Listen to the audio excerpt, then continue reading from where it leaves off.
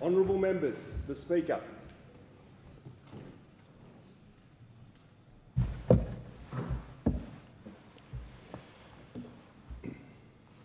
I acknowledge the Ngunnawal and Ngambri peoples who are the traditional custodians of the Canberra area and pay respect to the elders past and present of all Australia's Indigenous peoples. Almighty God, we humbly beseech thee to vouchsafe thy blessing upon this Parliament. Direct and prosper our deliberations to the advancement of thy glory and the true welfare of the people of Australia. Our Father, who art in heaven, hallowed be thy name. Thy kingdom come, thy will be done in earth as it is in heaven.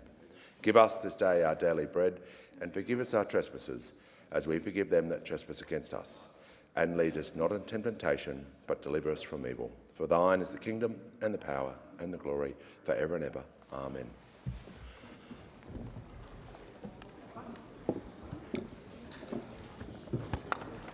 I present a schedule showing the allocation to committees of annual reports of government departments and agencies. A copy of the schedule will be incorporated in Hansard.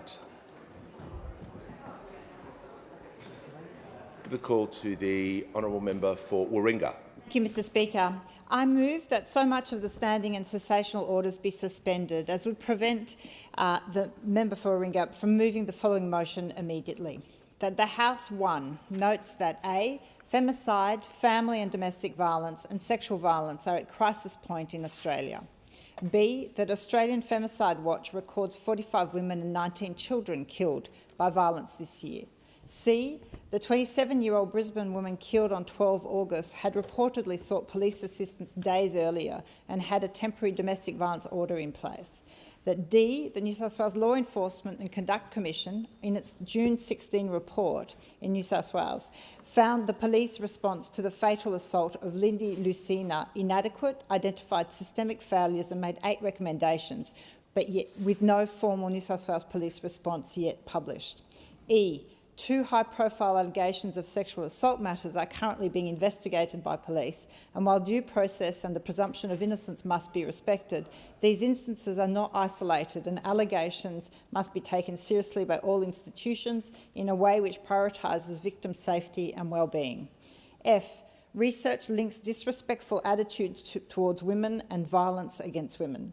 G. Australian women feel angry about violence against women, institutional failures and a culture that leaves women and girls feeling and being unsafe. And H. Governments have failed to implement a multitude of recommendations arising from numerous reviews and inquiries into domestic and family violence conducted in recent years. 2. Calls on the government to acknowledge that violence against women remains a national crisis despite government efforts to date. And A. Empower the Domestic, Family and Sexual Violence Commissioner to compel information and more consistent public reporting and to examine the failures of governments to implement previous inquiry recommendations. Or B. Establish a Royal Commission into femicide and domestic and family violence to examine, amongst other matters, where police, courts and services have adequate powers, systems and information sharing arrangements. And 3. Further calls on the government to establish a national domestic violence offender register, including appropriately safeguarded disclosure. B. Work through National Cabinet to strengthen bail, sentencing and protection order enforcement, improve monitoring of high-risk offenders and properly fund frontline services and safe housing. And C. Affirm that responses to sexual violence and allegations must use accurate language, avoid minimisation and centre the safety, dignity and well-being of alleged victims, not institutional reputations or sporting prospects. We are at a crisis point, Mr Speaker, and I urge the government to take note of and to allow debate on this very serious issue. I move that standing orders be suspended because this is something the House should confront. It is a national crisis, that violence against women and girls and the repeated failures of institutions to keep them safe. By suspending standing orders to have this debate, I acknowledge it's an exceptional step, but these are exceptional circumstances. Australian Femicide Watch records 45 women and 19 children killed by violence already this year. These numbers are not an abstraction. Each represents a person, a family and a community shattered. And this has been a deeply disturbing week for Australian women. As I mentioned, as is set out in the motion, another young woman, 27-year-old Brisbane woman, was killed last week. And whilst this matter is still under investigation and criminal allegations need to be determined and the legal process followed, and we should not be prejudging, but we can't ignore some of the reported circumstances, being that this young woman had reportedly sought help from police only days earlier and a temporary domestic violence order was in place. This compels urgent questions again and again as to why is it that then this is still not keeping women safe. Why police, courts and services knew? What did they know? What if are risks being escalated? Is it being identified appropriately? What protective actions was taken or could have been taken? How are we going to act to address these systems' failure? Because ultimately, women and children are still not safe in Australia. Of course, this week we've also been rocked by high-profile, serious allegations of sexual assault involving both private schoolboys, so at one end of the spectrum, very young men, and then professional AFL players. Again, those involved can't be treated as guilty before legal processes are complete. But what has been concerning has been the response from powerful institutions. Again, when serious allegations of sexual violence emerge, these issues need to be raised. They're important. The first instinct should not be to minimise or distance institutions from allegations or manage reputational fallout. Serious allegations should be described accurately. They should not be softened into euphemisms, treated as public relations inconveniences, or reframed about consequences for the institutions or the persons. It's really important that respect for women start in how institutions respond to these events. Of course, we must make sure also that the victims, the alleged victims at the centre of allegations, are at the centre of the response. This motion calls on the government to act with urgency on so many issues that remain outstanding. Too many inquiries have urgent recommendations that have not been actioned, and there is no real rational explanation as to why that has not occurred to date. Much work must be done in this space by the government.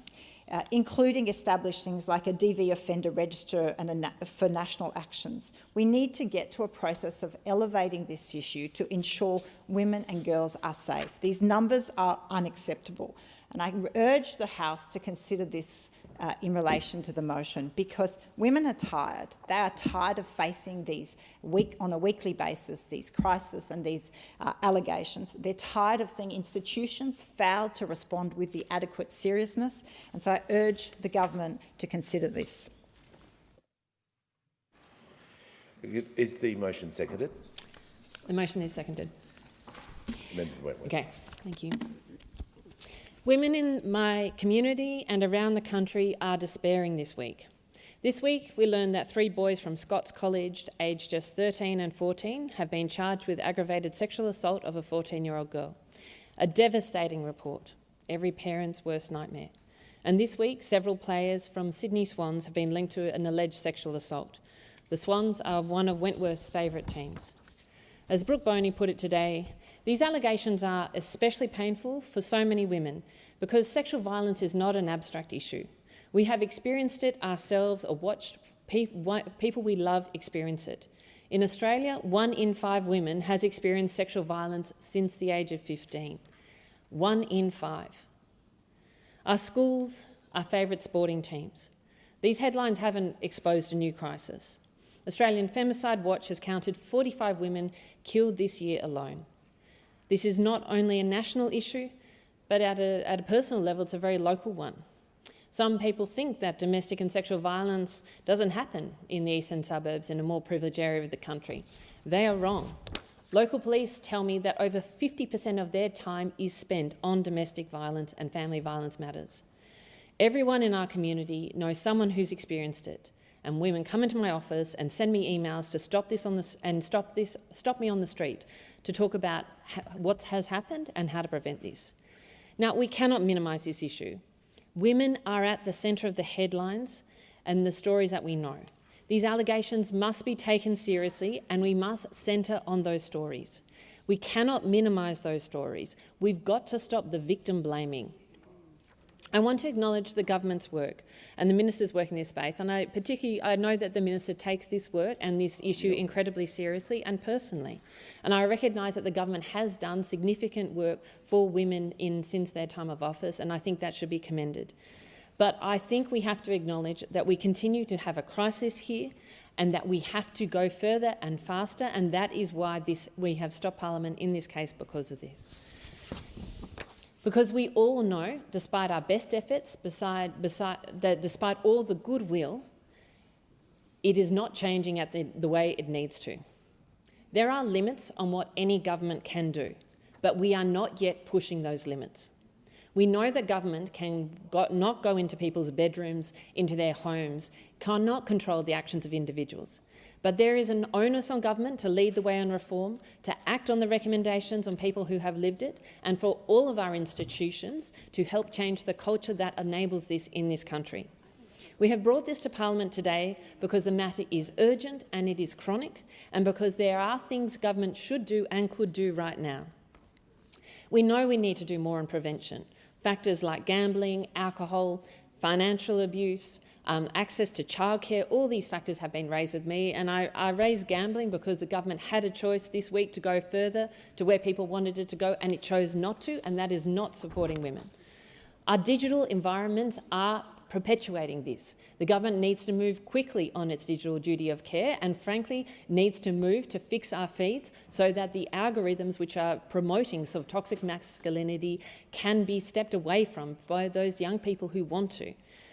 And let's be honest, we have this issue that we do not know how to deal with, that the greatest perpetrators of sexual violence against young women are boys, adolescent boys. We as a country do not know how to deal with this, but this issue has to be on the table if we are going to protect our young girls and our young boys.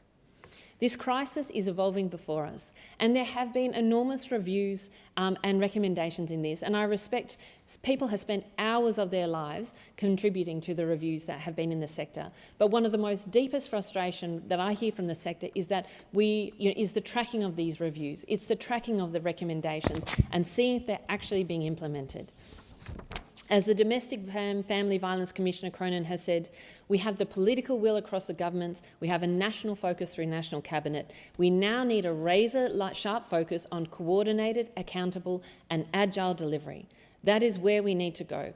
They have delivered, all these reports have delivered strikingly consistent recommendations and are calling for a move beyond the fragmented responses to family violence and domestic violence and sexual violence. But we have not got there yet. And we need that implementation tracking to see, so that we can actually see what is being done and what isn't being done. And finally, we need to support our frontline services more robustly. That is what we all know in this country is required. Question is the motion be agreed to, and I'll give a call to the Minister for Social Services. Thank you so much, Mr Speaker, and I'm very pleased to speak to this motion today, and I thank the member for Warringah for bringing it on. We've met most recently on the 12th of February to talk about family, domestic and sexual violence, and I thank her and the other crossbench members who are speaking about this for their continued engagement. Our government is absolutely committed to reducing rates of family, domestic and sexual violence and ending violence against women and children. Every single death is a tragedy. Every death is one too many. Just last week, we heard of another woman in Queensland killed allegedly by a former partner, and that the member refers to in this motion.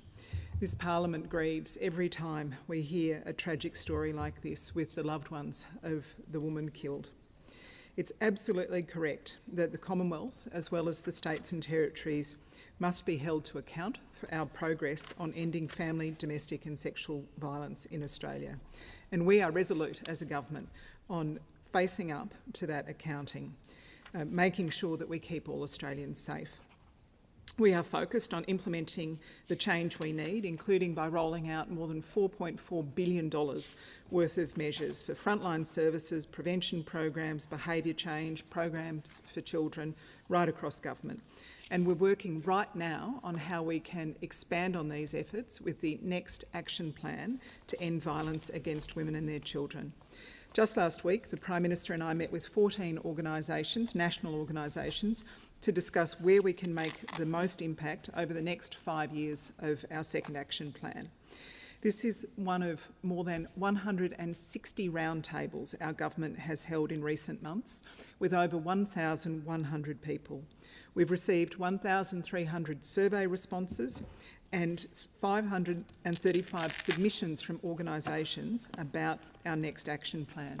I want to thank every victim survivor, every frontline worker, every concerned Australian who has contributed to this process. This suspension motion deals with a number of topics, and I can't do justice to each of them in the short amount of time I have. So let me focus on just a few. The member has called for a Royal Commission, and I understand that this call comes from a very good place. It comes from the concerns that people have, the desire to see an end to family, domestic and sexual violence in this country. But, Mr Speaker, we don't need another report. As the members themselves have said, last year's Domestic Family and Sexual Violence Commissioner's annual report to Parliament pointed out that we have 1,000 recommendations already from a variety of reports across 8 royal commissions, 8 major reports like royal commissions, inquiries and reviews to guide us. And Mr Speaker, I wanted to show the chamber, these are the recommendations. We don't need another royal commission. These are the recommendations of those reports alone. The South Australian Royal Commission took 17 months from its beginning to its end. I don't want to spend another 17 months examining the same issue that we've examined in 8 major reports recently. We need to get on and act, and that's what frontline workers, domestic violence survivors and experts have told us. Every family violence peak body in the country released a statement that says, and I quote, "Royal Commissions have an important role in the Australian system, including gathering evidence when we have no other way to get to the root of a problem. That is not the situation here. The evidence is clear. We know what needs to be done to prevent, respond to and help people heal from family violence. Ending this crisis requires action, and that's what I'm determined to do. It requires conversations at home and in our community, in workplaces. It requires legislative change. It requires our collective efforts at every level. And as a government, our investment has been heavily focused, and rightly so, on response and recovery for women victim survivors. About 80% of our $4.4 billion investment goes to response. So far, we've funded 1,400 organisations to help about 500,000 people, including through things like making the Leaving Violence payment permanent, an extra $500 million to fund 500 new frontline workers, and $1.2 billion invested in crisis housing so that women and children can safely leave domestic violence. But I have to say, Mr Speaker, this investment in frontline services will never decline until we deal with the root of the problem, and that is stopping the violence before it happens. And I'd also say, Mr Speaker, that when we see state governments and territory governments actually cut their investment in the face of this violence, it's incredibly disappointing. Unbelievably, Queensland, where we've seen this most recent tragic death, has cut $40 million from domestic and family violence services and hidden a report that made 350 important recommendations.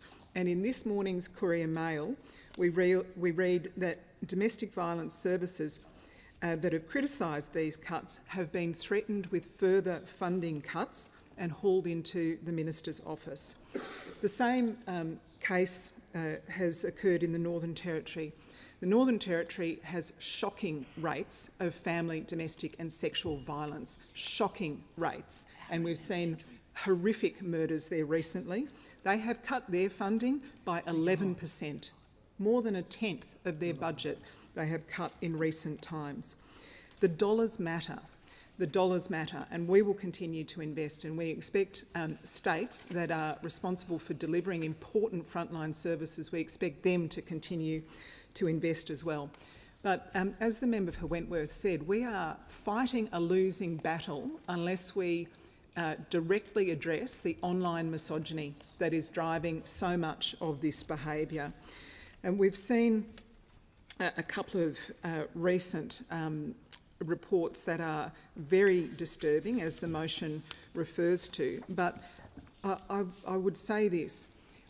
Organisations like schools, like sporting clubs, provide the real-world role models and heroes that our young men look up to. When they're being fed a diet of violent pornography before they've had their first kiss, it is no surprise that we are seeing rates of sexual assault exploding amongst under 18s. The best antidote to that is the work that we're doing as a government to limit the exposure of young people to violent misogyny online. But real-world role models have the power to change this, and they come through our families sitting at the dining table, they come through our sporting clubs, and of course they come through our schools as well. Mr Speaker, the issue of family, domestic and sexual violence will soon return to the National Cabinet. The Prime Minister has said that he wants to go back to the National Cabinet with issues around family, domestic and sexual violence, because we are absolutely, as a Commonwealth Government, prepared to play a leadership role, to invest, to drive change, to make legislative reform, but we need the partnership of the states and territories as well, Mr Speaker. So far, in recent times, as I say, we've invested more than any other government. We've made the leaving violence payment permanent. We've launched the first ever standalone plan for family, domestic and sexual violence for First Nations women, backed by an additional $218 million investment. We've boosted funding for that 500 workers program by more than 70%. We've boosted funding for 1-800-RESPECT by 40%. We've invested $183 million to make the child support system safer. We've legislated to make sure our social security system can't be weaponised by perpetrators of abuse. We've funded programs that intervene earlier with men who want to change their behaviours. We've invested in emergency and transitional accommodation. That $1.2 billion is absolutely life-changing. It's a safety lifeline for women escaping domestic violence. We've invested a record $3.9 billion in legal services, with an extra $800 million specifically for family violence legal services. We're reforming the family law system so that it's safer, simpler and more accessible. We're reforming the child support system so children get the support they need. We're supporting the recovery of children who've experienced violence, including with an $81 million investment specifically for child-specific counselling. We've invested $82 million to deliver innovative approaches to better identify high-risk perpetrators and share information about them across state and territory boundaries. We've legislated 10 days paid domestic violence leave. We've made it illegal to fire someone because of their experience of family domestic violence. We've launched an inquiry into domestic, family and sexual violence related suicide, and Mr Speaker, so much more.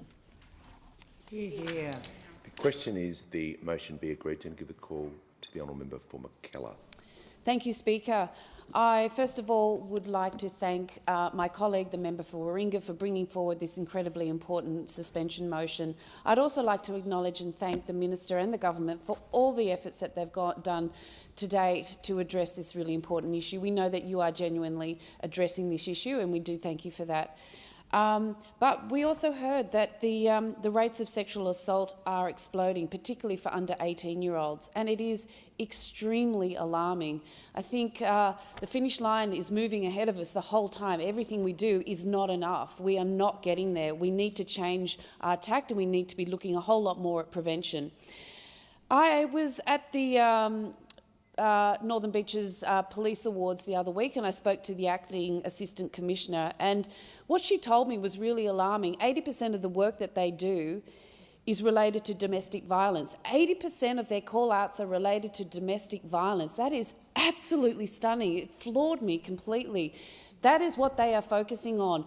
Whatever we are doing is not enough. And so this is a crisis, and we do need to keep looking at this. I know we've got a lot of reports, we've got a lot of information, but whatever we're doing is not working.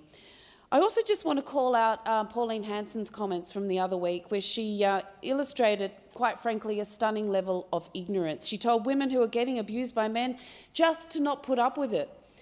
It ignores so much. So many times when you try and leave a relationship that is violent, that is what triggers the violence. We know about Hannah Clark. She's the example. She was separated from her husband. She had left. She was living somewhere separately with her 3 children. She had a domestic violence order, and yet she and her children were still killed. It is not simply not putting up with it. There is, and we still know, there's a severe lack of crisis accommodation and frontline services. On the Northern Beaches, for example, we have only 10 government-funded crisis rooms available for women and children escaping domestic violence. And Women and Children First, they're one of the shelters on the Northern Beaches. They turn away over 10 women and their families every single week. And that organisation is hugely funded by philanthropy, and so we need greater investment in these crisis accommodation and these support networks. We also know that children who are victims of domestic violence, they are victims in their own right. There's very little funding that goes into supporting them as well, and that's something that keeps coming up. Social housing wait lists. On the Northern Beaches, the wait list has risen to over 850 cases, and typical waits for a 3-bedroom home exceeds 10 years. And I do thank the government again for the work that they're doing on social housing. Legal aid, tens of thousands... Order. The time for debate has expired. The questions of the motion be agreed to. I'll put the question. Those opinions say aye. Against no. I think the noes have it. Call the clerk. Government business, notice number 1, proposed Joint Select Committee on Artificial Intelligence. Call to the Leader of the House. Speaker, I move the motion relating to the appointment of a Joint Select Committee on Artificial Intelligence in the terms in which it appears on the notice paper.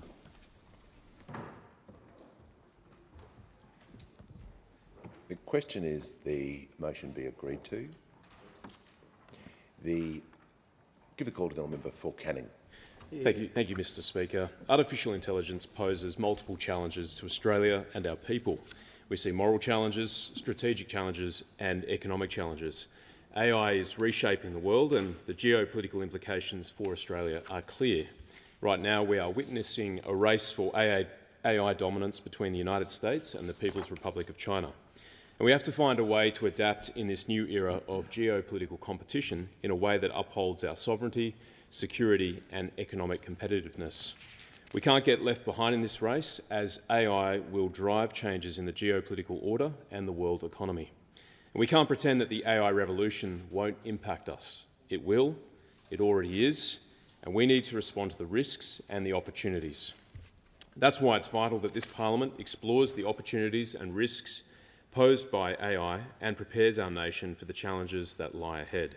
That's why the Coalition will support the establishment of a Joint Select Committee on Artificial Intelligence. This was the Opposition's initiative, along with the member for Curtin, and we are pleased that the government has agreed to work with us on this important matter.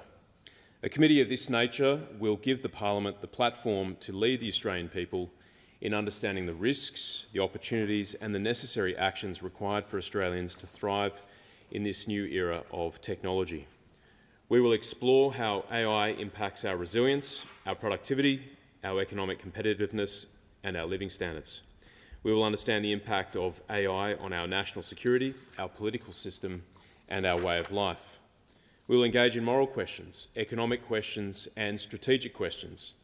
And the committee will examine the adequacy of existing laws, the importance of data sovereignty and the impact of AI on local communities.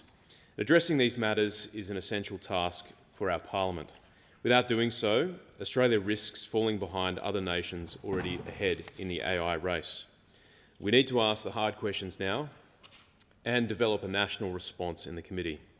And that is our role in the Commonwealth Parliament. And this committee will allow us to deliberate on these important questions along with the Australian public. Policymakers have a moral obligation to hammer out a new political and economic settlement that ensures that AI serves all Australians, not just a few. Our workers, our businesses, our industry, our kids all need to be considered in the course of this committee's work. We can't let big tech reshape our nation without democratic oversight and accountability. And that's our job, and we look forward to hearing from people across Australia during public hearings and through their submissions.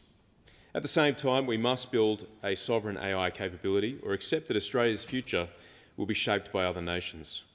Our national security and economic future must be front and centre, and I want to make 3 quick points. First, Australia should play to our strengths in this AI race.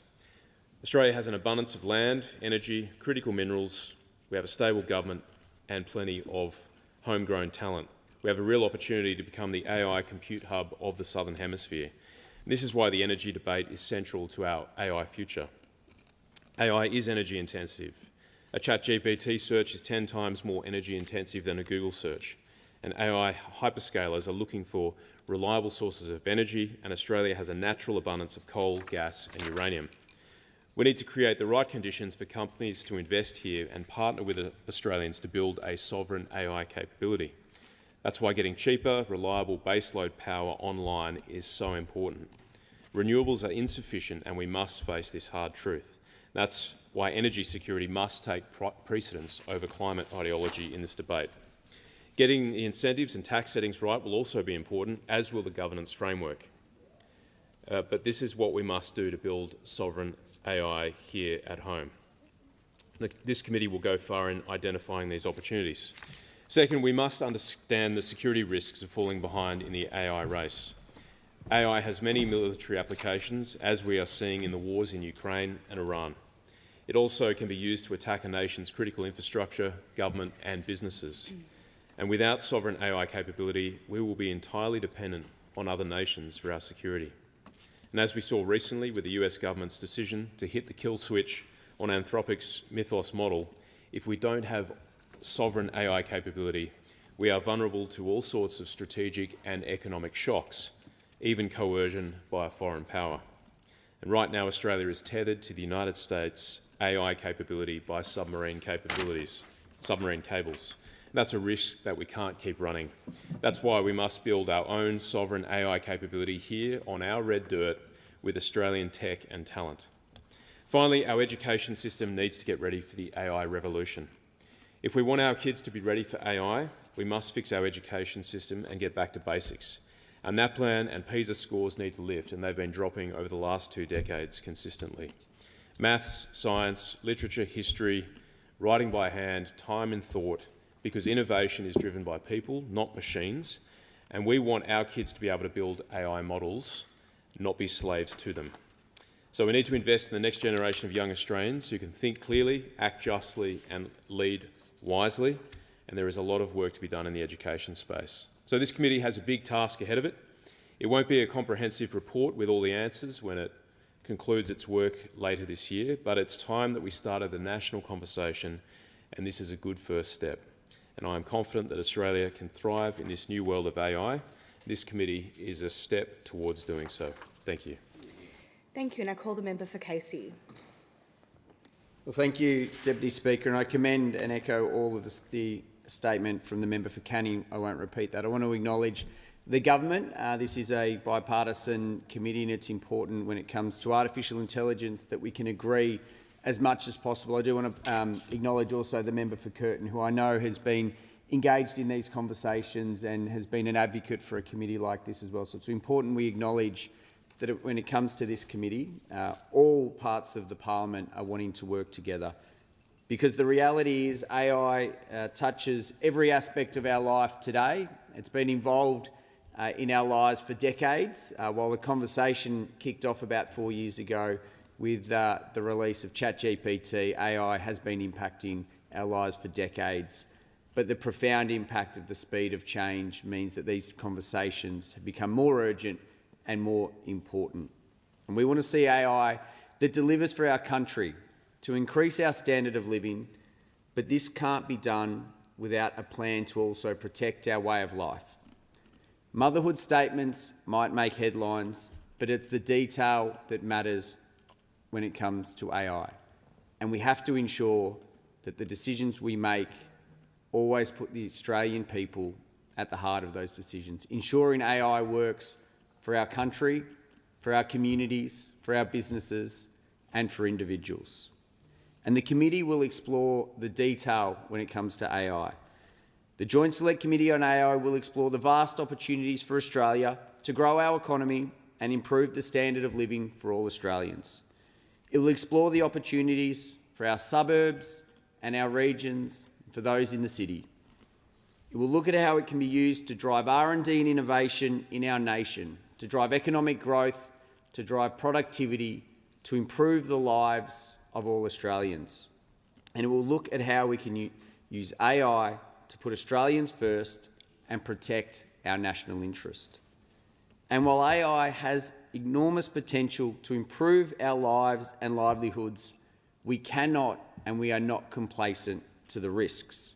And it is why this committee will also examine the workforce and skills implications of AI, job displacement, but also job creation, the adequacy of Australia's education system, and the risks and harms arising from AI, particularly to the safety and well-being of children and vulnerable Australians. And there is a very important conversation that needs to take place in this House and across the nation about AI when it comes to democracy and also the Parliament. I know the Speaker has been a long-time advocate for civics in schools and visiting many schools, including in my community. I know he personally is thinking about the impacts of AI for our committee system, for our parliamentary system, for our officers and for democracy, and that's important work that we need to do because we have seen the opportunities to create AI memes, etc., really changes the conversation in our world. It's an important part that we need to look at. And during these uncertain times, the committee will also examine the cybersecurity and foreign interference risks of AI for our democracy, but also in everyday life. And we need to acknowledge that just like our adversaries can utilise AI against us, we can also harness AI to strengthen our national security, to protect our way of life. Now, Australia is at a pivotal moment as a country. The world is at a pivotal moment. And it is incumbent on us as members of Parliament to acknowledge the point in history that we are facing, the opportunities that we face and the challenges that we face. And we cannot shy away from those opportunities and challenges. And we need to acknowledge that when it comes to AI, the speed of change is exponential. It is getting quicker every day. And that is why this is deliberately a short, sharp committee to look at the challenges we face today, while acknowledging that once we report in November, come December and January, new challenges will emerge. So we need to be agile and move as quick as possible to ensure that we are putting the rules in place to protect Australians, make sure AI works for all of us and can solve many of the significant challenges that we face as a nation. Thank you. And I call the member for Curtin. Deputy Speaker, I firstly would like to thank the member for Canning and Casey and people in the government and indeed across the Parliament for the constructive engagement on the establishment of this committee. I think what we see here is that the issue of AI is bigger than our ideological differences. It has a huge impact for our economy and our society. And so it makes sense that we should have some parliamentary oversight to shepherd how this progresses.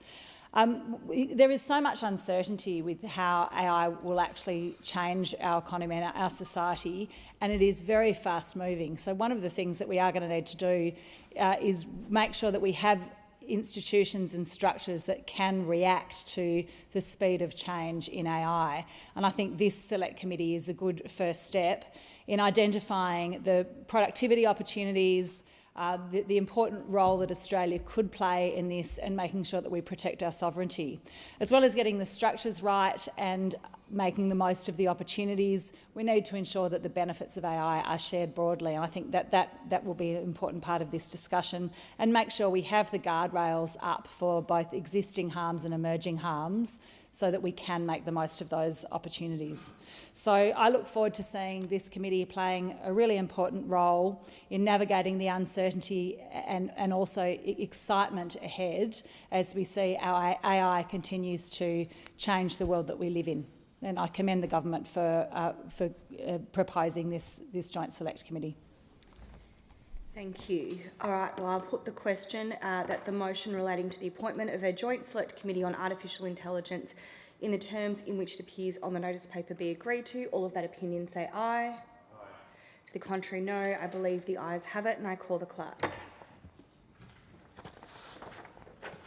Government business. Notice number 2, Criminal Code Amendment, National Sport Integrity Offences Bill 2026.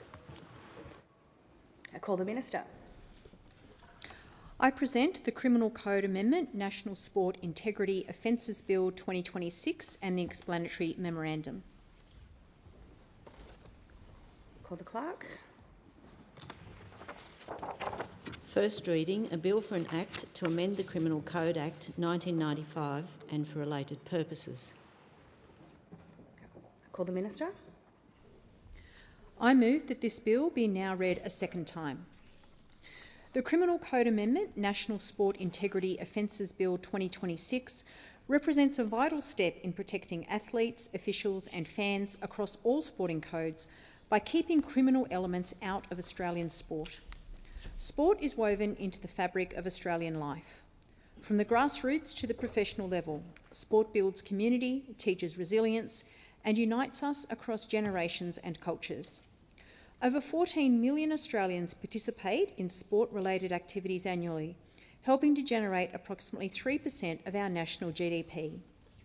Sport in Australia provides $83 billion in combined economic, health and educational benefits each year and makes a vital contribution towards our national identity.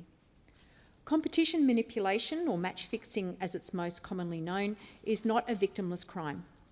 It undermines the credibility of sporting competitions, defrauds the public, and exposes athletes to coercion and exploitation. It can also provide a foothold for transnational crime syndicates to launder money, manipulate outcomes, and target vulnerable participants in our domestic sporting codes. In recognition of these threats to the integrity of the sports sector, the review of Australia's sports integrity arrangements conducted by the Honourable James Wood AO-QC in 2017 recommended that Australia become a party to the Convention on the Manipulation of Sports Competitions, the Macklin Convention, supporting an effective global response to international sport integrity matters. The Wood Review also recommended that the Australian Government establish national match-fixing offences. In line with these recommendations, the bill introduces a comprehensive suite of reforms that will protect Australian sport. Firstly, the bill prohibits engaging in conduct that would or would be likely to affect the outcome of a sporting event with the intention of obtaining a benefit for or avoiding or causing detriment that would not otherwise be due because of participation in the sporting event. Secondly, the bill prohibits providing a benefit to another person that would tend to influence them to engage in conduct that corrupts a sporting event. Thirdly, the bill prohibits asking for, receiving or obtaining or agreeing to receive or obtain a benefit that would tend to influence a person to engage in conduct that corrupts a sporting event. Fourthly, the bill prohibits altering, destroying or concealing information about the corruption of a sporting event where doing so would facilitate, conceal or disguise the obtaining of a benefit. Fifthly, the bill prohibits the improper use or communication of information about conduct that corrupts a sporting event. Sixthly, the bill prohibits the possession of information about conduct that corrupts a sporting event where that possession is for the purposes of improperly using or communicating that information. Finally, the bill prohibits the improper use or communication of inside information. This bill imposes significant penalties for these offences, including penalties of up to 10 years imprisonment for individuals who engage in conduct that corrupts a sporting event. The penalties reflect the gravity of the harm that can arise from match-fixing conduct. Where sporting outcomes are manipulated, the resulting harm extends beyond the participants, potentially affecting spectators, sponsors, sporting organisations and the broader community. The implementation of these offences will mean Australia is compliant with the Macallan Convention, a multilateral treaty with the key objective of preventing, detecting and sanctioning the manipulation of sports competitions. Compliance with the Macallan Convention ensures Australia is connected to our international counterparts to better combat offshore networks attempting to corrupt our sports competitions. Australia is privileged to host a variety of international sporting events in the lead-up to the 2032 Brisbane Olympic and Paralympic Games. To maintain our reputation as a sport-loving nation, it is essential that Australia has effective laws that ensure the integrity of sport. A fair, safe and strong sports sector free from corruption is vital to the safety and credibility of sports and their participants and to Australia's participation in the international sporting arena. We owe it to our athletes, our fans and our future generations to ensure that the sports they play and watch are fair and decided on merit, not manipulation. I commend the bill to the Chamber. Thank you. The debate must now be adjourned, and the question is that the resumption of the debate be made an order for the day. Oh, you want to? No. Sorry, you want to move? We'll move the debate be adjourned. Okay. The question is that the resumption of the debate be made in order for the day of the next sitting. All that opinion say aye. The contrary, no. I believe the ayes have it, and I call the clerk. Government business, notice number 3. Carbon Credits and Other Legislation Amendment, Integrity and Transparency Bill 2026. I call the Minister. Deputy Speaker, I present the Carbon Credits and Other Legislation Amendment, Integrity and Transparency Bill 2026 and the explanatory memorandum. I call the clerk.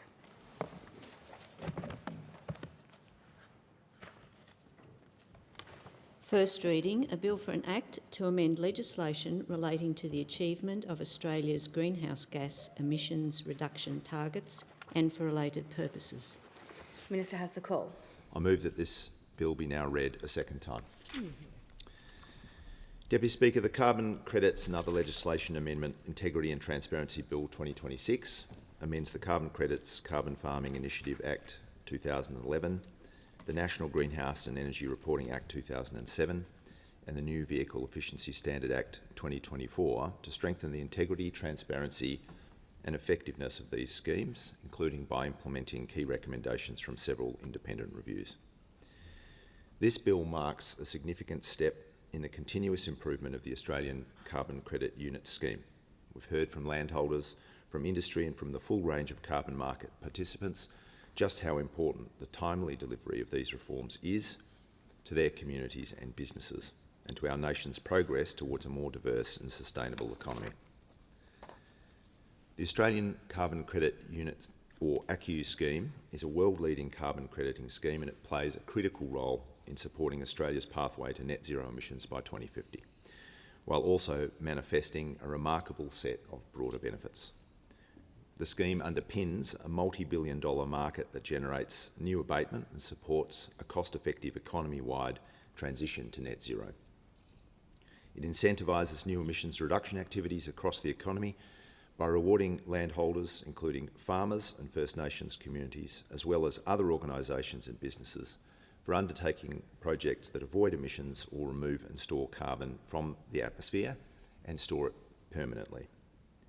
Participating in the ACCU scheme projects can provide game-changing benefits to our regional communities by diversifying income streams, creating jobs and improving productivity in farming and natural resource industries. Land-based projects are also restoring our precious native ecosystems, protecting biodiversity, building climate resilience and supporting First Nations people to care for country as they have done for tens of thousands of years. It is crucial that the scheme provides flexible ways to help hard-to-abate industries decarbonise with the ability for safeguard mechanism facilities to meet their compliance obligations at a viable cost while effective on-site abatement technologies are developed and implemented. And this flexibility supports the competitiveness of our local heavy industries, which provide Australia with sovereign capacity in an uncertain global environment, giving them the certainty required to make long-term investments to reduce on-site emissions over time. The 2022 independent review of the ACCU scheme by Professor Ian Chubb and statutory reviews by the Climate Change Authority found the scheme was sound and delivering genuine emission reductions. But they also made it clear that maintaining trust in the scheme depended on strong governance, rigorous integrity settings and continuous improvement over time. Informed by the recommendations of these reviews, the government has committed over $75 million since 2023 to deliver scheme reforms. This bill is a central pillar of that reform commitment. It will reinforce confidence in the integrity of the scheme. It builds on a scheme that is already well designed and effectively administered, ensuring it remains fit for purpose and keeps pace with a dynamic and growing carbon market. It does so through a comprehensive package of reforms to strengthen integrity, improve transparency, increase fairness and streamline administration. Deputy Speaker, we consulted on these reforms in 2023 and on this bill in 2026, and we know they are critical to support the effort of scheme participants and for maintaining the stability of the carbon market. Having worked cooperatively and concertedly with carbon market stakeholders and participants these last 2 years, I'm proud to present this package today. At its heart, this bill makes a key improvement to recognition of the rights and interests of First Nations people in the ACCU scheme.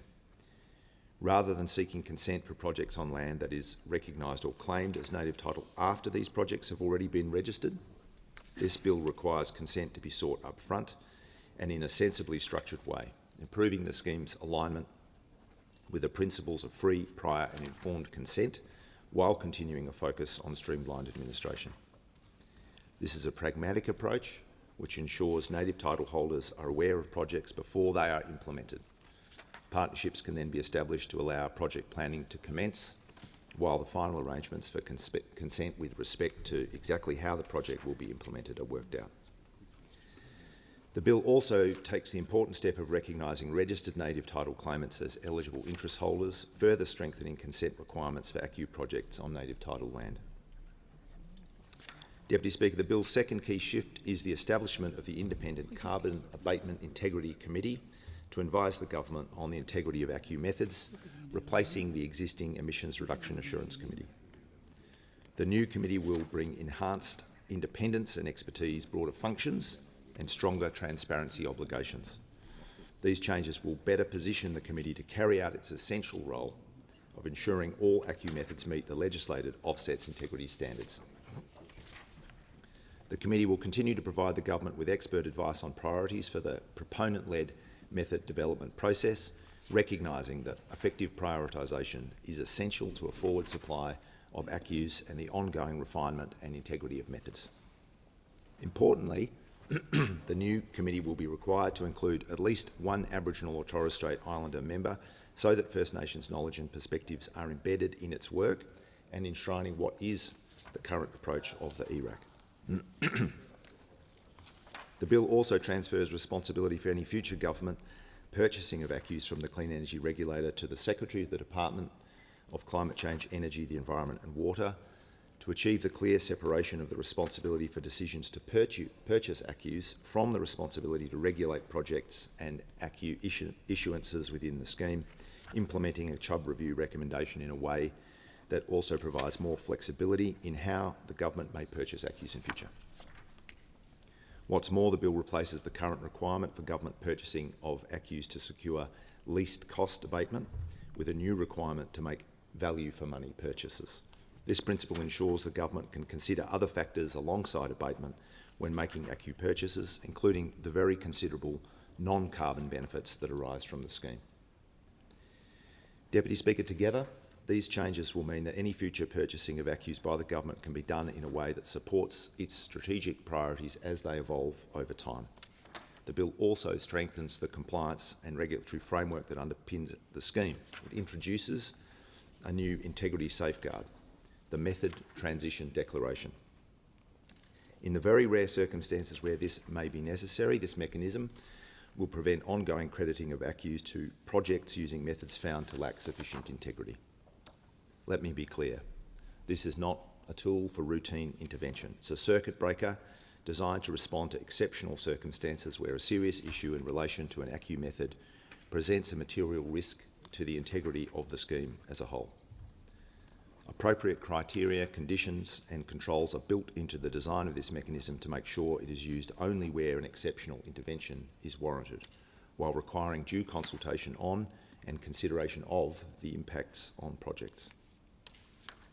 The bill also amends ACCU relinquishment provisions to complement existing mechanisms in the scheme that ensure the crediting of ACCUs is conservative. It provides a new voluntary pathway for project proponents to initiate relinquishment of ACCUs where they may have inadvertently provided incorrect information to the regulator, allowing proponents to voluntarily correct any ACCU issuance that has occurred by an administrative error.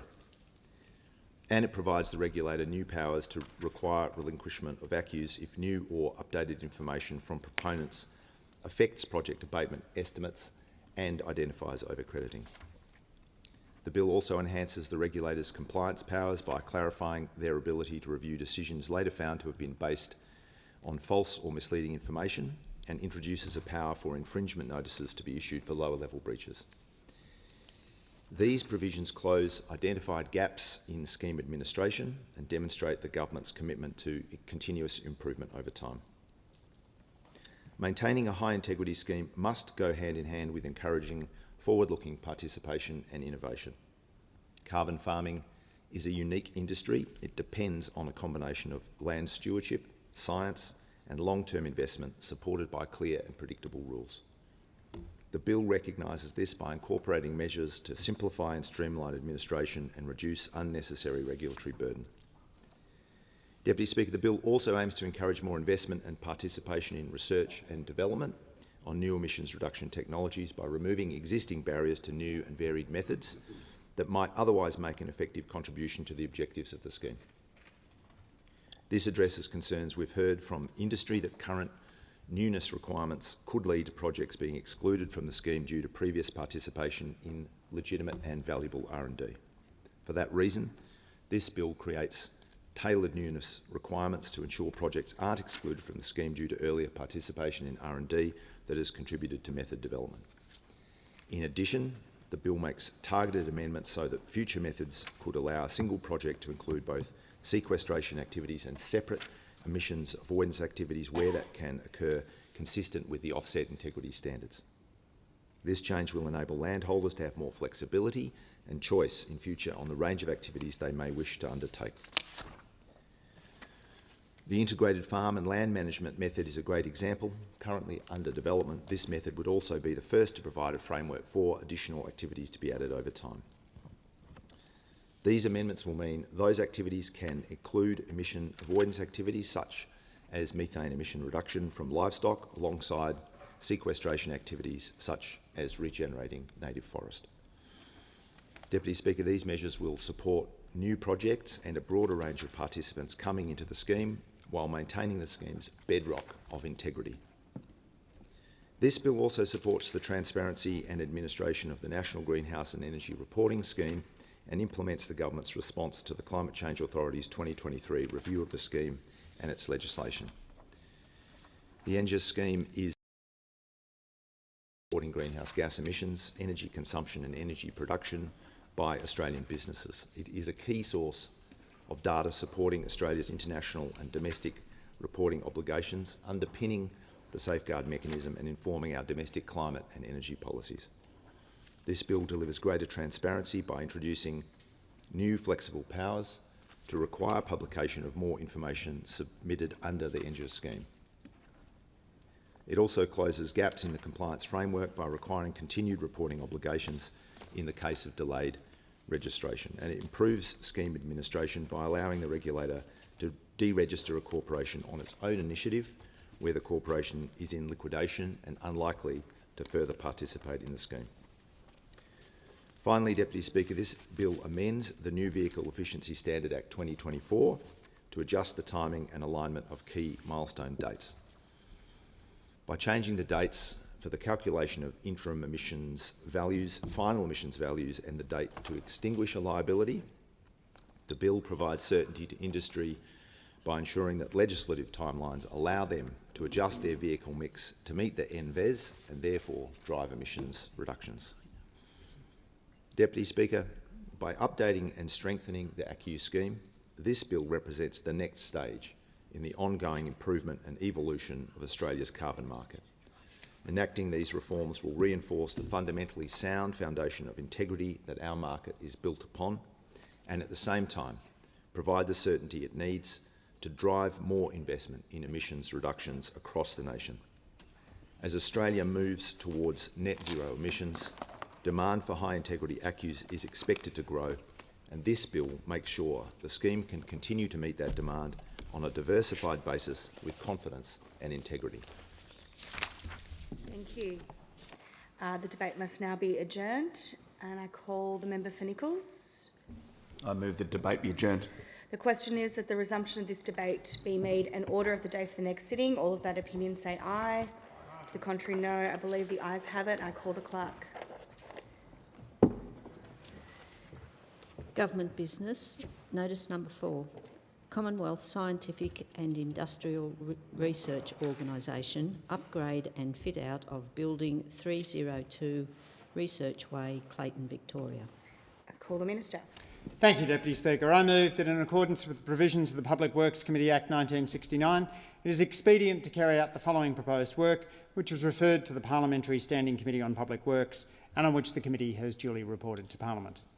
Commonwealth Scientific and Industrial Research Organisation, upgrade and fit out of Building 302 Research Way, Clayton, Victoria. The Commonwealth Scientific and Industrial Research Organisation seeks parliamentary approval to upgrade and fit out Building 302 at the organisation's Clayton site in Melbourne, which will provide purpose-built laboratory facilities for research staff relocating from the organisation's site in the Melbourne suburb of Aspendale. The estimated project cost is $18.27 million, excluding GST. The proposed works were referred to the Public Works Committee on the 30th of March 2026.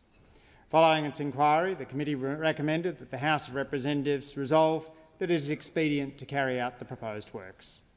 Subject to parliamentary approval, the works are expected to commence in late 2026 and be completed by August 2027. On behalf of the Government, I'd like to thank the committee, ably chaired by the member for Macon, for undertaking a timely inquiry. I commend the motion to the House. Thank you. I put the question that the motion be agreed to. All of that opinion say aye. Aye. To the contrary, no. I believe the ayes have it, and I call the clerk. Government business. Notice number 5. Australian Federal Police proposed fit out of leased premises 949 Ann Street, Brisbane.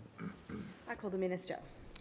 I move that in accordance with the provisions of the Public Works Committee Act 1969, it is expedient to carry out the following proposed work, which was referred to the Parliamentary Standing Committee on Public Works and on which the committee has duly reported to Parliament. Australian Federal Police, proposed fit out of leased premises 949 Ann Street, Brisbane.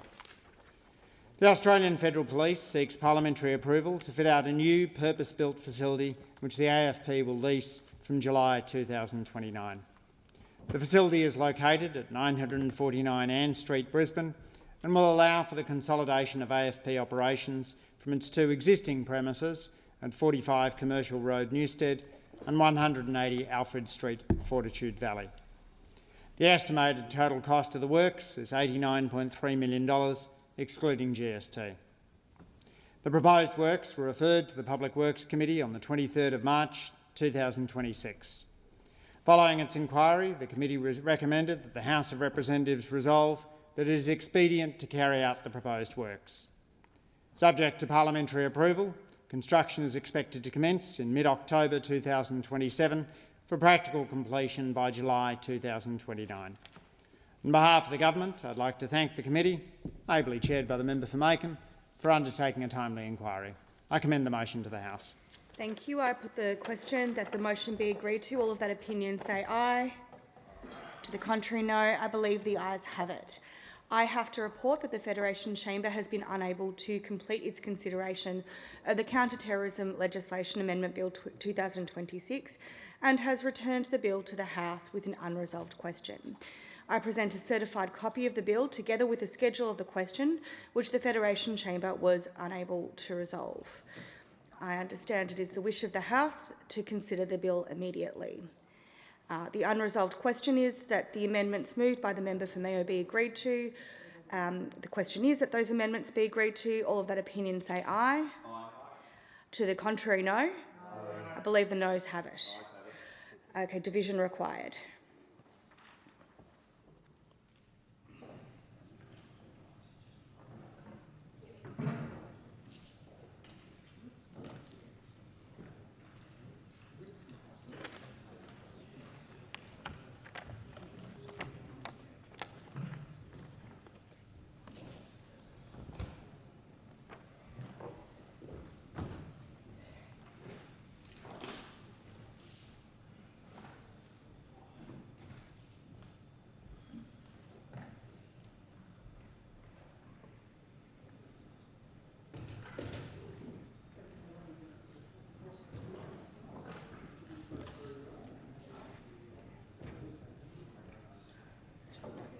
Bells are ringing for 4 minutes.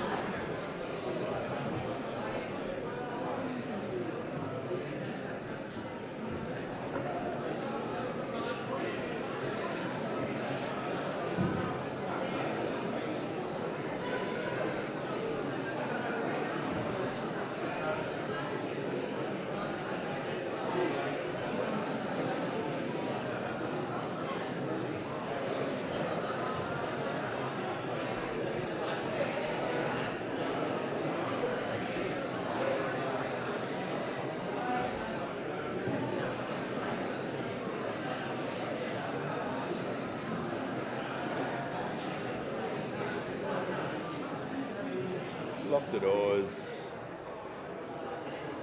The question is the amendments moved by the honourable member for Mayo be agreed to.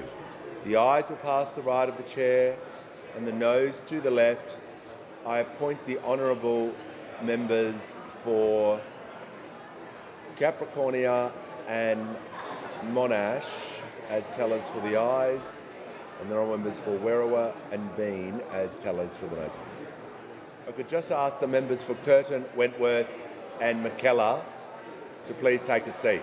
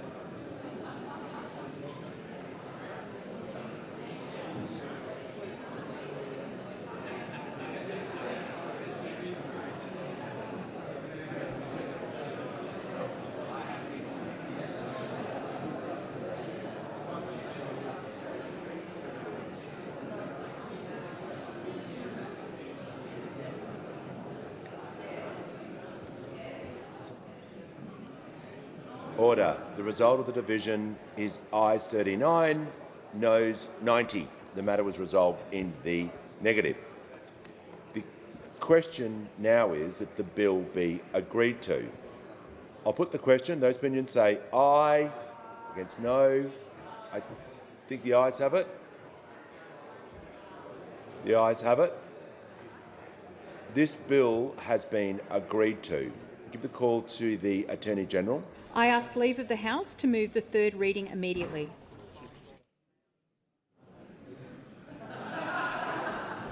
Order. Leave is, call to the member. leave is granted.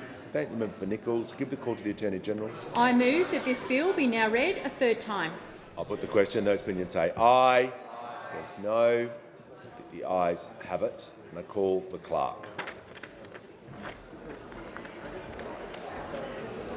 For an Act to amend legislation relating to counter-terrorism and the criminal law and for related purposes.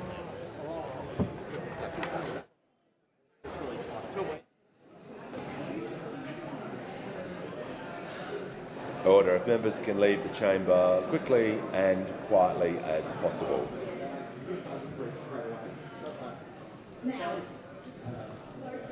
I call the clerk. Government business. Orders of the day number 1. Universities Accord open the doors of Opportunity Bill 2026. Proceedings on consideration in detail. The House will now consider the bill in detail, and I understand as wish the House to take the bill as a whole. The question is the bill be agreed to, and give the call to the honourable member for Curtin. Thank you, Mr Speaker. I seek leave to move amendments 1 to 10 as circulated in my name together. I support the intent of this bill to expand opportunity and access to higher education. I support the principles of managed growth, needs-based funding and proper stewardship of the international student sector. But I believe there are a series of improvements that can be made to this bill. The first set of amendments aims to protect students from having their places withdrawn. Amendments 2 and 3 have the effect of ensuring that once a student is given a Commonwealth Supported Place, or CSP, it cannot be taken away through any power given by this bill to the Minister or to ATAC. This protection already exists in the Higher Education Support Act, but this bill creates significant ambiguity around this protection. For example, if the Minister designates a course under Section 3030 of this bill and then allocated an insufficient number of places, some students could potentially lose their CSP. This amendment addresses that ambiguity. Universities should, of course, be able to withdraw places for students on disciplinary or academic grounds, but we don't want a system where second and third year students are losing their places because of bureaucratic decisions made in Canberra. The second set of amendments increases oversight of ministerial decisions. This bill gives the Minister power to determine the overall number of domestic and international students, and these decisions are crucial for Australia's higher education system. Reasons for these decisions should be published to support scrutiny and oversight and ensure decisions are made in the public interest. Amendments 1 and 7 would have the effect of ensuring the Minister must publish reasons for two important decisions: the total number of domestic student places and the total number of international student places. The bill also overhauls the higher education funding model, introducing new systems for managed growth, needs-based funding and international student allocations. The bill rightly introduces independent evaluations of managed growth and needs-based funding systems, but these are not made public. Amendments 5 and 6 would ensure that the independent evaluations of the new managed growth and needs-based funding system would need to be made public. While the bill includes requirements for independent evaluations of the new managed growth and needs-based funding systems, it doesn't require an evaluation of the new international student allocation system. Amendment 9 would establish an identical independent evaluation process for the new international student allocation system. Considering how politicised this topic can become and how significant it is for our economy and education system, this evaluation should be a no-brainer. The next set of amendments seek to preserve the autonomy of universities and higher education providers. As this bill does centralise power to the Minister and to ATAC, It's vital to ensure universities are still allowed to compete, specialise and thrive. This bill gives the Minister the power to set conditions on each higher education provider that must be met for the provider to receive Commonwealth funding. This unqualified, unrestricted power is clear overreach. A minister could set undefined, highly political conditions on individual universities. This is also duplicative of ATEC's role, which is to negotiate mission-based compacts with each higher education provider. Amendments 4 and 8 would remove this power. I note the government's amendments do put some limited safeguards around this power, which I'm glad to see, but I still believe that that power should be removed. The bill also gives the minister the power to set provider-specific directions to ATEC when it's considering international student allocations. This allows for highly political directions in an area that is highly politicised. A minister could hypothetically direct ATEC to allocate 0 international student places specifically to the University of Western Australia. It's the role of the independent ATEC to allocate international student places. It should not be the role of the minister. Amendment 10 would remove this power, bringing the international student allocation system in line with the domestic student allocation system, where the minister is not able to make provider-specific directions to ATEC. I appreciate there may be some positive applications of this power, but at a minimum the power should be appropriately safeguarded. I acknowledge that my team has had constructive conversations with the Minister's office, and I accept that the government will not support these amendments while the Senate committee inquiry is ongoing. But I call on the Minister and the government to consider these amendments alongside the committee's report and enact some of these improvements in the Senate, if not in this place. Thank you. And I will just, before we proceed, I'll just ask all members to either take their seats or leave the chamber. Thank you. And the member for Curtin is formally moving those amendments? I did, yes. Yes, thank you very much. I call the Minister. Thank you very much, Deputy Speaker, and can I thank the member for Curtin for her support for this important legislation. This bill means that more young people from poor families and from the regions and from the most remote parts of Australia will get a chance to go to university and get the extra support that they need when they get there. I want to do everything I can to make sure that the bill does what it says on the label, that it opens the doors of opportunity wider, and I know that the member wants that too. As always, I'm open to considering sensible and appropriate amendments. I think an indication of that is the way in which we approached the Australian Tertiary Education Commission legislation earlier this year, where the government accepted 36 amendments to the bill that was originally presented in the House through the Senate inquiry and the Senate process. And as the members foreshadowed, on Monday the Education and Employment Committee will hear from the sector and other stakeholders, and I look forward to their report and any recommendations for improvements to this important bill. But I'll wait to see that report before considering further amendments. As such, the government is not in a position to support these amendments today. Okay, and I call the member for Barara. Thank you, Deputy Speaker. I want to acknowledge the amendments made by the member for Curtin, and I want to say to her that in the Coalition we are reserving our position on these amendments. As we've said all the way along when this bill was introduced, it does need very careful scrutiny. We will form our final position on the basis of the scrutiny that's occurring in the other place. We will not be supporting these amendments in this chamber today for the same reason we're not going to support the government's amendments. That's not an expression of our view about the amendments or the policies or the merits that lie behind it. It's about ensuring we get this right. And can I say to the member for Curtin, I want to thank her for the engagement that her office has had with my office on this about the amendments. It's been appreciated and I appreciate the collaboration. So the question is that the amendments be agreed to. All of that opinion say aye.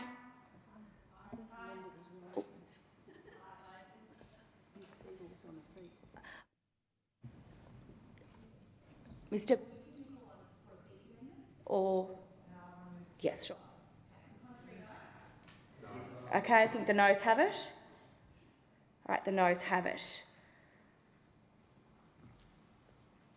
Okay, I call the member for Warringah. Thank you, Madam Deputy Speaker. I seek leave to move amendments 1 to 3 as circulated in my name. Is leave granted? Oh, it's the wrong order. Yes.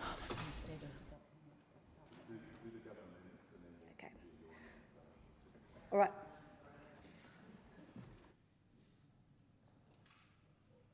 I call the Minister. Thank you, Deputy Speaker. I present a supplementary explanatory memorandum to the bill.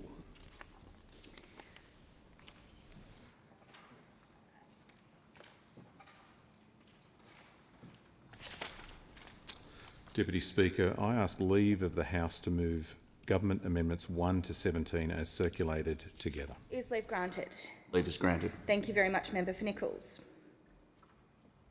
Deputy Speaker, I move Government Amendments 1 to 17 as circulated together. Deputy Speaker, first can I offer an apology to my friend and colleague, the Shadow Minister for Education. This debate concluded this week sooner than I expected and anticipated, and so we've got to this point in consideration in detail of the bill this week rather than in September. And recognise the point that he has made in his comments just a moment ago, that the Coalition is yet to consider and form a final position on this bill in its totality and reserves its position until the Senate inquiry is completed and presents its recommendations for the consideration of the Senate. With those remarks, can I just outline briefly what I'm presenting here to the House to consider? These amendments would clarify the effect of certain provisions and fix minor drafting errors that have been identified by my department since the introduction of the bill. They clarify universities will receive a guaranteed allocation of Commonwealth-supported places at the level of their existing core student load. This confirms where a university fills a funded Commonwealth-supported place one year, they won't lose it the next. Universities will continue to be able to negotiate additional places with the ATEC as already set out in the bill. Amendments also preserve existing safeguards in the Higher Education Support Act 2003 regarding the Minister's power to set conditions on funding, to ensure conditions on funding cannot be extended to industrial relations matters, to ensure the Minister's powers do not displace existing protections around how Commonwealth-supported places may be excluded for certain courses, and to require any conditions on funding imposed by the Minister to be published on the Department of Education's website. Amendments ensure the Minister's powers to impose conditions on funding have the same effect as the provisions already existing in higher education legislation, and I commend these amendments to the House. The question is that the amendments be agreed to. I call the member for Barara. Thank you, Deputy Speaker. I rise to speak on the government's amendments on sheet HG 137, and I acknowledge the Minister's, as it were, apology in relation to what's happened, that these amendments have come on a little earlier. I want to say something about the Coalition's position on the amendments. We will not support the amendments, as I mentioned earlier, when it's put to a vote, not because we're opposed to it in principle, but because even though it's been ready to go for some time, it was only introduced last night and we just haven't had time to work through it. We reserve our position on the merits and we're not prepared just to wave it through. We're not sure these amendments are right.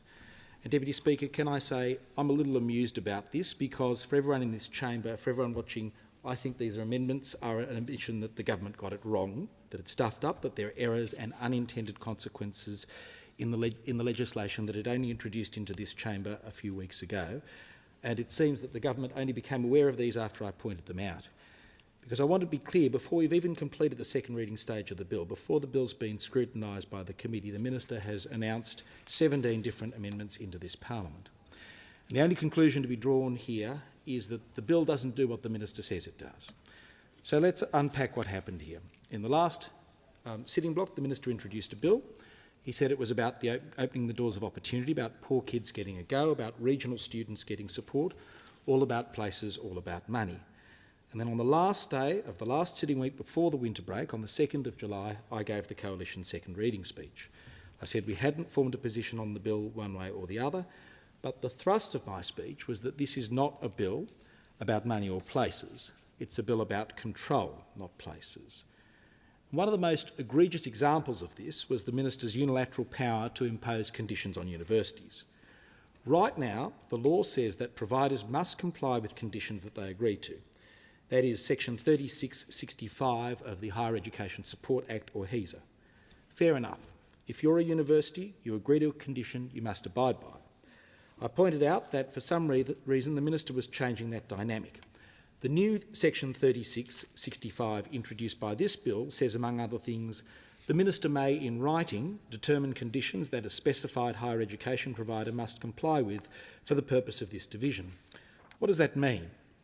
It means that at any time the Minister can impose a condition on a university and that university will be required by law to comply with it. They don't need to agree to it. The Minister just decides and the uni must comply. The Minister is not required to consult. The Minister is not even required to publish the condition. The condition can be retrospective and it is unfettered in its scope. As I specifically pointed out, it can deal with industrial relations matters. It is an extraordinary degree of power. This is not subject to disallowance in the Parliament and it's not subject to merits review. Now, item 17 on this sheet changes it. It specifically and deliberately removes from the Minister the power to make conditions in relation to industrial relations conditions. You can only imagine how the NTEU dropped their bundle at the prospect of a future Minister having control over their industrial conditions, and no doubt they told the Minister to fix it. You can imagine the flurry of activity that followed. Because let's be clear here, I finished talking about this bill around 12:45 p.m. on the 2nd of July. These amendments were ready to go before the very next sitting day. Helpfully, the government amendments have a timestamp. They were finalised on August 10, 2026 at 3:13 p.m. and 4 seconds. 10 days ago, on Monday of last week, before this Parliament had even returned for this sitting block, these amendments were ready to go. And if you work back from there, the process required to amend the bill, there's a long tail. You need to identify the problem, as I did on the 2nd of July. You need to give drafting instructions. You need to get the amendments through your internal processes, through Cabinet, and at least obtain the agreement of the Prime Minister. Presumably, you need to explain to caucus the stuff up. This is a fix that, I hazard a guess, has actually been weeks in the making. No wonder the Minister had to tell the Financial Review Conference he was open to amendments. No wonder he had to try and describe this as Hansen-proofing the bill. He's already had his marching orders from the NTEU and needed to try and make a virtue out of necessity. And so I've got some questions for the Minister. What does item 17 on this sheet do? Why have you introduced it? When did you give drafting instructions? Did you consult with the NTEU or other unions first? And why didn't you consult across the Parliament before circulating it? Thank you. The question is that the amendments be agreed to. All of that opinion say aye. Was that? I want to see the call again. Too late? Clark?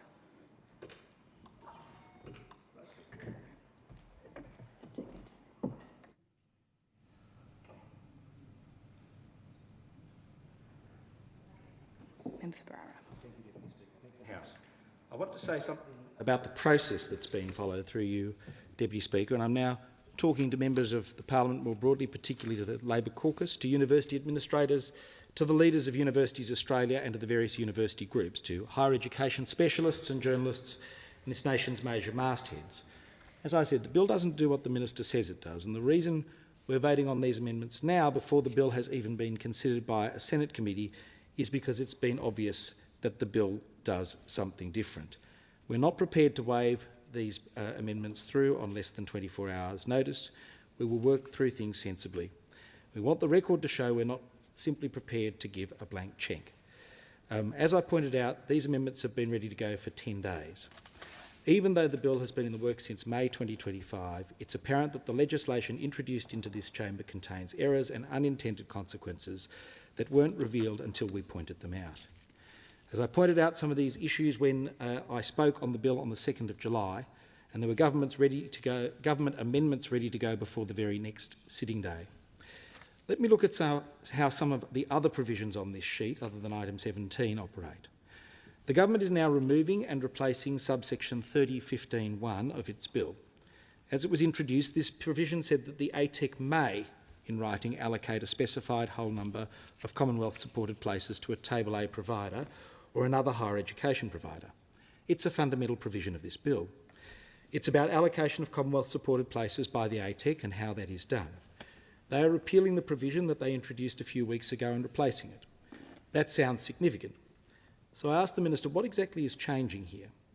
The new provision says the ATEC must allocate Commonwealth-supported places to a Table A provider, which for those who are not familiar means a public university. It must allocate those places. It doesn't have a choice.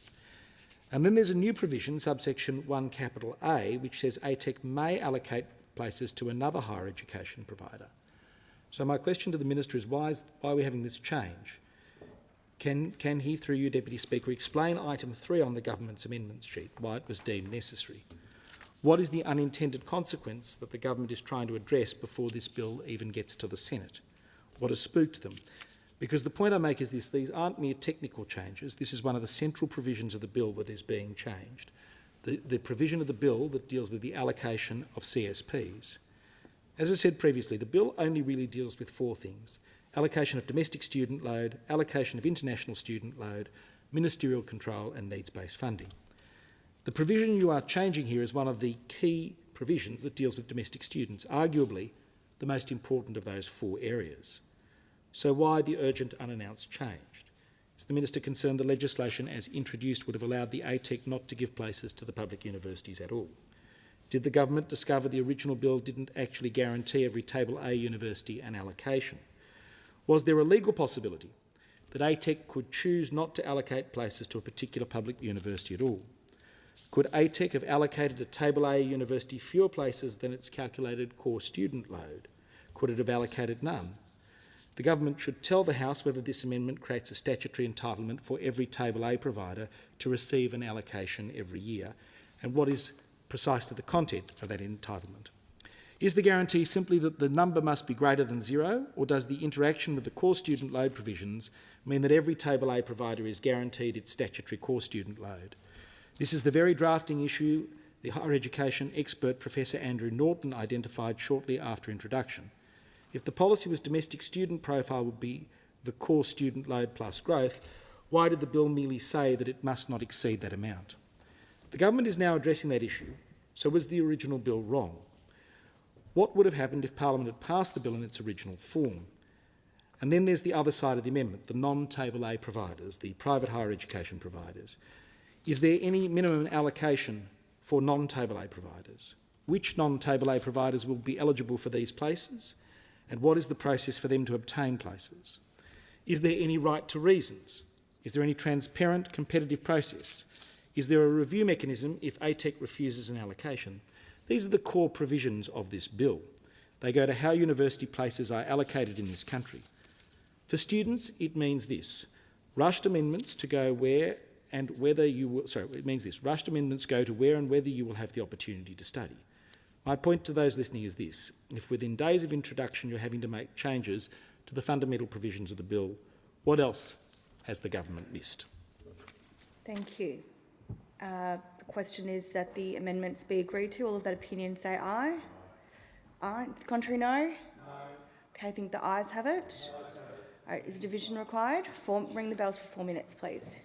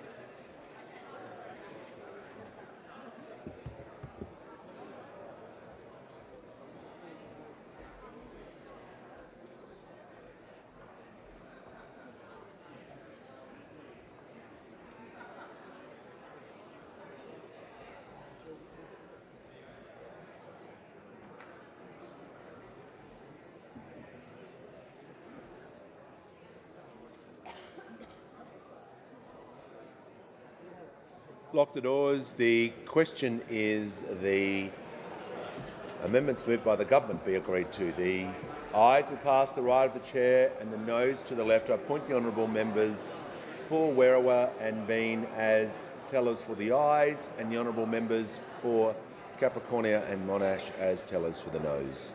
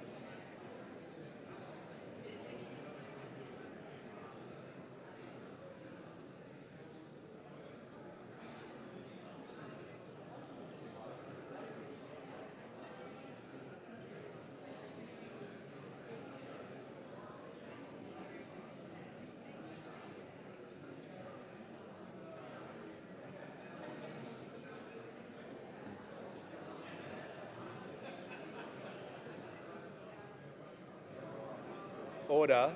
The result of the division is ayes 90, noes 36. The matter is resolved in the affirmative.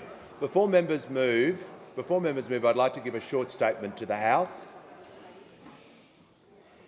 There are new locking mechanisms in the doors, and they are closing slower than normal automatically. If members are approaching, this is just for information for members, if members are approaching the doors and they have begun to close, I've given the instruction that the doors are to be locked. If a member is approaching any of the chambers, any of the doors here, and they were to approach them and the doors are closing, do not enter in them. It doesn't mean you can slip in or get in there. It's just that to assist with members entering and exiting the chamber, I have ensured that the doors are on a slower mechanism to help members entering and leaving the chamber. So just moving forward, this is a new shift for the Parliament. If a door is closing, that is not to be entered into. I thank members.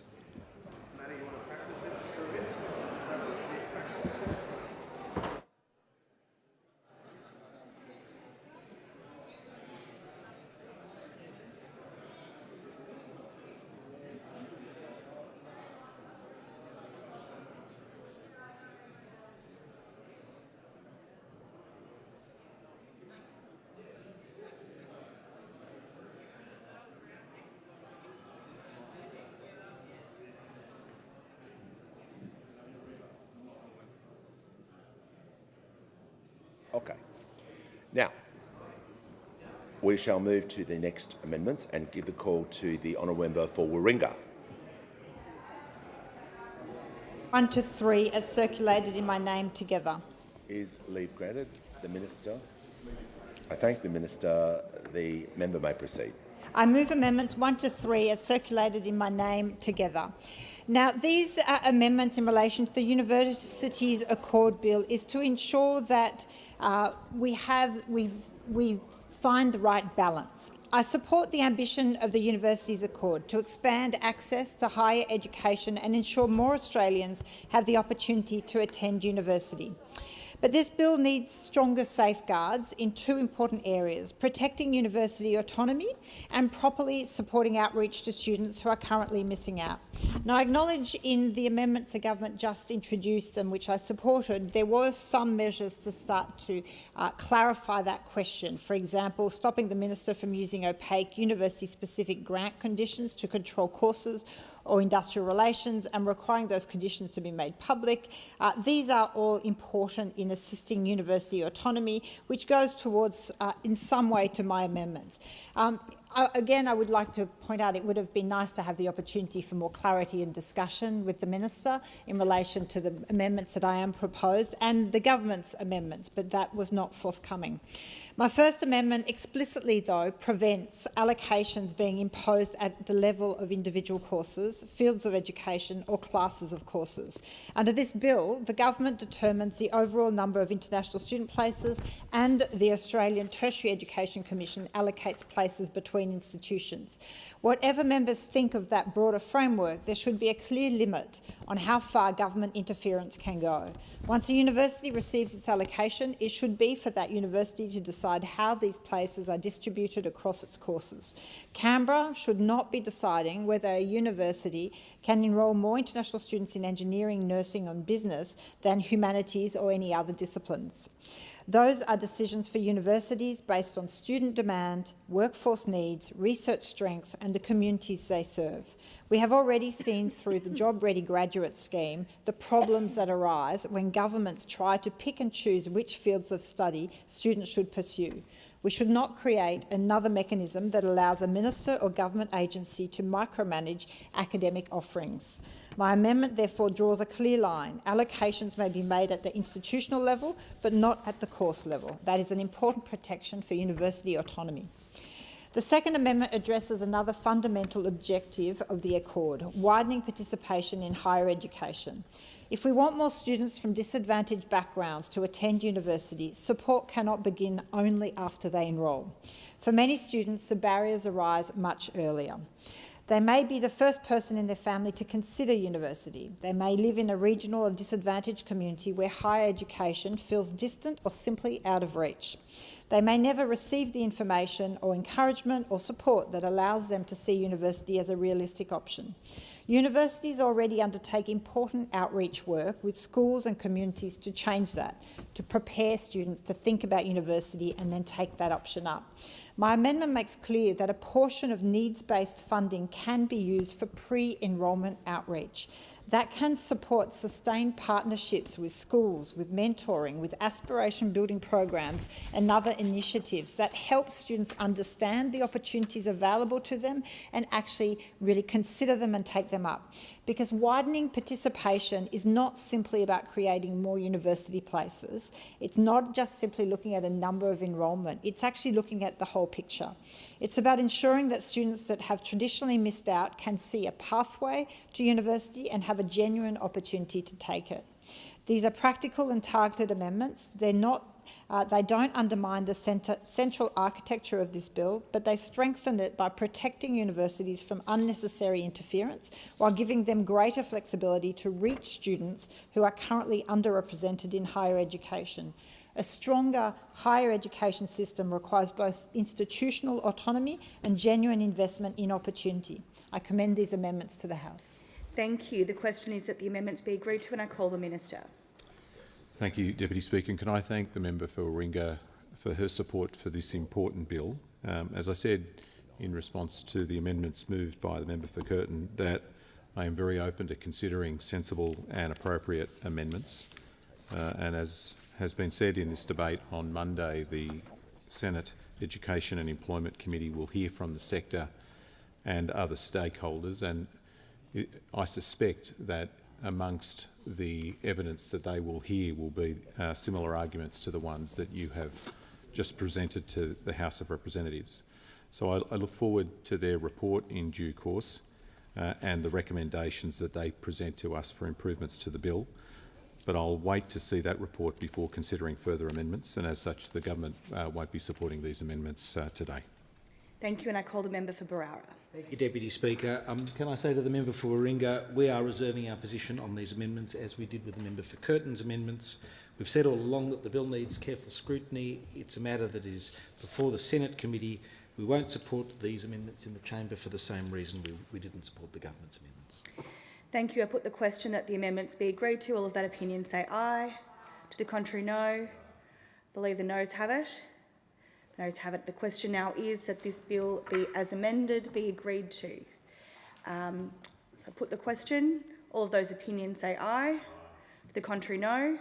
Believe the ayes have it. This bill, as amended, has been agreed to. And I call the Minister.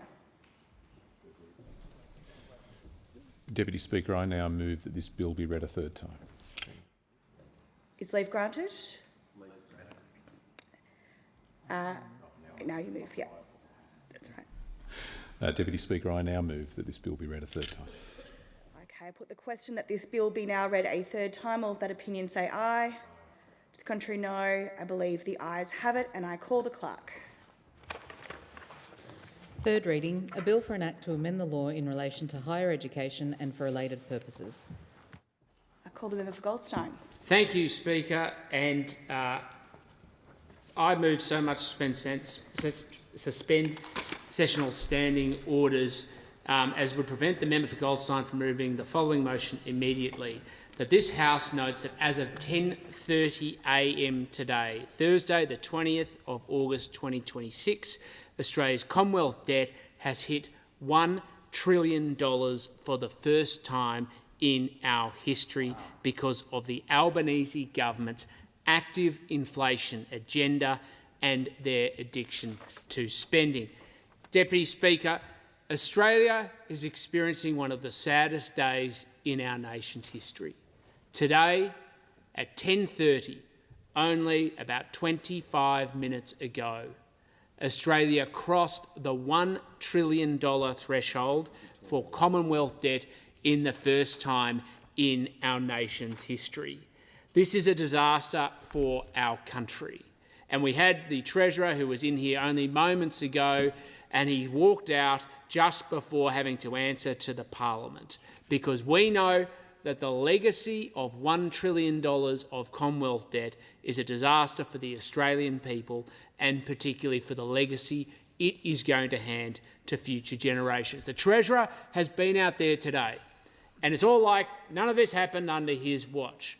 He made bold claims about projected future debt levels many, many years ago under previous governments. Yet we know, under his watch, year after year, Commonwealth debt has continued to rise. And while Commonwealth debt has continued to rise, he has had rained upon him windfall gains from the mining industry and from events overseas. $400 billion, Deputy Speaker, of reined-in tax revenue. And do you think he used any of that money to turn around and say, actually, we should pay off some debt, the Commonwealth debt, to protect the best interests of future generations, or spend it and stoke inflation so that he can keep a vicious cycle going, which is punishing the incomes and the real disposable incomes of Australian households? He chose the latter. And this is the design feature of the Albanese government's budget strategy. At every point, they have sought to stoke inflation, tax inflation, then spend inflation, and they've borrowed money to do it. And that's why Australian households are going backwards. That's why the wage price index data yesterday showed that Australians were $1,600 a year worse off since the last federal election. And the cost of maintaining this ever-expanding level of public debt could equate to a $2,000 tax cut for every Australian taxpayer. So you think about that. Not only with the inflation are they taking away $1,600 from Australians' real wages, they're adding onto it effectively the liability of $2,000 of interest every single year. It's like doling out credit cards unwillingly to the Australian people. If a bank did that, we'd have a royal commission. But when the Commonwealth government, and particularly when the Albanese government does it, they just shrug their shoulders and move on, even though they are actively stoking the inflation problem that Australians are experiencing right now. And the reality, Deputy Speaker, is this is material and this is real, because Australians are paying the crushing consequence of the government's active inflation agenda. And that's why prices keep rising at the supermarket. That's why when people go past the till, Australians go past the till and they swipe their goods, they're buying more, they're paying more to buy less. And until we see an end to the government's active inflation agenda of stoking inflation, taxing inflation and spending inflation, Australian incomes and Australian disposable income is going to go backwards. And let's not pretend that there's some sort of accident. This government has driven spending to its highest level in 40 years outside of a recession. Since Labor came to office, government spending has risen 24.3% under the coalition to 26.8% in the current financial year. This is $5,000 of additional annual government spending for every single Australian taxpayer. And what we know is it's not just what's happening today, it's the deficits that are far out into the future. The deficits continue for decades under the Albanese government's budget as they rack up more debt to spend today to stoke inflation so Australians become poorer. The 2026-27 budget forecasts deficits of $31.5 billion. In 26-27, the $31 billion in 27-28 and $34.4 billion in 2028 and 29, and $25.3 billion in 2029-30, with a budget not projected to return to balance until at least 2034-2035. We also know, under the government's own budget forecasts, they can continue to accrue debt well out to the end of the decade to $1.5 trillion. Let's think about just the scale of the debt. The $1 trillion, the threshold that has been passed a little over 25 minutes ago. And let's look at what Australians could buy, because it's the scale of this debt and the indifference of the government that shows and reveals just how disastrous the situation is. Every single Australian, Deputy Speaker, could get 4,232 Big Macs with $1 trillion. Let's look at schooners of beer, 3,597 for every single Australian. That's how big it is. But let's go to something far more essential. Let's look at the number of PBS prescriptions you could fill per Australian. 1,439 PBS prescriptions. 790 GP visits. I dare say that would be more GP visits than most Australians would have in the entirety of their lifetime. And instead, the government has blown it away and those will never be filled. Days of childcare. The government likes to wax lyrical about how they're on the side of young families. Well, 248 days of childcare could be visited upon for $1 trillion for every single Australian. We could have 146 weekly food shops. That, you know, when you're having those lottos, you know, like get a year's worth of groceries, because that's how tough people are doing it right now. Well, the government could nearly get to half a year for every single Australian of groceries, average groceries, with $1 trillion. But instead, they've just used it to stoke inflation and undermine the living standards of Australians. This is the problem, Deputy Speaker. Australians now are living the consequence of the Albanese government's active inflation agenda. By design, the government is borrowing from the future, not just to pay for today, but to make sure they stoke inflation as part of a vicious cycle of stoking inflation, taxing inflation, and then spending inflation. But even worse than that, they're setting Australians and future generations up to fail with scant disregard to the consequences.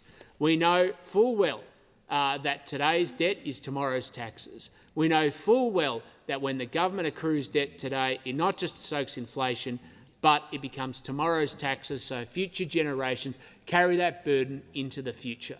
And future generations of Australians are going to look at this parliament at this time and ask themselves why on earth there was a government that paid no attention to the national debt and watched it tick over at 10:30, about half an hour ago, to $1 trillion and left them with the legacy of such a large debt. And then in their own budgets, by design, made sure they continued that debt into the future.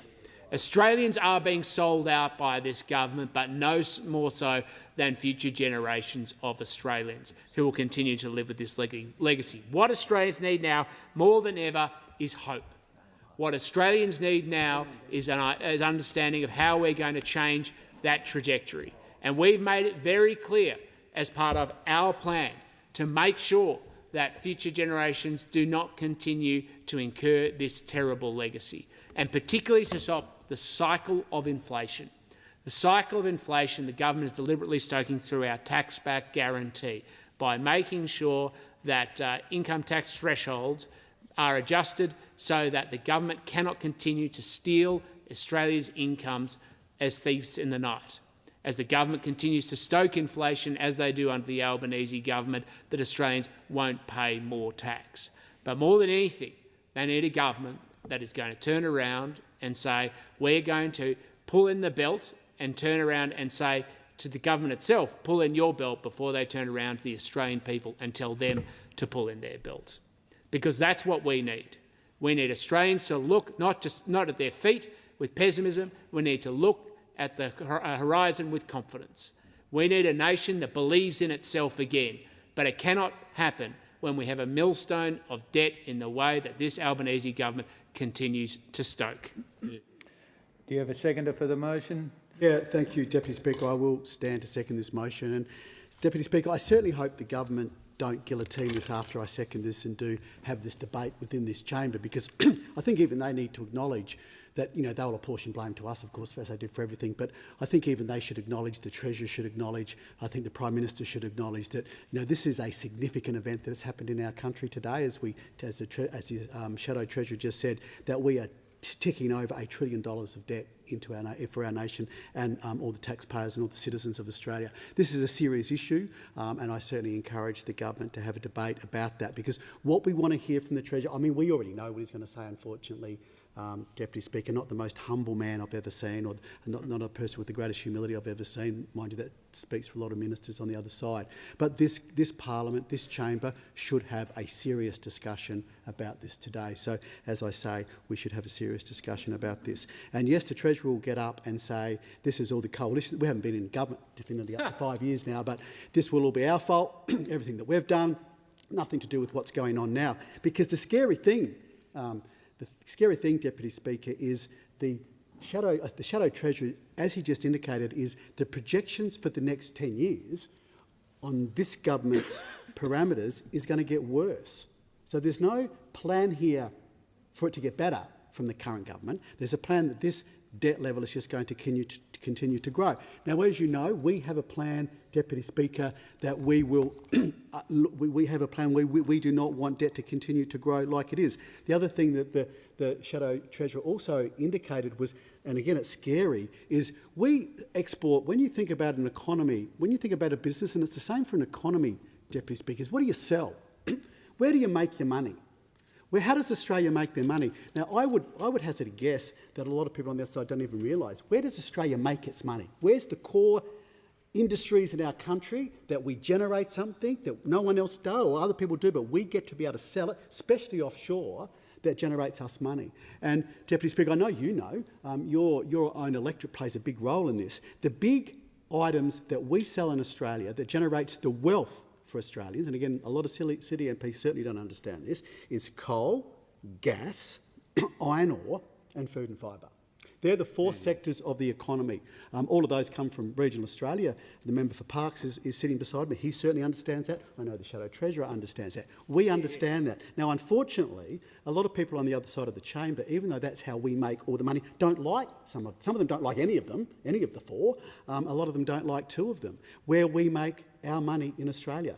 So, you know, we want to hear the plan of this. We should be debating this issue today because of the seriousness of it. The other thing that I need to mention too, as we tick over these debt levels, the other serious thing that's going on that we should all be aware of, and the Australian taxpayer should certainly be aware of, and the government should be explaining this as well, is the cost of this debt is going up every day. And what do I mean by that?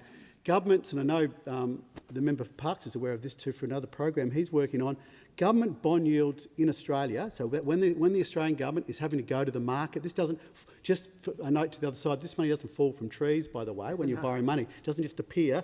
When you're spending more than what you earn, as you do also as a business or a family, you have to go and borrow it. And the Australian government is certainly doing that in levels we've never done before, and the rates on that debt are going up. So what does that mean? Again, some of those opposite might not care. What that means is you lose when the interest rate on your debt increases. Our debt level is increasing and the interest rate on that is increasing, means you have less money, less discretionary to spend on the important things that you need to do.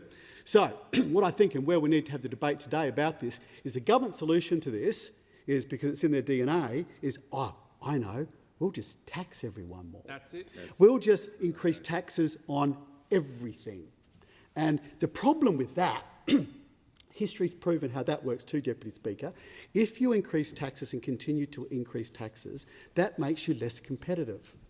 And as a country, if you become really expensive to do business, or people don't have enough money to spend in their personal budget or in their small business budgets because you're taxing them more, guess what? They actually slow down and start to generate less income, and therefore there's a really dangerous spiral that you get into of getting a smaller economy, more debt, more interest rate on debts, and if you start taxing people more, you're going to actually make this worse. But I know what's going to happen in 10 seconds, Deputy Speaker. The government's going to shut it down. They don't want to talk about this debt level. They don't want to talk about the precarious situation is. We have a plan, Deputy Speaker, and we want to talk about it. The question is that the motion moved by the member for Goldstein be agreed to. All those in favour say aye. Aye. All those against, no. No. I think the noes have it. Division required. Ring the bell for 4 minutes.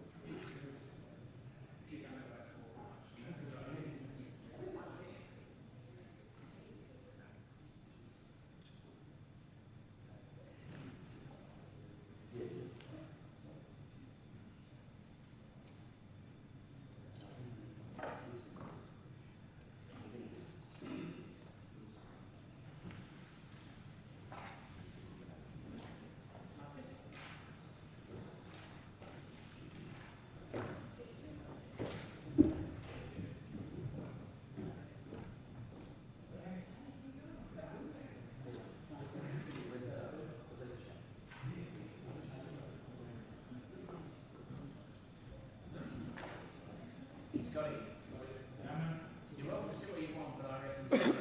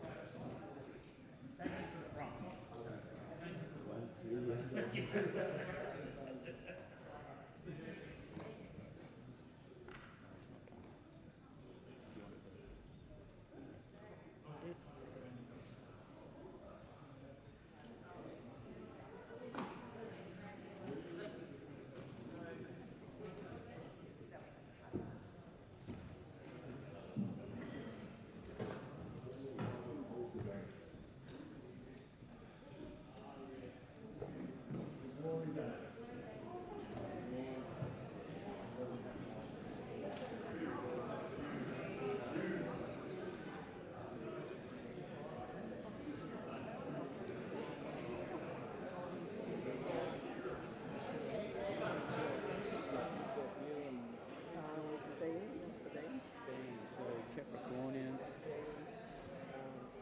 Member for Bean, is it?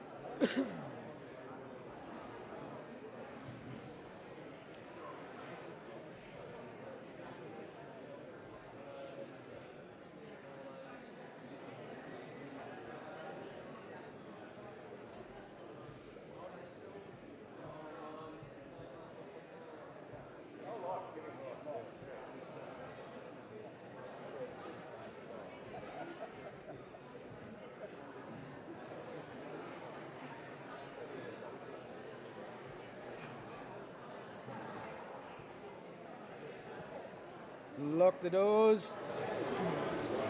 The question is that the motion moved by the member for Goldstone be agreed to. All those ayes to the right of the chair, noes to the left of the chair. I appoint the tellers for the noes, the member for Warrara and the member for Bean, and for the ayes, the member for Monash and the member for Capricornia.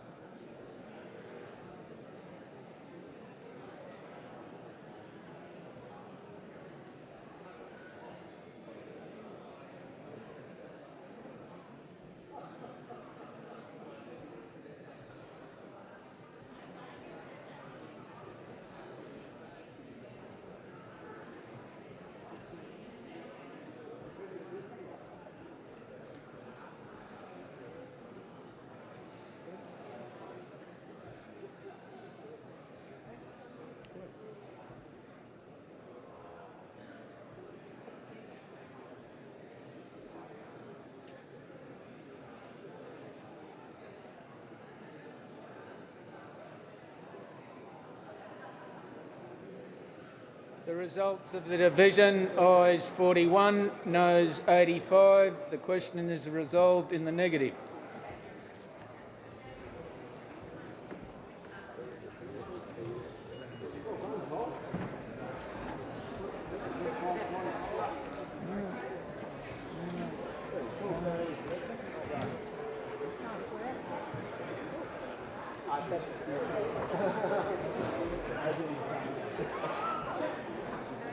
Members, if you could make your way from the chamber in an orderly fashion, I call the clerk. Government business, order of the day number 2. Treasury Laws Amendment, Strengthening Accountability for Tax Advisor Misconduct and Other Measures Bill 2026. Resumption of debate on the second reading. The question is that this bill be now read a second time, and I call the member for Moore. Thank you, Deputy Speaker. I rise to support the Treasury Laws Amendment Strengthening Accountability for Tax Advisor Misconduct and Other Measures Bill 2026. Deputy Speaker, this bill covers a fair amount of ground. It deals with tax practitioners, foreign investment, capital gains tax, renewable energy, mergers, competition policy, philanthropy and tax administration. That is quite a journey for one piece of legislation, an odyssey one might say, but there is a clear thread running through it. This bill is about making our economic rules fairer, clearer and more effective. It strengthens regulation where stronger powers are needed. It removes unnecessary complexity where it serves no useful purpose, and it makes sure the tax system applies fairly to everyone who benefits from doing business in Australia. Schedule 1 is a good place to start. It strengthens the powers of the Tax Practitioners Board in response to the weaknesses exposed by the PwC leak scandal. Australians rightly expect people who receive confidential government information to keep it confidential. They certainly do not expect that information to become a commercial opportunity. The scandal showed that the system regulating tax advisors needed stronger safeguards, but the weakness was not new. An independent review in 2019 had already identified a significant gap in the Tax Practitioners Board enforcement powers. The regulator had too few options between low-level sanctions and the much more serious steps of suspension, termination or civil penalties. The previous government received that recommendation and noted it. And as sometimes happens in government, a recommendation then appears to have enjoyed quite a few years on the shelf. This government is acting on it. The bill gives the Tax Practitioners Board a broader range of proportionate sanctions.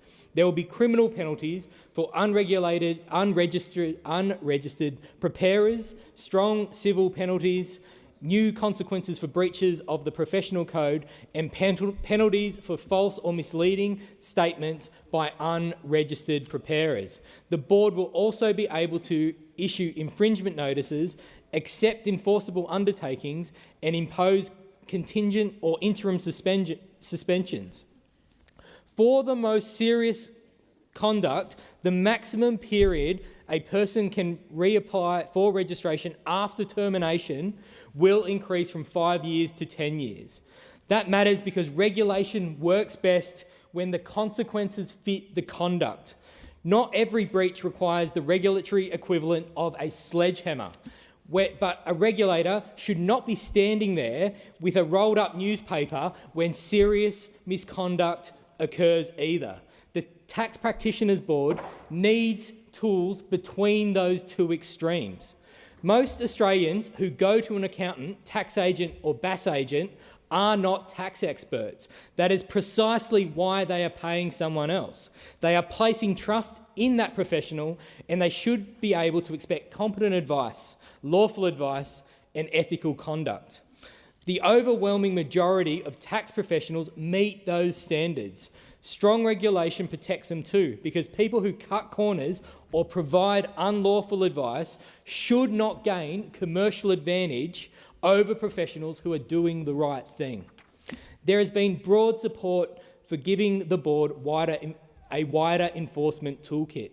While some stakeholders have raised reasonable questions about safeguards around the new powers, and those concerns should be taken seriously. Whenever Parliament gives a regulator stronger powers, proportionality and procedural fairness matter.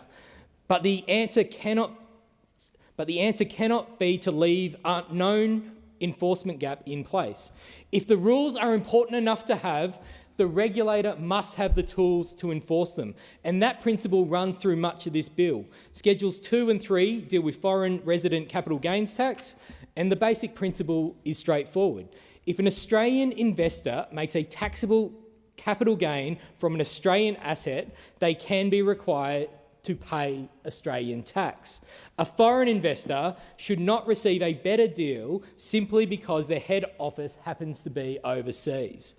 These reforms clarify that capital gains tax applies where a foreign investor sells assets with a close economic connection to Australian land and natural resources. And that includes certain infrastructure connected with energy, transport, telecommunications and water. Until now, uncertainty has arisen because state and territory property laws can influence whether a particular asset falls within the Commonwealth regime, and that can result in different tax treatment depending on where the asset is located. Commonwealth tax liability should not be an accident of state property law. The legislation establishes a clearer Commonwealth definition and brings Australia's treatment closer to international standards and to the treatment of Australian investors. It also strengthens the integrity of the regime. Foreign investors disposing of an interest worth $50 million or more, where they claim that the interest is not taxable Australian property, they will be required to notify the ATO. The principal asset test will also apply over the 365 days before disposal rather than simply at the point of sale. And that is sensible. If tax treatment depends on the economic substance of an investment, we should look at the substance over time. We should not design tax laws around who can take the most convenient photograph on settlement day. The legislation also protects settled historical liabilities. Foreign investors who have already paid capital gains tax as intended will not be able to reopen those assessments simply to obtain an unintended windfall following recent federal court decisions. Australia welcomes foreign investment. We need it.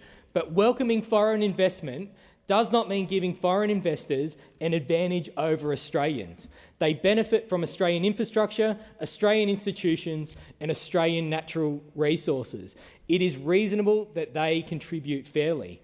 Foreign investment is welcome in Australia, but fair taxation is part of the deal. Schedule 3 shows that fairness and investment can be balanced.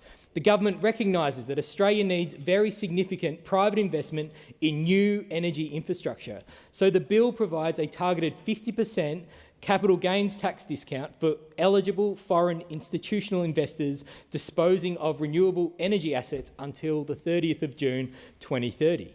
Eligible assets include wind, solar, hydro generation, as well as large-scale energy storage such as grid batteries. For indirect investments, at least 75% of the relevant underlying real capital must be attributable to renewable energy assets. This concession is targeted and time-limited, and that is important. We are strengthening the long-term integrity of the foreign resident tax regime while recognising the scale of the investment task between now and 2030. As an electrician, I am reasonably supportive of policies that result in more electrical infrastructure being built. Call it professional bias. But the serious point is building new generation, storage and network infrastructure requires enormous amounts of capital. Government has an important role, but government cannot and should not finance the entire energy transition itself. We need private capital, including international capital, invested in productive Australian assets.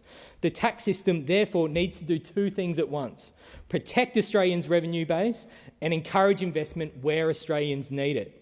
And that is what these schedules do. The concession has an end date because it is designed to address the immediate investment task, not create a permanent preferential tax treatment. Schedule 4 turns to Australia's merger regime. The government introduced the largest reform to Australia's merger control system in around half a century. When you make reform of that size, you watch how it operates in practice and refine it where necessary. That is not a sign the original reform was wrong. It is how competent regulation should work.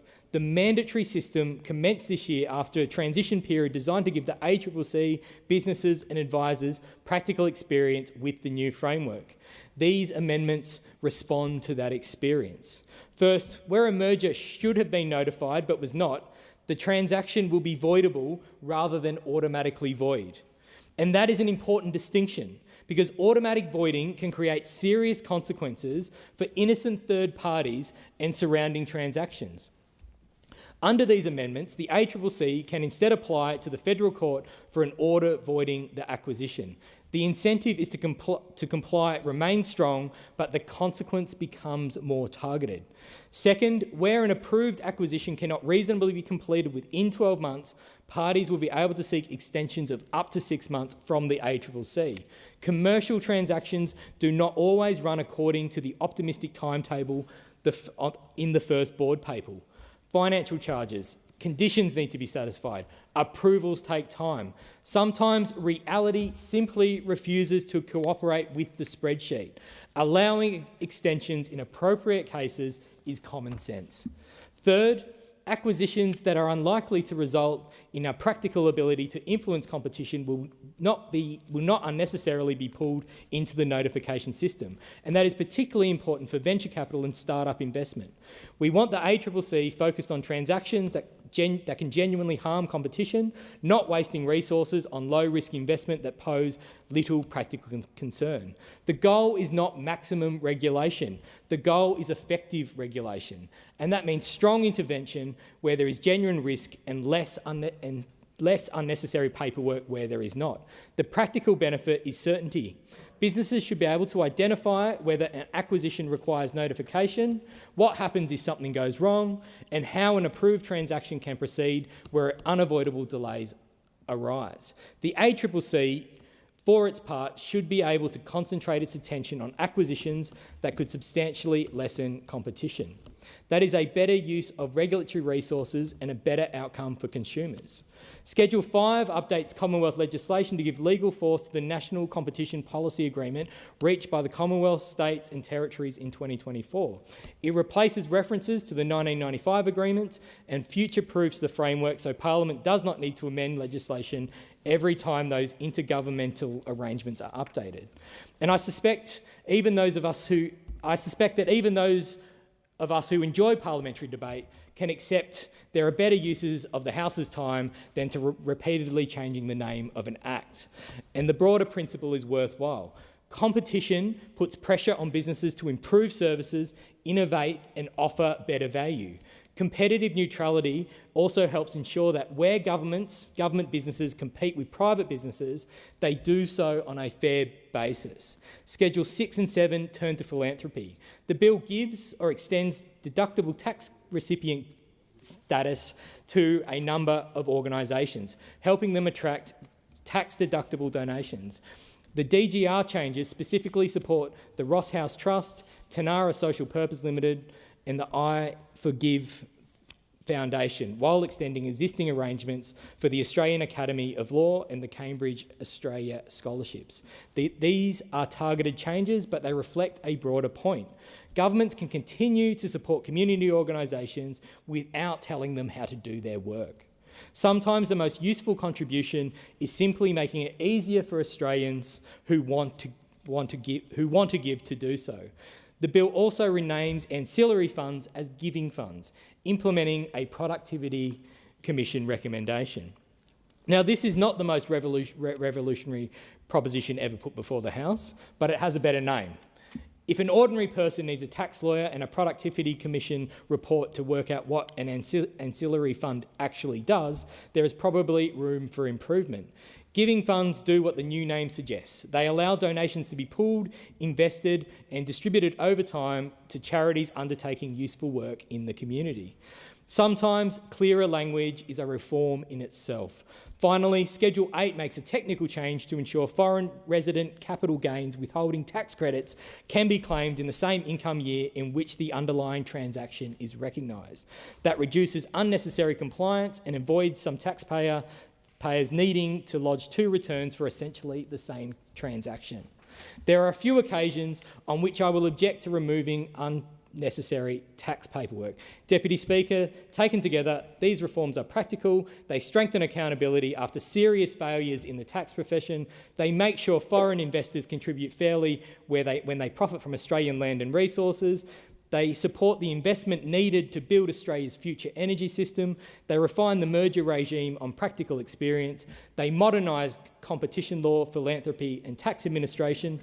Good government is not always about creating another rule. Sometimes it means strengthening a rule, sometimes it means clarifying one, and sometimes it means recognising that a rule creating paperwork without achieving much and fixing it. A fair tax system depends on people believing that the rules apply properly to everyone, individuals, businesses, advisors and international investors alike. Fair rules maintain public confidence. Effective regulators protect both honest businesses and public from those who choose not to play by the rules. That is what this bill seeks to achieve. I commend the bill to the House. The question is that this bill be now read a second time, and I call the member for Wentworth. Deputy Speaker, I rise to speak on the Treasury Laws Amendment Strengthening Accountability for Tax Advisor Misconduct Bill 2026. Although this bill derives its name from Schedule 1 of this Omnibus Bill, I will focus my speech on Schedules 2, 3 and 4. Deputy Speaker, Schedule 2 of this bill legislates a long-anticipated decision by this government to include a definition of real property in the Income Tax Assessment Act for the purpose of CGT for foreign investors. It has been long a principle of the tax system, and indeed international best practice, that foreign residents are liable to tax on gains from assets that derive their economic value from the use of Australia's land and natural resources. But until now, there has been no actual definition of real property in Commonwealth legislation, and as outlined in the explanatory memorandum, this bill is required to remove ambiguity created by the unintended narrowing of adjacent definitions under various state and territory law that has emerged over time. The supposed ambiguity particularly relates to the treatment of assets affixed to land. This bill makes clear the expectation that foreign investors pay capital gains tax on such assets affixed to land, including utilities, infrastructure, transmission lines and substations, but also wind turbines, solar panels and battery storage. In doing so, as the EM admits, the bill therefore broadens the definition of real property. Now, it has been clear since the 2024-25 budget that the government intended to clarify this position, as they are entitled to do to protect the stated policy intent and government revenue.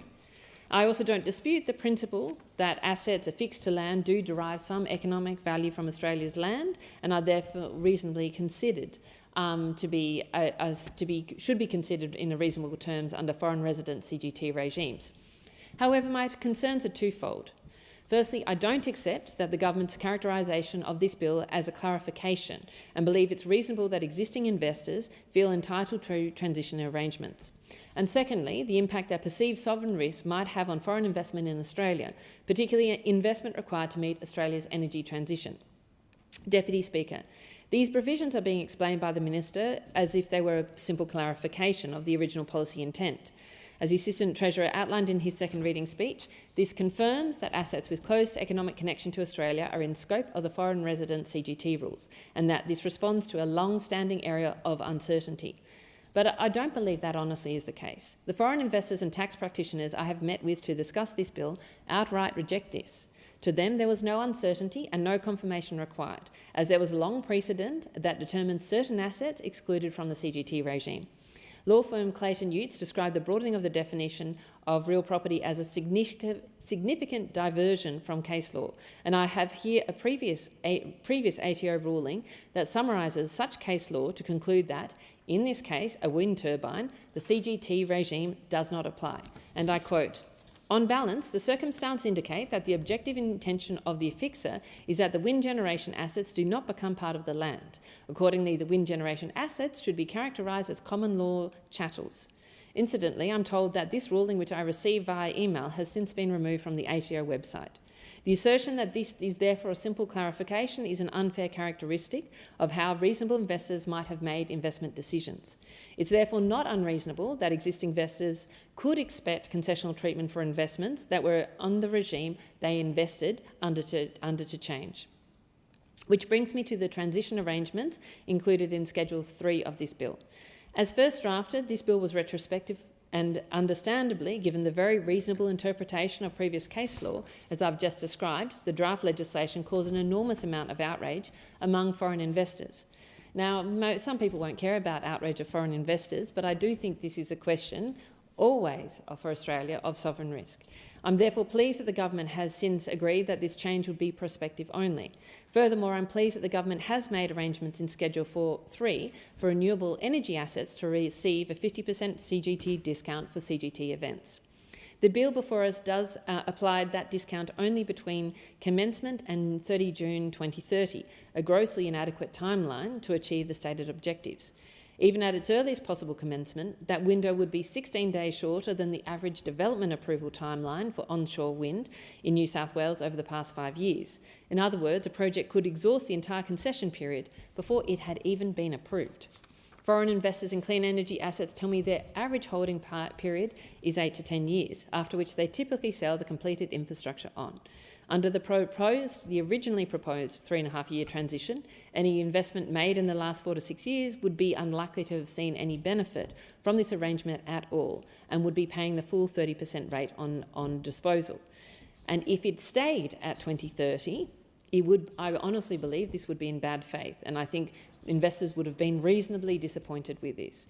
And again, I raise the question of sovereign risk because Australia must maintain its reputation as a safe and stable country for investors to invest, particularly those helping to grow Australia's energy infrastructure that we desperately need. I have been engaging with both the sector and the government on these issues, and while many in the sector would like to see the transition period extend to 2050 to support Australia's target of net zero by 2050, I believe the worst of these unintended consequences could be avoided with a date of 2040, while still preserving the policy intent. I really recognise and acknowledge the insistent minister's engagement with myself and the crossbench on this issue, as well as with the sector, and I'm very pleased to see that the amendment has been circulated, extending the concession until 2040. Australians are already paying for climate change. In June, the New South Wales Net Zero Commission put a number on it. University of New South Wales modelling found that 1.2 degrees of warming already locked in has been quietly eroding the state's economy for decades, to the tune of roughly $21,000 per person in lost output in 2024 alone. Deloitte's forward look is worse. On the world's current trajectory, the average New South Wales worker is about $3,500 a year poorer every year for the next 50 years, and a family of 4 faces a $3,000 higher annual grocery bill by 2070. That is not a 2050 problem, that is a payslip problem, it is a cost of living problem, and it is already here. So let me say plainly, there is no pace of decarbonisation in this country that is too fast if we can do it economically. We must, at an absolute minimum, meet our 2035 target. And there is no version of that arithmetic that works without first decarbonising electricity and building the energy assets that we need. So what does this actually require? AEMO's 2026 Integrated System Plan has grid-scale wind and solar rising from 23 gigawatts today to 61 gigawatts by 2030. That is close to 10 gigawatts a year, every year starting now. Last year, we switched on less than 6. But worse, last year just 2.3 gigawatts reached financial close, down 46% on the year before, one of the weakest years in a decade. Capital committed to new generation fell from $9 billion to $4.4 billion. We can't build by 2030 what we don't commit to today. We are investing in at a quarter of the required rate, and the gap is widening, not closing. Among the investors who actually write the cheques, just 8% believe we are on track. Tax treatment alone cannot bridge that gap, and no one is pretending that it can. The Clean Energy Investor Group's latest survey found that 77% of investors say Australia's investment environment has deteriorated over the last year, with transmission delays now the single biggest barrier. Behind that, planning approvals, grid connection, curtailment risk, community opposition, and the persistent fog around when coal is actually going to close. Just 58% still rate Australia as an attractive destination, down from 69% a year ago. The government needs to be laser focused on every one of these because these are the main game. But this is why tax changes still matter. Foreign investors supply around 3/4 of clean energy investment in this country. They are not reading our budget papers looking for reasons to stay. They are pricing risk, and every change that arrives without warning, without grandfathering, and with a transition window shorter than the life of the asset gets priced in as a higher cost of capital on every project forever. So I want to stress, I understand the motivations of this bill. I recognise that these changes are not the biggest impediment to our transition, but they don't land in isolation. They land on top of the transition delays, on top of connection queues, on top of coal closure uncertainty, and on top of changes to thin cap and reporting requirements. And they have the danger of accumulating into a slowly decaying investment environment. So I commend the government, and I particularly commend the minister, on the sensible amendments it has made since the exposure draft. The bill is better for the consultation process and the government's good faith engagement with the crossbench. It's an approach I really encourage them to take. So thank you. Deputy Speaker, I'd also like to briefly touch on Schedule 4 of the bill. Schedule 4 addresses some of the core concerns raised during the first 6 months of the new merger regime, and I want to commend the government for listening and actioning on that feedback swiftly. I've been contacted by people within particularly the venture capital sector who had particularly concerned with the reporting for minority interests, which were deemed as exercising joint control, which created significant unnecessary and onerous reporting requirements for potential acquisitions from minority partners. The feedback from the sector was that the interpretation of the law was significantly outside of the intent, in the government's intention of the law, certainly when it was first explained. And that was of enormous concern. It was actually, again, slowing down investment in some of our fastest growing and most important sectors. I raised this directly with the Minister for Competition at a time, and I'm really pleased to see the government act swiftly on this, and I have had feedback to say that the government's swift action on this and bringing forward in this bill has meant that the sector is already recognising the changes, and this is making a significantly positive impact on the investment environment, which is so important. So thank you to the government, to the minister for this. And again, I'm grateful to the ministers on behalf of my constituents for the work that they have done to make this bill, I think, a really, to bring this bill into a place that is a very sensible compromise for many and still support the transition. Thank you. Thank you for your contribution. The question is that this bill be now read a second time, and I call the member for forward. Thank you, Deputy Speaker. And I rise in support of the Treasury Laws Amendment, strengthening accountability for tax advisor misconduct and other measures bill. That's a bit of a mouthful, isn't it? And in doing so, I'm glad that I get a chance to talk about this bill in the presidency of the Assistant Treasurer and Minister for Financial Services, who has done a lot of work not only in this bill, but has done a lot of work across the government's economic strategy, particularly around that strategy of looking after ordinary Australians and ordinary businesses that don't have advantage to access the big consultants and the big money, who the ordinary mums and dads and small businesses that play by the set of rules, play hard but play honestly. And so whether it's in superannuation, whether it's in reforms around digital assets, and whether it's the work being done to strengthen the work that the safeguards that Australian consumers have from tax professionals, the Assistant Minister really, I think, I'm glad you're here. I'm glad he's here to be able to hear that this colleague particularly appreciates that work. Because this work sits well and truly within the core Labor mission, which is, I think, at its heart to make sure that there is a quality of opportunity and that there is a quality of access to the law, and that people should play by the rules. That is very much the core Labor value. And in fact, the recent 2026 ALP conference reaffirmed that this legislation very much sits within the platform. Chapter 1, paragraph 17 says, Australia's taxation system should be efficient, simple, transparent and equitable. There is no place for tax evasion. Meeting Australia's economic and fiscal challenges requires everyone, including Australian and multinational corporations, to pay their fair share of tax. It's no coincidence that that is in our first chapter, because that is a core part of our platform. It is a core part of the government's strategy around taxation and around levelling the playing field for Australians. So it is within that part of the platform that this work exists well and truly. And just remember, when you look at the 2026 ALP National Conference, it's because ultimately the Labor Party is made up of teachers and electricians and pensioners and students and people who, through disability, aren't able to work. We are the most broadly representative party in the country. We hold our conferences in public. And so it is hardly surprising that you end up with a platform like that, and you end up with a government, the parliamentarians elected to implement that platform, who take it very seriously and very focused on delivering on that platform.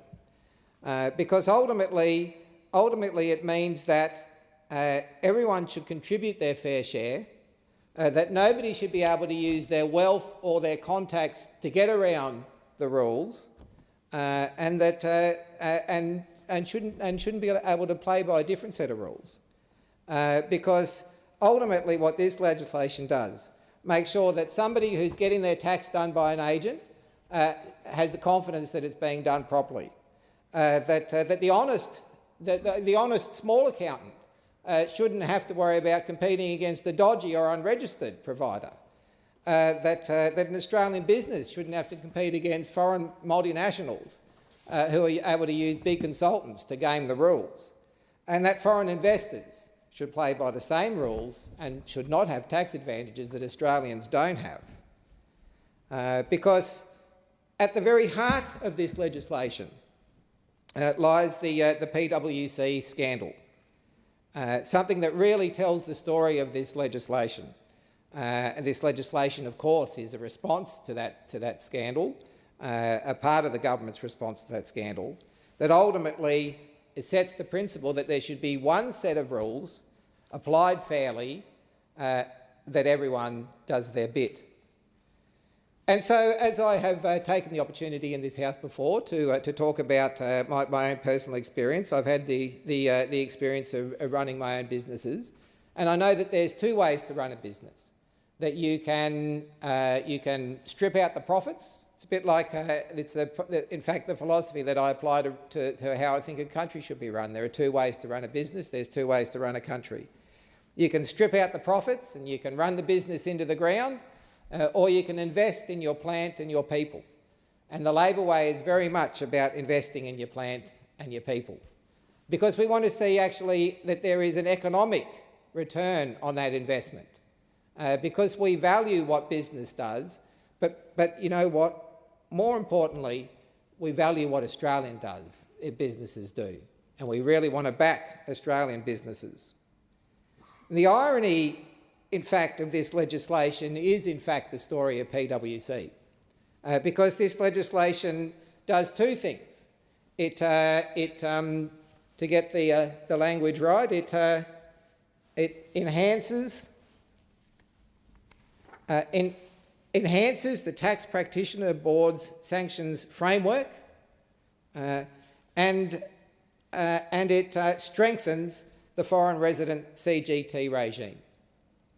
So it deals with dodgy tax advisors, and it deals with it's part of the government strategy to deal with foreign multinationals having a lend. So it's trying to do those two things, this legislation. And the story of PwC, in fact, was exactly those two things, where you had dodgy advisors actually trying to get around the very laws that they are in fact helping to write. when it came to making multinationals pay their fair share of tax. And rather than me try and sort of garble my own version of it, I came across a story from 2023, May 5th, by the ABC business reporter Kate Ainsworth, who I thought summed it up really well. So I'll just read a bit of what she had to say in her story, just so that I know that it's on the record that what PwC did. She said, "To understand what's happened, we need to go back in time. About a decade ago," so this was writing this in 2023, so somewhere around 2014, "the federal government asked PwC's international tax and expert, Peter John Collins, to help them design laws that would solve a problem, and that problem was getting big multinationals to pay their fair share of tax. That legislation was known as the MAL, or the MAL, not quite sure exactly how it's pronounced, but it was the Multinational Anti-Avoidance Law, the MAAL, and was a major strategy of then Treasurer Joe Hockey under the coalition government. The MAL was designed to stop major companies, particularly tech giants, from shifting their profits away from higher taxing countries like Australia to others with lower tax rates, such as the Netherlands and Singapore. In his dealings with the government and designing the tax laws, one executive was required to sign multiple confidentiality agreements which specifically stated that the knowledge could not be disclosed. But the Tax Practitioners Board found that that executive had shared that secret knowledge with people within PwC, which gave the firm an advantage by being able to come up with ways for companies to get around paying the new tax. PwC then used this inside information to get new clients and make money. They were even boasting about it internally, and all of this was happening without the government's knowledge until earlier this year in 2023. Put simply, Kate Ainsworth writes, PwC had some juicy but confidential information that big companies could benefit from and pay for. So how did it all unravel? Fast forward to December 2022, and the Tax Practitioners Board, the TPB, announced that it suspended that executive's licence for 2 years because of integrity breaches.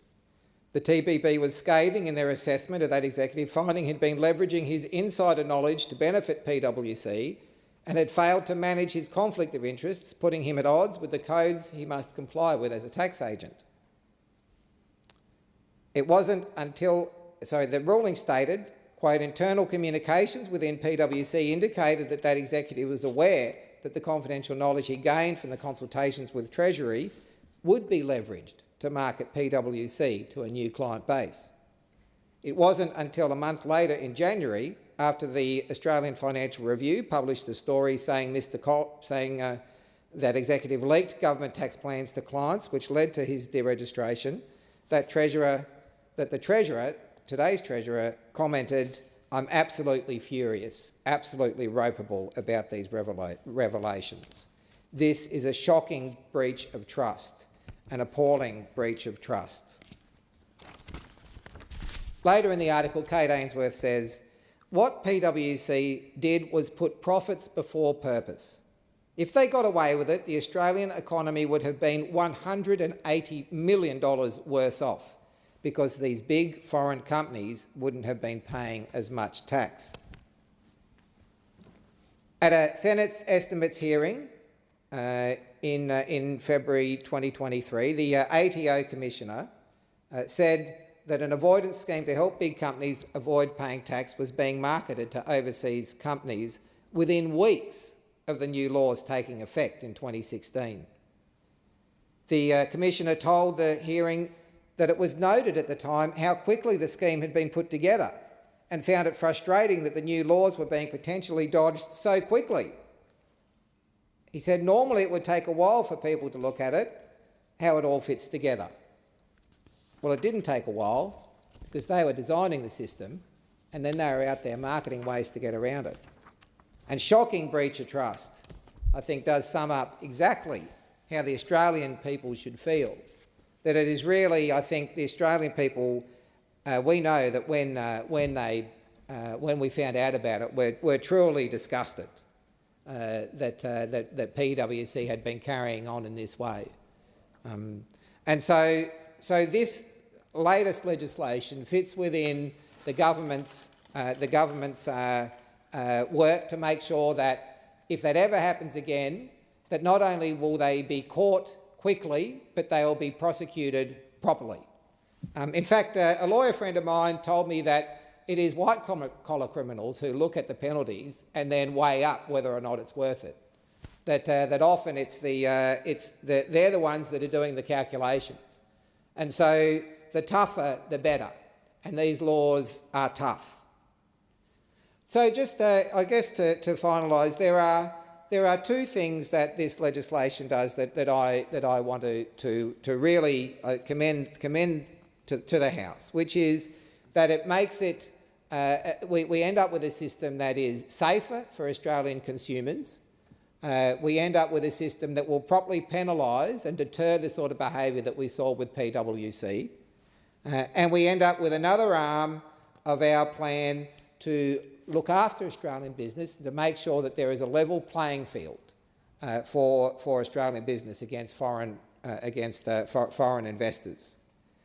And so it is when you look at how important it is to protect the integrity of our tax practitioners system.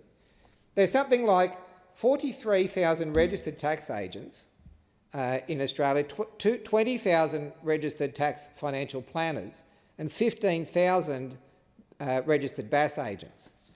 And last year, according to the explanatory memorandum here, something like $426 billion was collected by the ATO.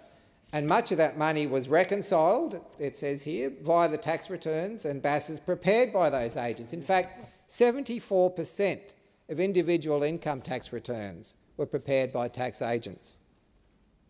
The TPB annual report of 24-25 said that essentially 3,500 clients were assisted to reset their tax affairs following sanctions against their tax advisor. And the TPB dealt with tax advisors who failed to act lawfully and ethically, including around 275 serious sanctions to stop misconduct and protect the public. And so it is important that people that we maintain the integrity of our system, both for consumers, but also for the public. And it's important that we advance the cause of making sure that multinationals and foreign investors pay their fair share of tax. And so to that, I commend this bill to the House. The question is that the bill be read a second time, and I call the member for Kooyong. Very much, Deputy Speaker. This is an omnibus bill containing a number of unrelated measures. My remarks today will focus on Schedules 2 and 3, which amend Australia's foreign resident capital gains tax regime and establish a concessional framework for renewable energy investments. First, I acknowledge that the government is trying to address a genuine problem. Australia's foreign resident capital gains tax regime has become overly complex and difficult to administer.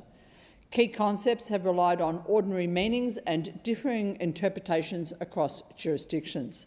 In particular, the absence of a statutory definition of real property has created uncertainty regarding the application of capital gains tax to assets with a close economic connection to Australian land and natural resources. It's appropriate that the government addresses this inconsistency such that the introduction of a clear statutory definition of real property is a worthwhile reform. The bill recognises that modern infrastructure and commercial arrangements often derive substantial value from their connection with Australian land. The new definition appropriately encompasses interest in land, rights over land, contractual rights, licences, and certain assets which are fixed or installed on land. The expansion of Australian taxable real property is also a positive step in this legislation.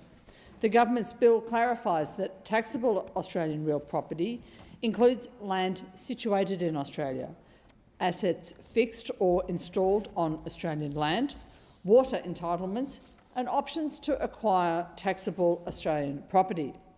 These changes will provide greater certainty, will improve consistency and will ensure that assets deriving substantial value for foreign investors from Australian land are appropriately brought within Australia's tax base. Australians expect investors to contribute appropriately to our tax system. Holding mature discussions about capital gains tax reform, as has taken place already on the application of CGT to property assets, it's encouraging, albeit long overdue. For much too long, we've allowed distortions in our tax system to compound inequality across generations. Young Australians in particular have borne the brunt of that inequity. They've been locked out of housing, forced to stump up ever more income on their rising rent and power bills, and they're inheriting the increasing costs of living on a warming planet. So this is a conversation that we have to have. My electorate in Kooyong has participated very enthusiastically in 2 recent surveys which have elicited almost 2,000 responses from community members and which have expressed overwhelming support for changes that limit CGT concessions applied to property investment. I'm also really pleased to see the Albanese government now adopt the substance of an amendment that I put forward recently to increase eligibility for CGT exemptions to businesses with an annual turnover of more than $10 million. This is a common sense change which will make a real difference to 2.7 million small businesses. However, while it's right to frame tax reform as a real opportunity to address intergenerational inequity and to establish more consistent settings across our economy, there are some lines that we shouldn't cross. Imposing reforms retrospectively, I believe, is one of those lines.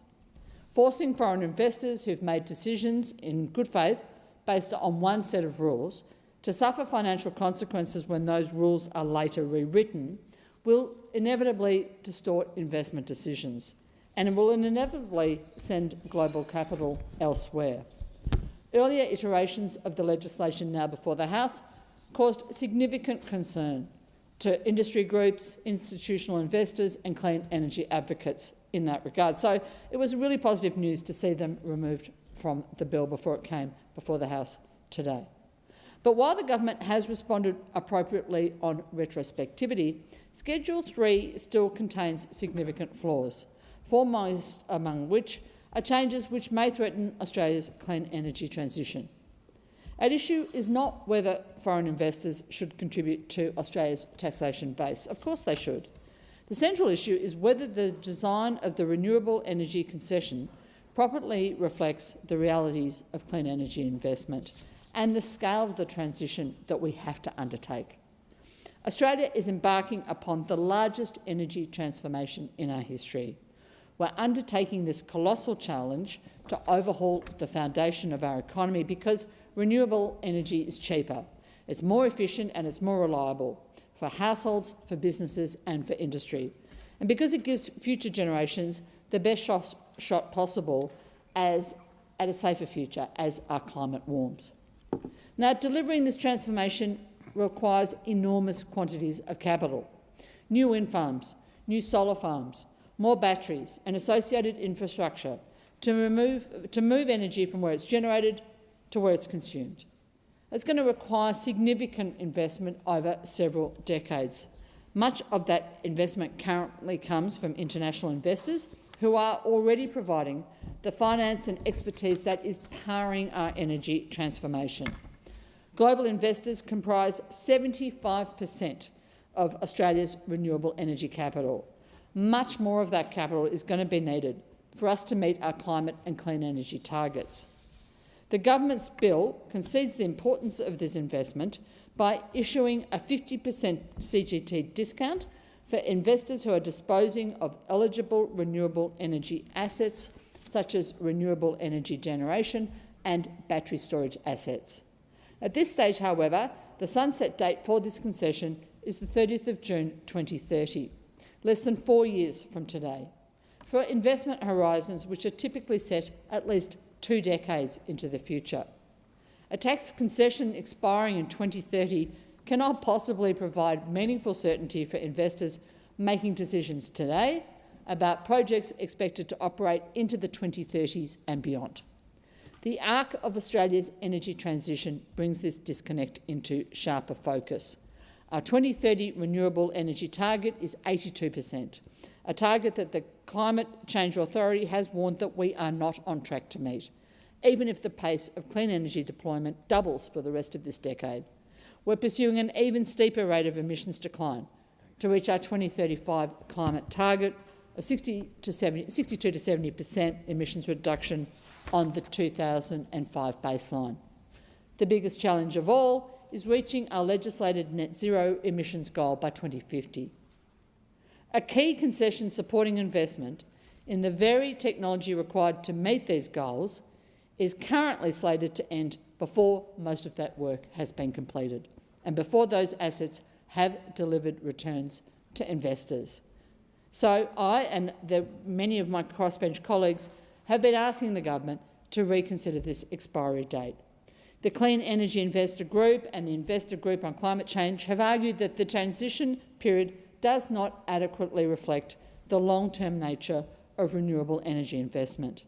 They've recommended extending the concession such that it will better align with Australia's clean energy objectives and the expected retirement timeline for Australia's coal-fired power stations, most of which take place in the second half of the next decade.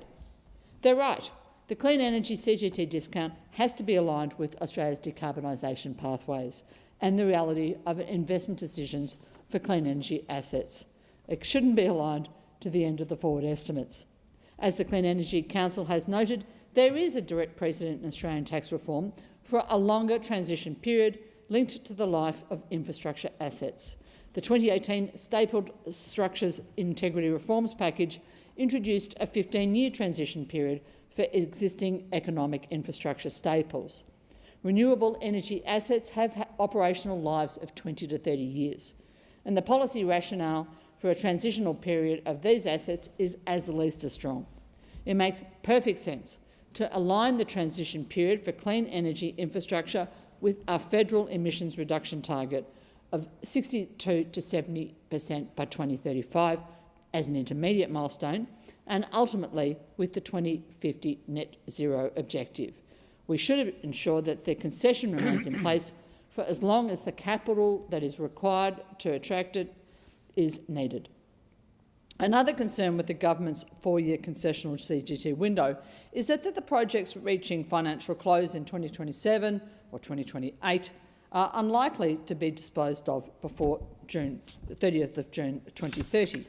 As a consequence, the practical beneficiaries of the concession are much more likely to be investors involved in secondary market transactions involving operating renewable energy assets than those who are actively and actually financing the next wave of generational capacity.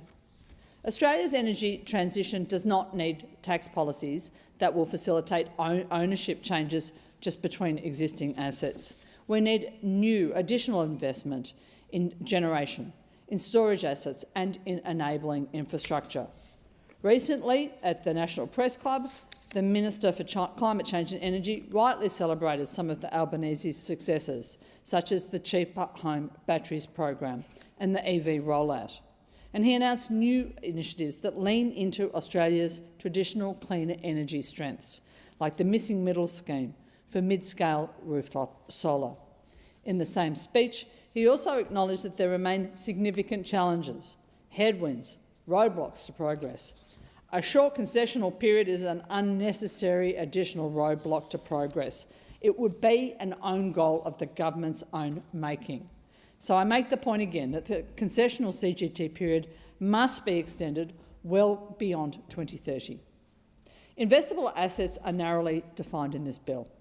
Explicit reference to renewable energy generation and storage are positive inclusions. However, the transition to a low-emissions economy depends on a much broader suite of infrastructure. Critical minerals processing, electrification infrastructure, sustainable fuels and other supporting assets all form part of Australia's long-term energy transformation, but they're not mentioned or defined in this legislation. Does this mean that investors who back this mission-critical low-carbon assets and infrastructure are ineligible to receive the CGT discount? Australia's clean energy future can't be understood solely through the lens of generation assets. The government has taken a broad and contemporary approach in this legislation to defining real property and taxable Australian real property. It should apply the same forward thinking when it's considering the infrastructure that is required to support decarbonisation throughout the economy. I commend the Albanese government's substantial focus on tightening Australia's capital gains tax regime. I support strengthening Australia's foreign resident capital gains tax regime, the introduction of a statutory definition of real property, and the expansion of taxable Australian real property to ensure that assets connected to Australian land are properly captured within our tax base. I also support the government's decision to remove retrospectivity from these reforms following stakeholder feedback, including feedback from the crossbench at some length. However, it's also the case that Australia needs to build renewable energy infrastructure as fast as we ever have to meet established renewable energy and climate targets. We are not currently on track to meet those targets. For this reason, Schedule 3 of this legislation needs further improvement. The renewable energy concession should be extended well beyond 2030, and it must be aligned much more closely with our established decarbonisation goals.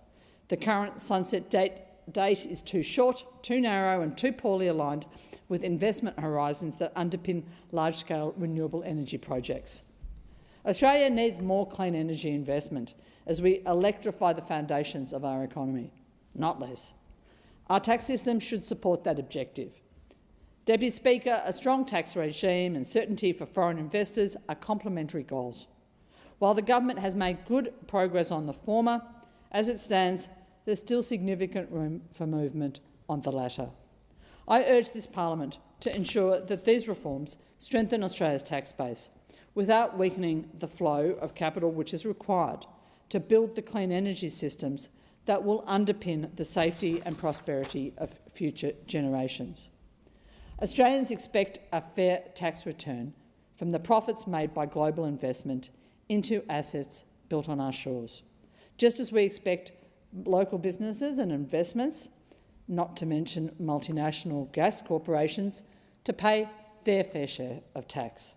But we have to be careful that we don't tax away the clean energy transition in the process. I commend the legislation to the House. I thank the member for Kooyong. The question is the bill be now read a second time, and I call the member for Bradfield. Thank you, Deputy Speaker. This is a subject very close to my heart, and this bill, frankly, does many things, but I'm going to focus just on one part of that today, the tax changes which, until today, risked making it significantly more difficult to build clean energy that we need for an affordable, reliable, competitive and secure energy system. The bill increases the value of the CGT payable by international investors in Australian wind and solar and large-scale energy storage. And the consequences of these changes is to disincentivise investment in clean energy. But today, after months of pressure from the crossbench and industry, the government has announced an important change to the bill, which will greatly decrease the risks posed to clean energy. To be clear, these risks are not entirely gone, but the situation is much improved, and I commend the government for making these changes. Let's step through what's going on in this bill, but let's also be very clear from the beginning that, like it or not, tax, like death, is a certainty, and tax is also necessary. It pays for things like hospitals, schools, roads, public housing, social supports, all the things that make this country function. And when foreign investors profit from Australian land and natural resources, it's entirely reasonable for them to contribute their fair share to the country that generated this wealth. This bill does that by broadening and clarifying what counts as taxable Australian real property, so that CGT will be payable on a wider range of assets, including renewable energy assets. This isn't changing the CGT rate itself. It's a broadening of the tax base. But the practical effect for foreign investors is the same as if the rate had gone up. More of what they hold and sell will now be subject to more Australian tax.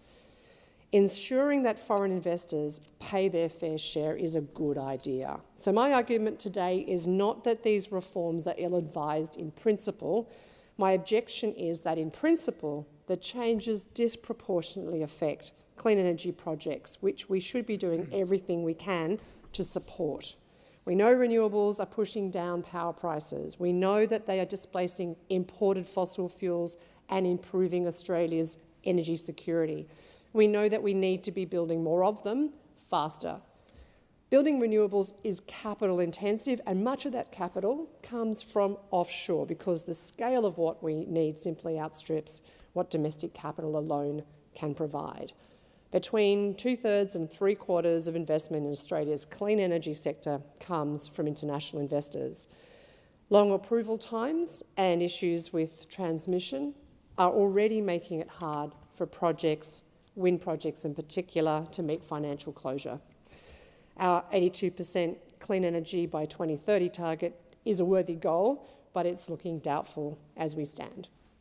So, disincentivising clean energy investment at this critical juncture is the exact opposite of the kind of policy signals that we should be sending.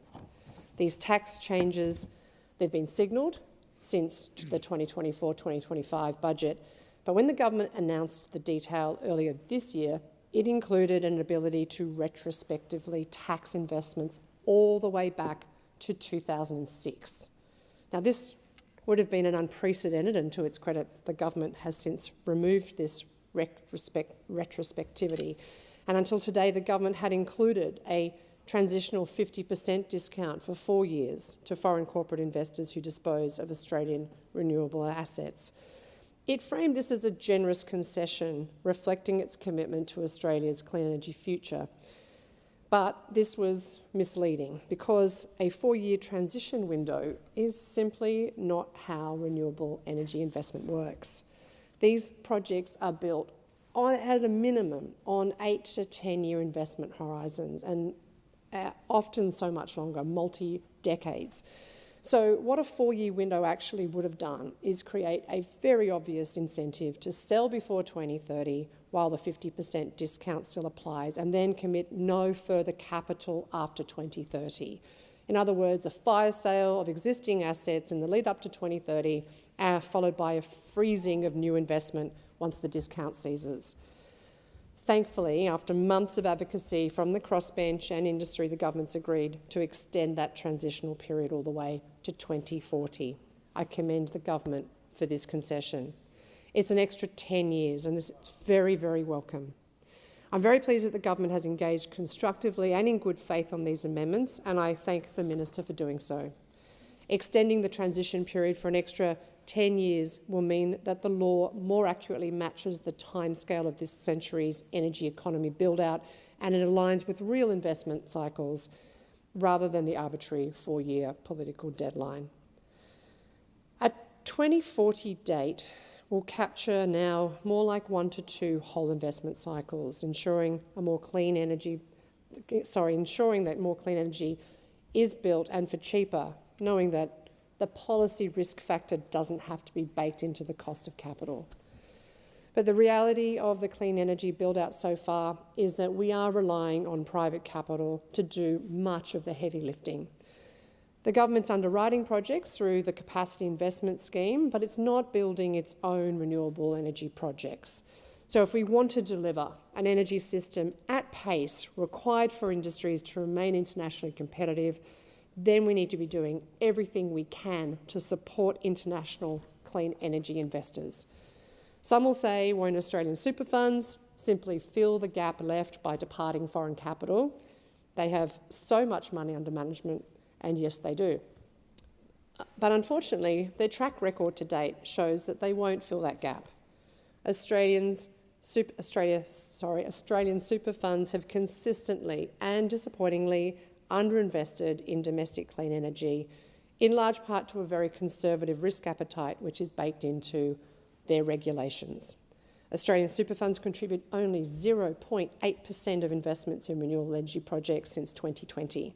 They've been hamstrung by the performance test rules, which, to its credit, the government is in the process of fixing, as I've spoken out about elsewhere. But given such low levels of investment, even changes to the performance test could cause, and even if that helped double or even triple the volume of investments from Australian super funds, is still going to be far, far below the 70% that international investors make up. So I'm also moving 2 additional amendments to this bill.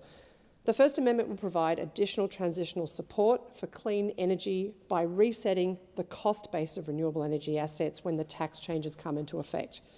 This would mean that the new CGT rate only applies to capital gains accrued from now, rather than all the gains accrued since the project was initiated. Now, this is not full grandfathering. I recognise the government's intent here is to broaden the tax base, and a blanket exemption for existing assets isn't realistic. But this amendment would strike the right balance between respecting commercial decisions that were made legally and in good faith on the basis of existing taxation rules before any investor could have known that these changes were coming, with the government's tax policy intent. This amendment, it has broad support from investor groups. As the Global Infrastructure Investor Association told Treasury in its submission, introducing a deemed market value cost-based reset at a time of commencement would address the government's concerns while preserving Australia's reputation for policy stability. And as EY put in its submission, many investments were priced, financed and held on the explicit understanding that they were not taxable Australian real property. The absence of transitional relief imposes an unfair and retrospective tax burden on genuine commercial decisions made under the law as it stood. This idea has precedence in our law. It's a sensible change, and I'm also moving a final further amendment to make it very clear that battery energy storage assets qualify for the concession and that the definition is technology neutral, with flexibility for new clean energy technologies involved in transmission and grid stabilisation. The government signalled, unfortunately, that it's not open to accepting these changes. It's regrettable, a missed opportunity, in my opinion, to further accelerate the build-out of clean energy at a time that we need it more than ever. But finally, I want to register a broad objection to how this legislation has been put before us. The bill bundles 8 different schedules together, all of which address different topics: tax advisor misconduct, foreign investment, CGT, national competition policy arrangements, DGR listings, and so much more. And some of these schedules do really worthwhile things, and I won't detail them all here, and I don't want to detain the House, but I understand the case for legislative efficiencies. But no one wants a parliament clogged up with dozens of small technical bills when they could just sensibly group them all together. But in some cases, as it is here, it makes it really hard for the parliament to hold the government to account when we're being asked to deal with legislation that's so varied all at once. It would be great to see these consequential changes split off from the rest of the bill so they can be properly scrutinised. Deputy Speaker, I want to end by saying that I support the intention of these changes, that foreign investors should pay their fair share. And until today, the bill risked dealing a very large blow to investment that we need to deliver cheap, secure energy that's going to set us up for long-term prosperity.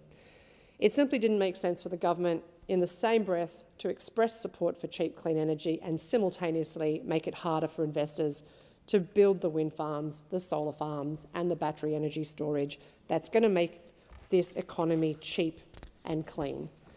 So I commend the government's willingness to extend the transitional period to 2040, and I urge it to continue doing everything it can to support the clean energy that we need to make our economy as competitive as possible and for households to have the cheapest possible energy for their livelihoods. I thank the member for Bradfield. The question is that the bill be read a second time, and I call the member for Goldstein. Yeah. Thank you, Deputy Speaker. And Deputy Speaker, on a day where we have crossed the $1 trillion public debt threshold, on a day when we have seen unemployment rise, we have a government that is not focused on improving the economic welfare of the Australian people. We have a government that is only interested in setting up the rules to favour their mates. And we've heard from members in this chamber only just now about how terrible it is that the rules aren't rigged enough in favour of their mates and not in favour of their donors, rather than, again, being concerned about the impact it is going to have on the Australian people. And and the member for Monash correctly interjects and outlines just how dodgy the rules. Is a correct interjection in this space, that you should be heard in silence. Well, that's cute, Deputy Speaker. However, the member for Monash always has something of value to add to this conversation, and so we welcome her interjection, it being correct, because she is highlighting and reinforcing the central point. The Australian people need a government that's on their side. At the moment, they have a government with only one objective. How do they rig the rules in favour of their friends?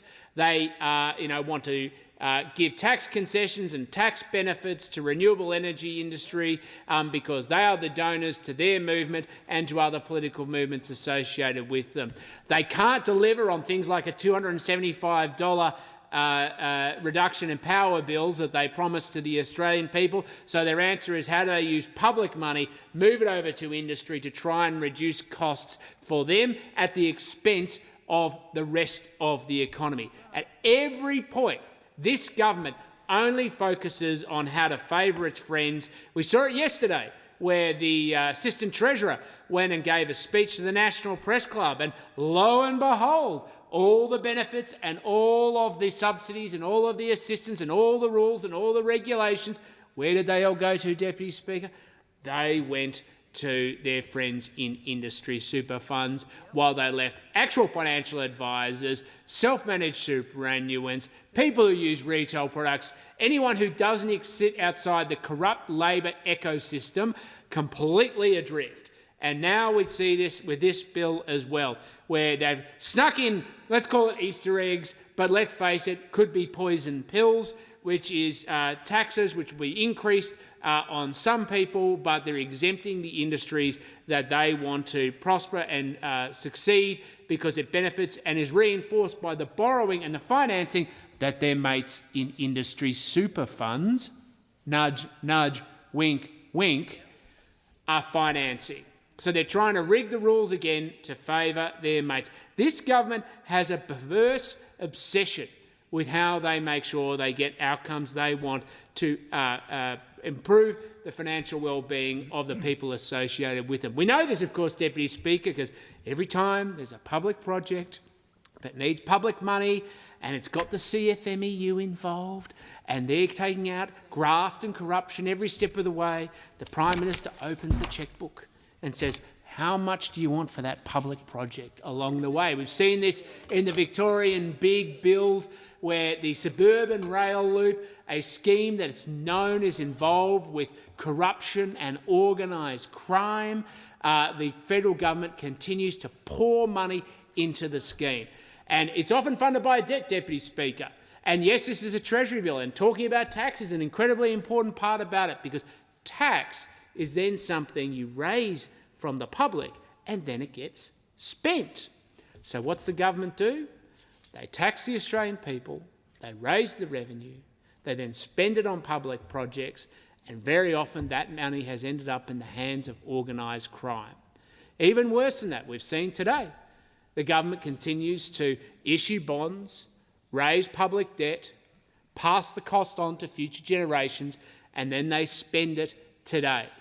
They stoke inflation, they then tax the inflation, and then they spend the inflation in a vicious cycle so the government can keep taking more and more tax revenue silently without having to change a single law before this country. What we have now, Speaker, is a government run by inflation addicts, inflation junkies, You know, they're tapping their veins, trying to find out where they can inject the next round of inflation. We've got the Prime Minister walking down to the Treasury building and looking to see if there's a couple of shoes hanging from the power lines ahead, and looking to see whether there is any more inflation they can inject into the system that is undermining the Australian people. And what are we seeing? $1,600 a year on average of Australians going backwards since the life of this government.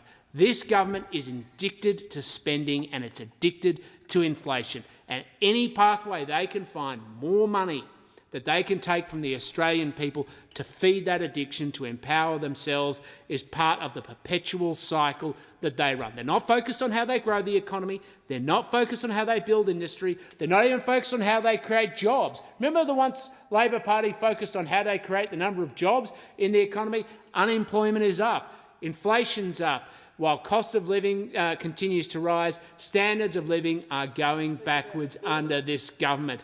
And this is the problem. And we're now hearing the interjections, Deputy Speaker. We just heard from the last Deputy Speaker about how no interjections should be welcomed, but we're hearing it now from the Labor Party because it's touching a very raw nerve where they know that the inflation addiction that this government has directly undermines the welfare, the economic welfare of the Australian people. And so their only answer is how do they take a bigger chunk of the Australian tax revenue for themselves, and how do they do it to... I think perhaps the Speaker could turn to the bill. I would remind the member for Goldstein that we are debating a piece of legislation at the moment, and would remind the member for Goldstein to remain relevant to that task. Thank you, Deputy Speaker, and I can assure you that inflation is directly connected to government spending and taxation revenue. In fact, I'm constantly reminded the number of times I talk about this government's inflation Member addiction. For Goldstein, please talk about the bill. Deputy Speaker, I am talking about the bill, and I'm constantly reminded in this chamber how so few of the members of the government seem completely oblivious to the fact that government spending is driving inflation. And when the government is talking about how you raise the revenue, you can actually talk about how you spend the revenue as well. It's a completely legitimate part of the conversation, Deputy Speaker. But I also know how many Labor members get so upset and interject every time we talk about their inflation addiction and how it is corroding the living standards of Australia. And this bill talks about how it's going to raise revenue. So everything I'm saying about revenue and its expenditure is utterly related, just as the government's inflation addiction is relevant to this bill, because that is what is driving it. What's driving this isn't the best interests of the Australian people or improving their economic welfare. What is driving this bill is how does the Labor Party control more of the lives of the Australian people. And they've found a secret plot, a secret ploy, which is if they tax more, they then use that tax revenue to spend more. They do it by raising debt and then spending that as well. They're able to perpetuate a vicious cycle of stoking inflation, then taxing that inflation, then spending that inflation to take more of the Australian people's money. And that's why this government is overseeing the biggest collapse in living standards in the advanced world. Not a record to be boastful or proud about, Deputy Speaker. And nothing in this bill seeks to reverse that. It seeks to turbocharge it. What we have is a government that is always looking for its next inflation hit because it wants to keep the cycle going. It can't stop its addiction. And we know from the last federal budget, all the way connected to this bill, which comes in part as a direct result of that federal budget, that they're going to keep finding ways to get a new hit while the Australian people live with the consequences of their inflation addiction. Time's up for this government, Deputy Speaker. The Australian people are sick of the legacy of their active inflation agenda. They're sick of the ruin and the pain that it is causing. And Australians are living it every day through declining living standards, the biggest drop in living standards in the advanced world, wages going back by up to $1,600 a year on average since 2022. At every index, every data point, at every measure, the Australian people are going backwards. And today, not only have we seen a crossover of the $1 trillion public debt threshold, but we've seen unemployment rise as well. We need a change of government. We need a government that speaks to the hope and aspiration of the Australian people and not more tax rises, inflation addiction that we're seeing under the Albanese Labor government. Thank you. The question is that this bill be now read a second time, and I call the member for Mackellar. Deputy Speaker, I rise to speak on Treasury Laws Amendment, Strengthening Accountability for Tax Advisor Misconduct and Other Measures Bill 2026. At the outset, let me say I support the measures contained in Schedule 1, which strengthen the integrity and accountability of the tax practitioner regime. I also support the reforms in Schedules 4 and 5, which improve Australia's competition framework and give effect to nationally agreed competition principles. I want to focus my remarks today, however, on Schedules 2 and 3. These schedules deal with the foreign residents' capital gains tax regime and, in particular, the implications of those changes for investments in Australia's renewable energy sector. Schedule 2 broadens the foreign resident capital gains tax regime to ensure gains from assets connected to Australia's land and natural resources are appropriately taxed, and I support the intent of these changes in principle. It is entirely reasonable that foreign investors pay tax on gains derived from assets that draw their value from Australia's land and natural resources. That has long been a principle of our tax system, and it is consistent with international practice. I also accept the need for greater clarity in the law. The government has identified uncertainty around the treatment of assets attached to land, and resolving that ambiguity will help create a more consistent and predictable tax framework. But while I support the objective, we must also be mindful of the consequences. The definition of real property being legislated captures a broad range of land-connected assets, including wind turbines, solar installations and battery storage projects. In practical terms, that changes the tax treatment of many renewable energy investments. At a time when Australia is seeking to attract enormous amounts of private capital to fund the energy transition, we need to ensure that sensible tax reforms do not inadvertently discourage the very investment we are relying upon to deliver affordable, reliable and cleaner energy, and that do not unfairly punish investments made in good faith based on the rules of the day. That brings me to Schedule 3. The bill provides transitional relief through a 50% capital gains tax discount for eligible foreign investors in renewable energy projects. The discount applies to both direct and indirect investments and covers assets such as wind farms, solar farms and battery storage facilities.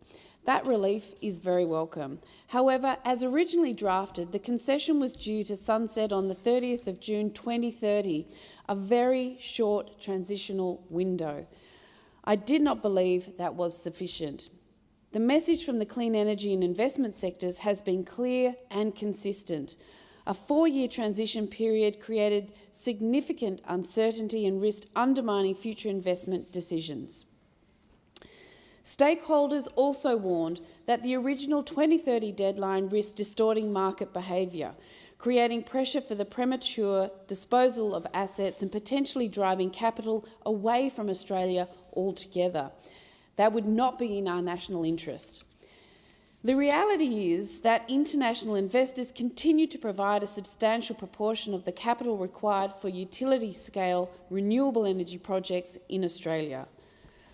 While I would certainly welcome greater participation by domestic investors, we cannot ignore the important role international capital currently plays in building the generation and storage assets our energy system, quite frankly, needs. If we make Australia a less attractive destination for that investment, the consequences will ultimately be felt by Australian households and businesses. Less investment means fewer projects means less competition in the domestic electricity market, and that risks higher power prices and reduced energy security at a time when Australians can least afford it. So I'm pleased that the government has engaged constructively on this issue and intends to move amendments extending the transitional arrangements to 2040, similar to that I proposed in the amendment that I circulated but have since withdrawn. A 2040 end date better reflects the realities of renewable energy investment, and these projects are often planned, financed, constructed and operated over periods of 10 to 15 years or more. The amended timeframe provides a more credible transition pathway and gives investors greater certainty while still allowing the government to implement its broader policy intent. I want to thank the Assistant Treasurer for his willingness to listen to industry concerns and engage constructively on this matter. While some of the concerns remain, particularly regarding the retrospective impact of these changes on investments already made, the extension to 2040 is a significant improvement and an important step forward towards preserving Australia's attractiveness as a destination for long-term clean energy investment. For those reasons, and noting the improvements the government has agreed to make, I commend the bill to the House. Thank you. Thank you very much. The question is that this bill be now read a second time. I'll put the question. All of those opinion, please say aye. To the contrary, no. I believe the ayes have it, and I call the clerk. Second reading, a bill for an act to amend the law relating to taxation, competition and consumers and for related purposes. I have received a message from Her Excellency the Governor-General recommending, in accordance with Section 56 of the Constitution, an appropriation for the purposes of this bill. The House will now consider the bill in detail, and I understand it is the wish of the House to take the bill as a whole. The question is that the bill be agreed to. I'll call the Minister. I present a supplementary explanatory memorandum to the bill. I move the government amendment as circulated. This amendment extends the 50% discount to eligible foreign resident disposals of renewable energy assets until 30 June 2040, acknowledging that renewable infrastructure assets can have a long construction and development phase. This reflects the importance of foreign investment for Australia's net zero transition, while ensuring the tax treatment of these assets aligns with the treatment of other assets in the longer term. I'd like to thank the members for Warringah, Curtin, Kooyong and senators in the other place, and also the Greens political party for their constructive discussion on this schedule. I'd also like to thank the member for McKellar for an amendment circulated which also called for an extension to 2040, and I thank her for withdrawing her amendment to enable the government's amendment and the supplementary explanatory memorandum. The 2040 timeline, which is in this amendment, which has been advocated for by those members that I just referenced, balances this policy objective to ensure fairness in the tax system while still supporting continued foreign investment into renewables. The government also continues to support investment into the renewables industry through other measures such as the Capacity Investment Scheme and through the Clean Energy Finance Corporation. Thank you. The question is that the amendment be agreed to. All of that opinion, well, there's, say aye. Aye. To the contrary, no. I believe the ayes have it. The ayes have it. All right. The question now is that this bill be, as amended, be agreed to. All of that opinion say aye. Aye. The contrary, no. I believe the ayes have it. I call the Minister. I ask leave of the House to move the third reading immediately. Is leave granted? Leave is granted. Thank you very much. Minister. This bill be now read a third time. I put the question that this bill be now read a third time. All of that opinion say aye. Aye. To the contrary, no. I believe the ayes have it. I call the clerk. Third reading, a bill for an act to amend the law relating to taxation, competition and consumers and for related purposes. Okay. I have received messages from the Senate returning the following bills without amendment or requests. Interactive Gambling Amendment Gambling Reform Bill 2026, National Self-Exclusion Register Cost Recovery Levy Amendment Bill 2026, and Interactive Gambling Cost Recovery Levy Bill 2026 without requests. I've received advice from the Chief Government Whip and the Chief Opposition Whip nominating members to be members of the Joint Select Committee on Artificial Intelligence, and I call the Minister. Thanks, Deputy Speaker. I ask leave of the House to move the motion for the appointment of members to the Joint Select Committee on Artificial Intelligence. Is leave granted? Leave is granted. I call the Minister. Thanks, Deputy Speaker. I move that Ms Brisky, Mr Hastie, Ms Mascarenthas, Mr Violi and Mr Watts be appointed members of the Joint Select Committee on Artificial Intelligence. I put the question that be agreed to. All of that opinion say aye. Contrary, no. I believe the ayes have it. I have to report that the Administrative and Judicial Review Legislation Amendment Bill 2026 has been fully considered by the Federation Chamber and has been agreed to without amendment. I present a certified copy of the bill. The question is that the bill be agreed to. All of that opinion say aye. To the contrary, no. The bill has been agreed to. Minister. Thanks, Deputy Speaker. I ask leave of the House to move the third reading immediately. Is leave granted? Leave is granted. Minister. I move that this bill now be read a third time. I put the question that this bill be now read a third time. All of that opinion say aye. To the contrary, no. The third reading has been agreed to. I call the clerk. Third reading, a bill for an act to amend the law relating to the Administrative Review Tribunal and judicial review of migration decisions and for related purposes. Just one moment. Oh, wage justice. There, thank you. The question is that this bill be now read a second time. Okay, I'll call the clerk. Sorry. Next item of business, order of the day number 3, wage justice for early childhood education and care workers, special account, extending support and strengthening safety bill 2026, resumption of debate on the second reading. Okay, the question is that this bill be now read a second time, and I call the member for Moncrieff. Thank you, Deputy Speaker. I rise to speak on the wage justice for early childhood education and care workers special account, extending support and strengthening safety bill 2026. At the outset, I want to recognise the early childhood educators and teachers, those ECEs and ECTs that I spent quite a lot of time with last term when I was the Shadow Minister for Early Childhood Education and Care, those around the country who are in the sector simply because they love it. They love their work, they love caring and educating the children, and they love being in the sector. And I want to thank them for their tireless efforts with our littlest learners, those that spend all of those hours on their knees playing with the children, but also educating the older ones in early childhood education and care. Their work matters because it matters to children and it matters to parents, to working parents. It matters to communities.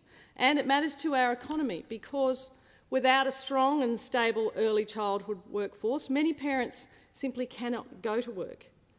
They can't study and they can't run their businesses.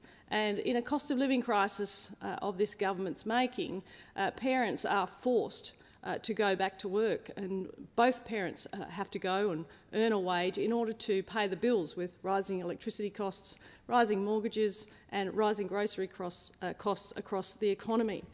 The Coalition does support better pay for good educators. We support certainty for the sector and we will support the continuation of the worker retention payment as we did in the last term. But support for this bill does not mean giving the government another blank cheque. It does not mean ignoring flaws in the design, and it certainly does not mean pretending that another temporary extension amounts to a long-term plan by this government. Quality childcare is ultimately about people. It's about people and relationships and the safety of children, which I'll get to.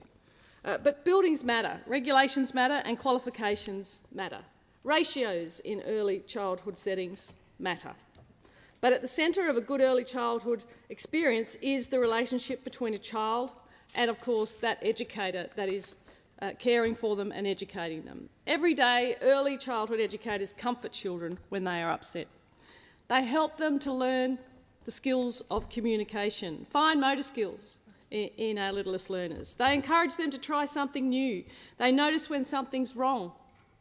They celebrate their milestones, and over time they come to understand the individual child that is in front of them and where they're up to in their own personal development.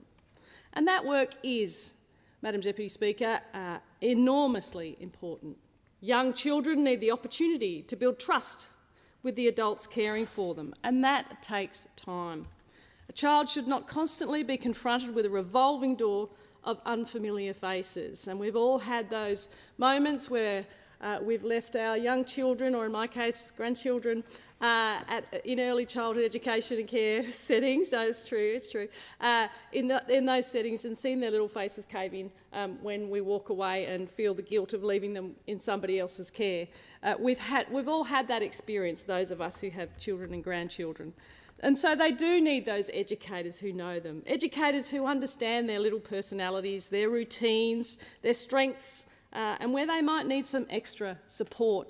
And I can remember going into an early childcare setting last term, and I washed my hands before lunch, and I had a little learner next to me. She was only probably 3 years old in the 3-year-old room, and we washed her hands, and I took 2 hand towels.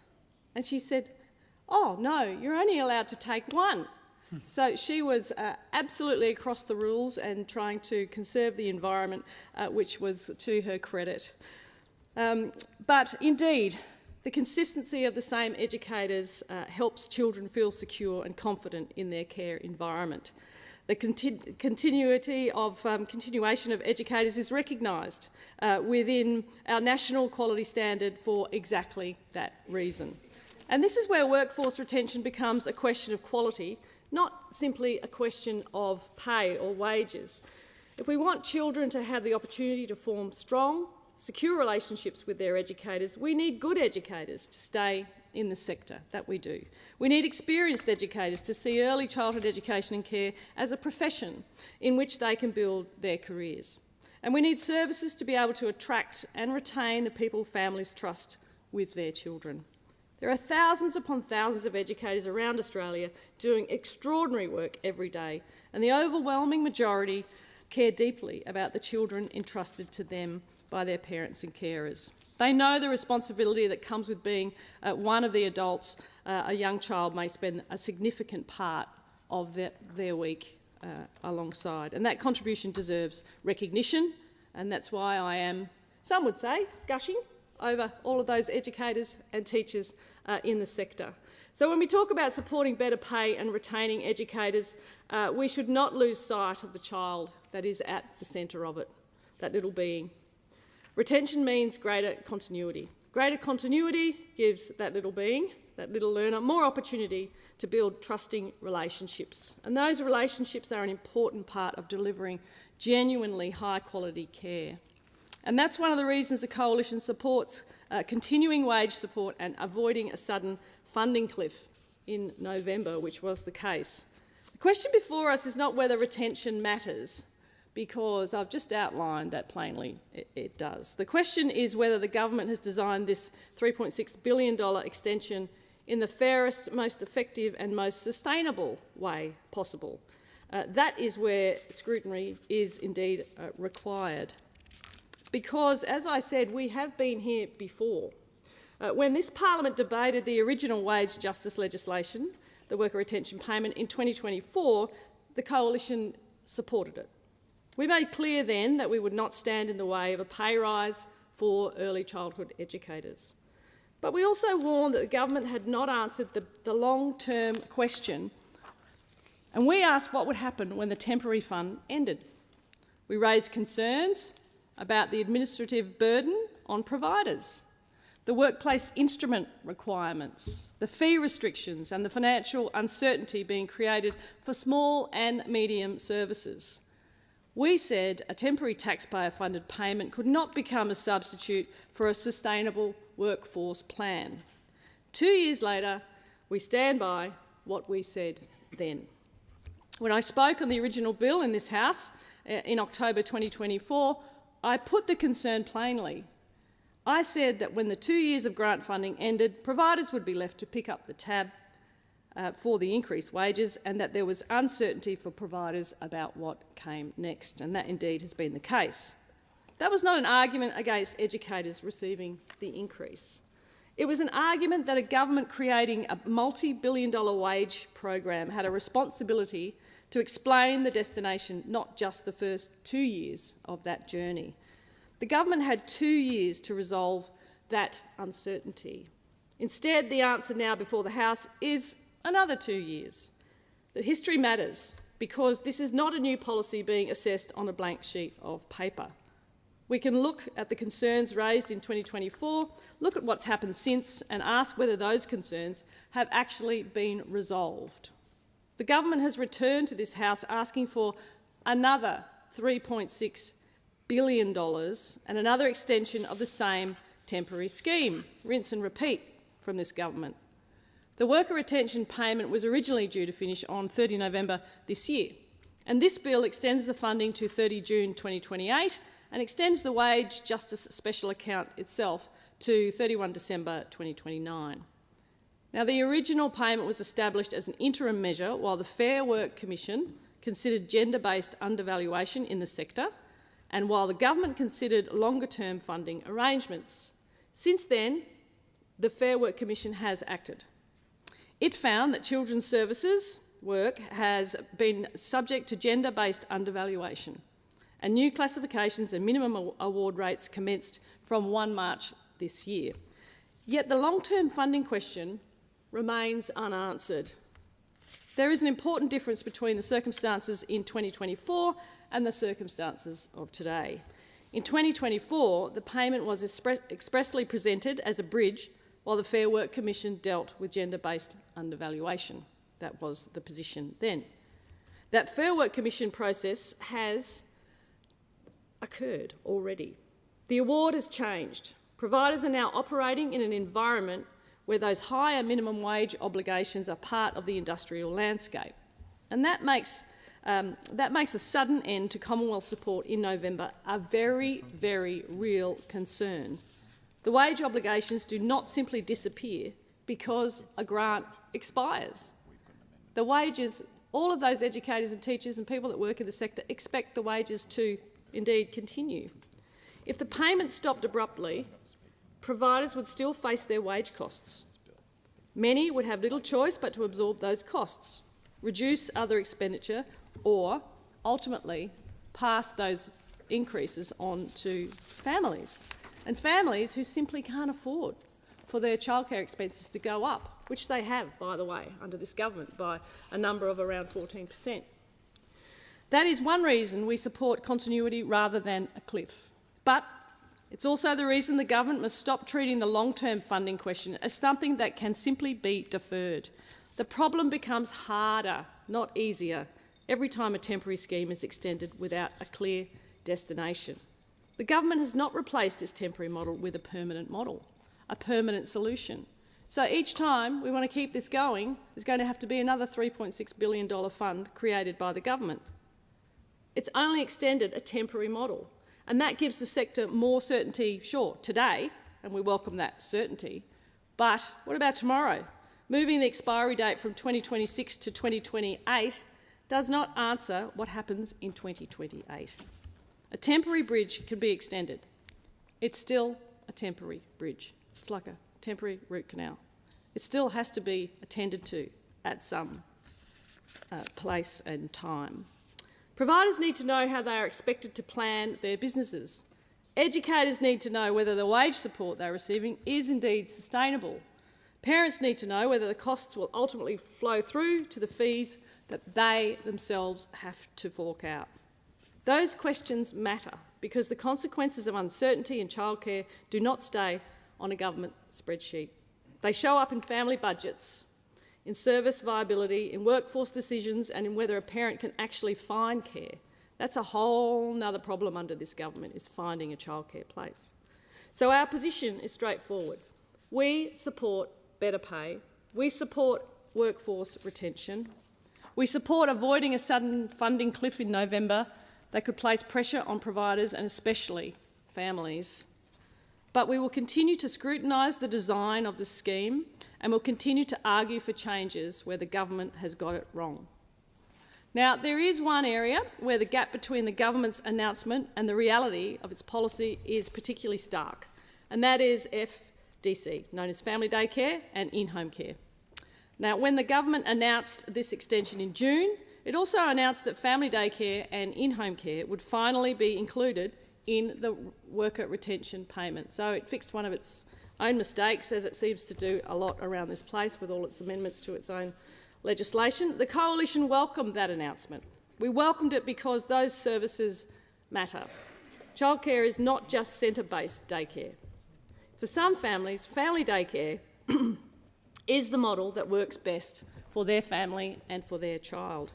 It can offer a small setting, local care and flexibility that a large centre cannot always provide. For some families, in-home care is simply not a preference and it's simply not available with the numbers. It exists specifically for families who cannot access other approved forms of care because of circumstances such as non-standard or variable working hours, shift workers, for example, geographic isolation, or indeed complex needs children. These are exactly the same families for whom a one-size-fits-all childcare system can indeed fail, and many families still do not have access to early childhood education and care.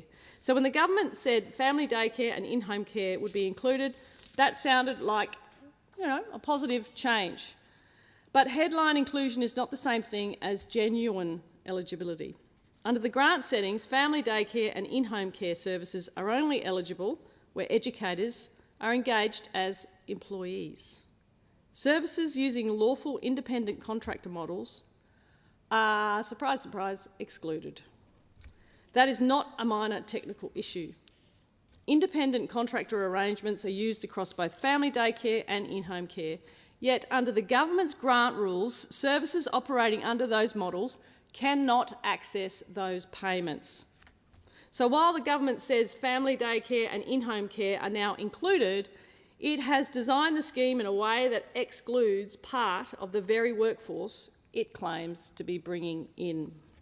And the government has not demonstrated how many educators will actually qualify. That's not meaningful inclusion. The government was asked to provide the number of family daycare and in-home care workers, broken down by employment type, including employees and independent contractors.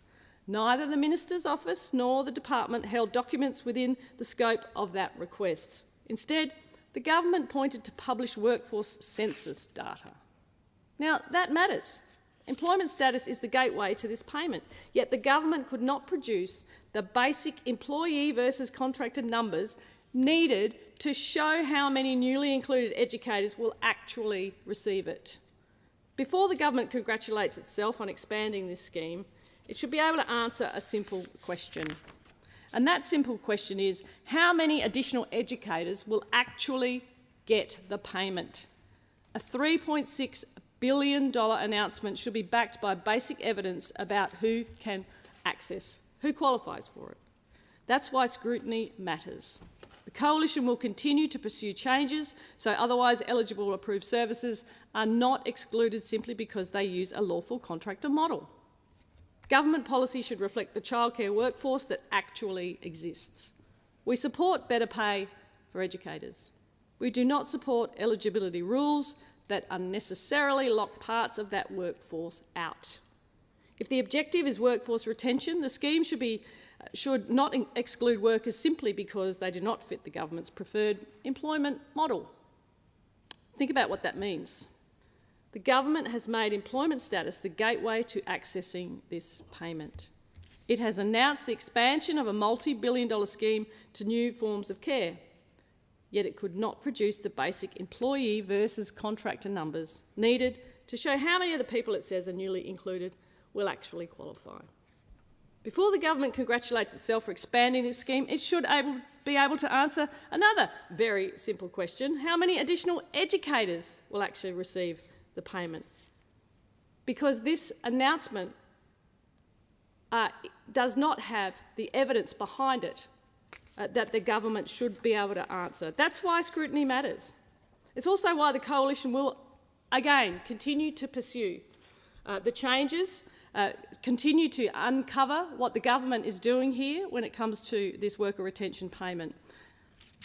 Now, this bill is about wages, but childcare policy cannot be considered in isolation from what families are paying. Families were promised cheaper childcare. Do you remember that? Australians remember that. Cheaper childcare, cheaper childcare, cheaper childcare. Then suddenly the Prime Minister stopped talking about it. He dropped it from his rhetoric. Why? Because it's another broken promise from Labor. Because the latest figures show out-of-pocket childcare costs increased by 7.6% in the year to June 2026, twice the headline inflation rate of 3.8%. Average centre-based daycare fees have risen from $11.35 an hour in the June quarter of 2022 to $14.50 an hour in the March quarter of 2026. That's an increase of around 28%. Certainly it's increased. What happened to cheaper childcare? That means it's decreased, but frankly, the numbers say it's increased. At the current average hourly fee, 50 hours of care a week for 50 weeks amounts to around $36,250 a year before subsidies. And in the March quarter of this year, 40.9% of centre-based daycare services were charging an average hourly fee above the childcare subsidy hourly rate cap. For family daycare, it was 52.9%. So when the government asked this Parliament to commit billions more, it's reasonable to ask a basic question. What is the long-term outcome for families? Affordability is not an abstract concern. For a family deciding whether a second parent can increase their hours, whether mum or dad can return to work after parental leave, whether they can take an extra shift, or whether they can afford, goodness me, another child, childcare costs are part of that calculation. The system can receive more Commonwealth funding and still leave a family feeling worse off if those fees continue to rise. That's why the Coalition rejects the idea that the amount appropriated is itself the achievement.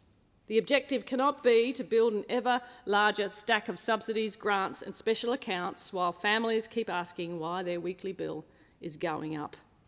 Public funding should purchase better outcomes, a stable workforce, safer services, more reliable access and genuine affordability. More government spending is not, by itself, a measure of success. The measure of success is whether children are safe and receiving quality care, whether families can afford the care they need, whether they can actually access it, whether they have genuine choice, and whether services can attract and retain good educators. This bill also broadens the Wage Justice Special Account to include quality and safety. Of course, the Coalition supports stronger child safety, always. The safety of children must be paramount in every early childhood education and care setting and service. But we should also be clear about what this bill actually does. The bill allows worker retention payment grant agreements to include conditions linked to quality area 2, and that is children's health and safety. That provides the Commonwealth with another level of services receiving this funding. But it's not by itself a comprehensive child safety reform. The provisions are discretionary and they apply through a wage grant. So there remain legitimate questions about how these conditions will operate, how they interact with existing state and territory regulation, and what happens to services outside of the worker retention payment. If a safety requirement is necessary to protect a child, we should also ask whether it should apply consistently across the sector rather than depending on participation in a particular Commonwealth program. The Coalition will continue to scrutinise those provisions as this bill proceeds, because strengthening safety requires more than putting a word safety in the title of the bill. It requires clear standards, effective enforcement, strong workforce screening, good information sharing and governments acting quickly when risks to children are identified. On child safety, the test must always be simple. Does the reform actually make children safer? What the sector needs is a long-term plan. A long-term plan. Not another announcement followed by another expiry date. Not a system in which family daycare is included in the headline and excluded in the fine print. Not an approach that treats every service as though it operates like a large centre-based provider. And not a childcare debate in which success is measured only by how much money Canberra spends. The Coalition believes families should have genuine choice and flexibility. For many families, centre-based daycare is the right option, that's true, and it should be high quality, safe, accessible and affordable. For others, family daycare works better. For some, in-home care is essential. Families work different hours. They live in different communities. Children have, indeed, different needs. Parents make different choices and they should be able to make those choices. Government policy should respect that reality. The Coalition will support this bill because we support better pay for educators. We support workforce retention and we do not want families or providers facing a sudden price shock when the current arrangements expire in November. But our support comes with clear expectations. The government must fix the eligibility settings that risk excluding family daycare and in-home care. It must justify the industrial requirements attached to the scheme and remove unnecessary barriers. It must explain how the new safety provisions will operate in practice and what they will achieve for children's safety. And it must finally provide the sector with a credible answer to the question we asked in this place just 2 years ago. What is the long-term plan? Because extending a temporary payment is not a long-term plan. Educators deserve better than uncertainty from one funding deadline to the next. Providers deserve rules that are workable and fair. Parents deserve childcare that is safe, affordable, accessible and flexible. And taxpayers deserve confidence that billions of dollars are being spent in a way that delivers lasting results. We supported better pay in 2024. We support it now. We raised concerns about the design in 2024. Where those concerns remain, we will raise them again now. That is not inconsistency, it is very consistent. That is exactly what a responsible opposition should do: support what is right, scrutinise what is not, and keep pushing for a childcare system that puts children and families absolutely first. Thank you. The question is that this bill be now read a second time, and I call the member for Macquarie. Thank you, Deputy Speaker. Earlier this month, I had one of those gorgeous visits that I sometimes get to do to one of our early learning centres in the electorate of Macquarie. This one was to explore and develop in Emu Plains, and that was marking Early Learning Matters Week. Owner Diane Pelly and early educator Kathy talked to me through their approach to caring for and educating and developing the well-being of their charges. And they do that both here in my electorate and in another one of their centres, which is also in my electorate in North Richmond. As always, I donated flags for their flagpoles and books for their library. Whenever I can, I love to read to the kids. But this visit, it was such a glorious afternoon. The children were spread around the outdoor area in between having their afternoon tea. They were engrossed in their play, and I was not going to be the one to interfere with their afternoon because at that time they were engaged in learning. They were learning how to share. They were learning how to solve differences. They were learning how to judge distance as they navigated the play equipment. They were learning how to look after each other. And some managed to refine their conversation skills by sharing news with me. Every day, early educators help children learn, grow, and get ready for school. It's not always obvious when the learning's taking place. But you know, those brains of those young children, we know that 90% of brain development happens up to the age of 5. So every one of those kids engaged in something new, whether it's those motor skills, fine motor skills, cognitive skills, emotional skills, all of that happens in these centres where we entrust our children. It is one of the most important jobs in the country.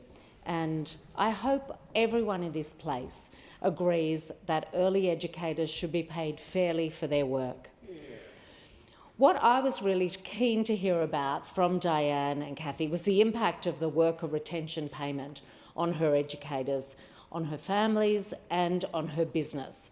She tells me all three have benefited. And that's why I'm so pleased to see this legislation, which locks in the pay rise for another 2 years. I think it's important to reflect on how this came about in the first place. When we came to government, after nearly a decade of the Liberals being in charge, we found major issues in early education and workforce retention and stability, both of which are absolutely critical to quality and safety in the early learning environment, were at rock bottom. Now, that important retention and stability of workers enables educators and children to develop consistent and stable relationships. And all of us who have had kids in early education know how much a kid can become attached to at least one of their carers and look forward to seeing that person. But unfortunately, workers were leaving the sector. They were leaving in droves because they simply couldn't afford to do the job that they loved. Services were delaying expansion plans, they were closing rooms and they were limiting enrolments because they simply couldn't find the staff that they needed. And when they did find the staff, they couldn't hang on to them. So in August 2024, we took action and the Albanese government announced it would fund a 15% wage increase for the early childhood education and care workers. Now, that has led to some enormous changes since that payment was announced in 2024 and came into effect. There are around 20,000 more early childhood educators than there were back then. That's about an 8% increase in a little over 2 years. Job vacancies in the ECE sector have decreased by almost 31%. So 30% fewer centres trying to find staff on any given day. The percentage of services operating with a staffing waiver has fallen from 8.9% to 4.3%, so halved. And fees at centres who are receiving the payment that we put in place grew at around half the rate of centres that were not signed up. And that is where it helps manage the costs of childcare for families. So they grew at half the rate of centres who didn't sign up to our payment. The payment has worked to bolster the early educator workforce and it's helped to keep costs down for families. In Macquarie, 59 centres are receiving the worker retention payment. And that means around 600 workers are receiving the additional money in their pay packet every week. I've spoken to some of the directors of centres to get their feedback, and Helen Mann, who has for many, many years run the Katoomba Children's Cottage, said to me that the worker retention payment has allowed the management committee to prioritise supporting the critical work of our educators and teachers while maintaining fees at a more affordable level for families. She says early childhood services provide educational learning environments for children while providing support to families, and maintaining the employment of qualified educators is critical to running a high-quality service. The worker retention payment has allowed us, she says, to build a more sustainable and consistent group of educators who feel better recognised for their work. Connect Children and Family Services, which also operates in the Blue Mountains from Possum Patch up at Mount Victoria all the way through down to Lapston Preschool and out to Bunya in Winmalee, not forgetting their 2 centres in Hazelbrook. Anne-Marie Ellett, who is the director of those centres and operates those centres, describes it as this: the early childhood retention payment has been a fantastic step towards recognising our early childhood team.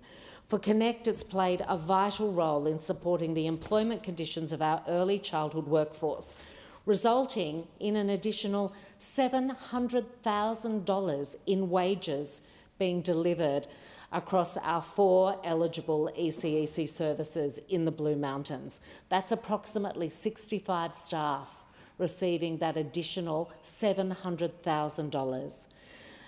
Anne-Marie says these teams carry significant responsibility, managing increasing regulatory requirements while making a critical contribution to children's brain development and their early experiences of the world. And I really value the input from both Helen and Anne-Marie, and I acknowledge Anne-Marie's comments that while staff have really appreciated the acknowledgement and the investment, they felt some uncertainty about the continuity of the payment into the future.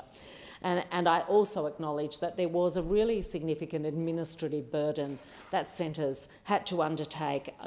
That is something we'll continue working on. But ultimately, what it tells us is that the extension of this payment is vital for the sector. Those 2 case studies alone tell us that, and Diane at Emu Plains and North Richmond made that equally clear to me. It is something that needs to continue, and that's why in June this year the Albanese government announced it was going to extend the benefit over the next 2 years and lock in that historic pay rise. So what this bill does is deliver on that commitment. The Wage Justice for Early Childhood Education and Care Workers Special Account, Extending Support and Strengthening Safety Bill, very catchy, gives effect to the commitment. The funding extension will save the average family around $1,500 over the next 2 years. So at the same time as supporting our early childhood education and care workers, it's supporting families. The bill amends the Act crediting the special account with an additional $3.6 billion and extending the Act's sunset date to the 31st of December 2029 to support the wage funding extension.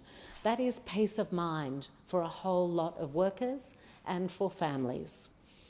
When combined with the government's support for minimum wage rises, this extension will mean $255 more per week for a typical full-time educator and $410 more per week for early childhood teachers compared to December 2024, when the government first implemented the pay rise.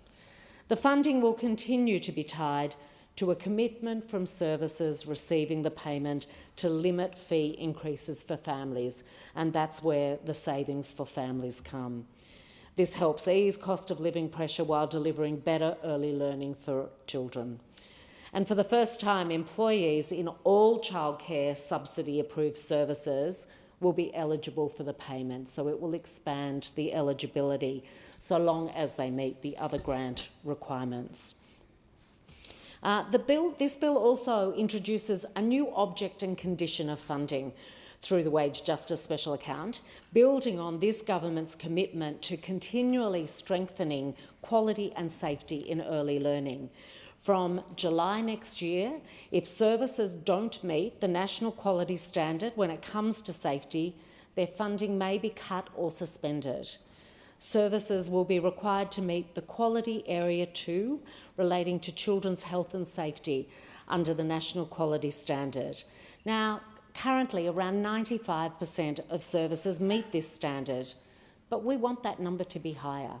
We want our kids to continually see, and our families to see, improvement in quality of care. And this bill works with other legislation that we have brought in our time in government, making safety improvements and creating safer environments for every child in early education. Deputy Speaker, around the country there are more than 1 million families who rely on early education. They rely on it for a number of reasons. They know the benefits that their child receives in sharing time with other kids and with well-trained educators. I know parents also really appreciate early education because of the things that it allows them to do, whether that is to have a sanity break, whether that is to be working, sometimes they're the same thing, but it really facilitates a healthy family environment. And it is vital that we continue to expand the availability of childcare and early education to those who aren't currently able to access it. Certainly in electorates like mine, there are still challenges to be able to find the places that you need when you need them. Some of my areas are quite remote and there's not a large number of children, and that raises its own challenges. And so a whole lot of services that look after those communities are an additional vital thing to have. But more than anything, we know that a quality early childhood education sets kids up for lifelong learning.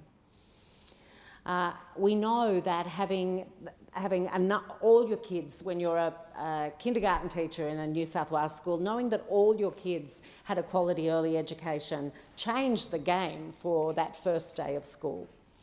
And I'm so impressed at the work early educators in Macquarie do for that transition period, and really strong connections between our local schools and our early education centres. I want to give a shout out to all the early childhood education and care workers in Macquarie. They are in centres right across the Blue Mountains, the Hawkesbury and Emu Plains. They do something that I could not do. I laugh when people say we have a tough job. Imagine doing what early educators do, and there are so many professions that I look at and think I don't have those skills. They're really special people. They care, they deal with unpredictable emotions, they steer children to safe ground and steady ground at any given moment in a day.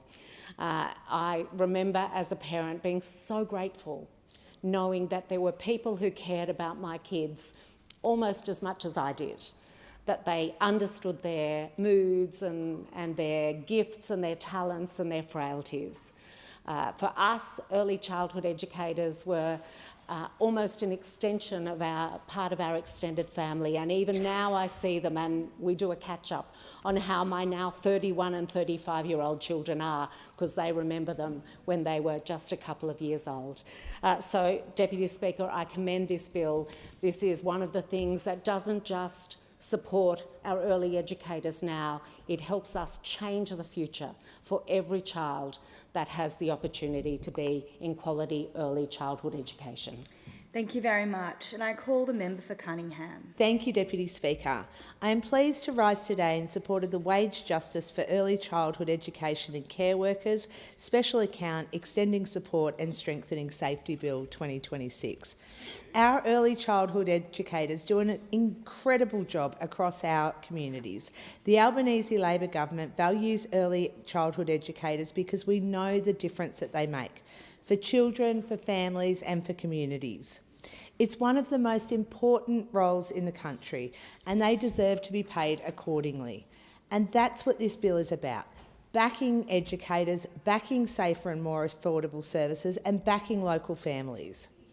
Early childhood educators nurture children's curiosity, encourage a love of learning, and build the confidence and social skills that carry them through school and beyond. If we want to attract qualified, skilled educators who love to teach, then their pay must reflect the responsibility and the hard work involved. And that's what is at the heart of this bill: securing fair pay with a 15% pay rise for early childhood education and care workers for another 2 years. This is a $3.6 billion commitment to 31 December 2029. And when combined with the government's support for minimum wage rises, it means around $410 more per week for early childhood teachers compared to December 2024, when the government first implemented the pay rise. Limiting the turnover of staff is particularly critical for early learning centres. Not only does staff stability create the kind of consistent environments children need to form strong relationships that help them learn and thrive, it is also essential for keeping them safe. Retaining workers and creating stable workplaces means that when something isn't right, it's more likely to be picked up sooner. And we have tragically seen what can happen when unstable environments allow serious risks to go unnoticed and unreported. That's why this pay rise is funded through the Worker Retention Payment Grant to early childhood education and care providers. In my electorate, there are around 900 workers receiving the worker retention payment across 75 local services. That's sorry 900... to interrupt Member for Cunningham, but this debate is interrupted in accordance with Standing Order 43. The debate may be resumed at a later hour. The member will have leave to continue speaking when the debate is resumed. Are there any statements by honourable members? And I call the member for Indi. Speaker, this week is National Science Week, and I wanted to celebrate the discovery, the fun and wonder happening right across my electorate of Indi. Schools across Indi are marking the week with science-based trivia, experiments and hands-on learning.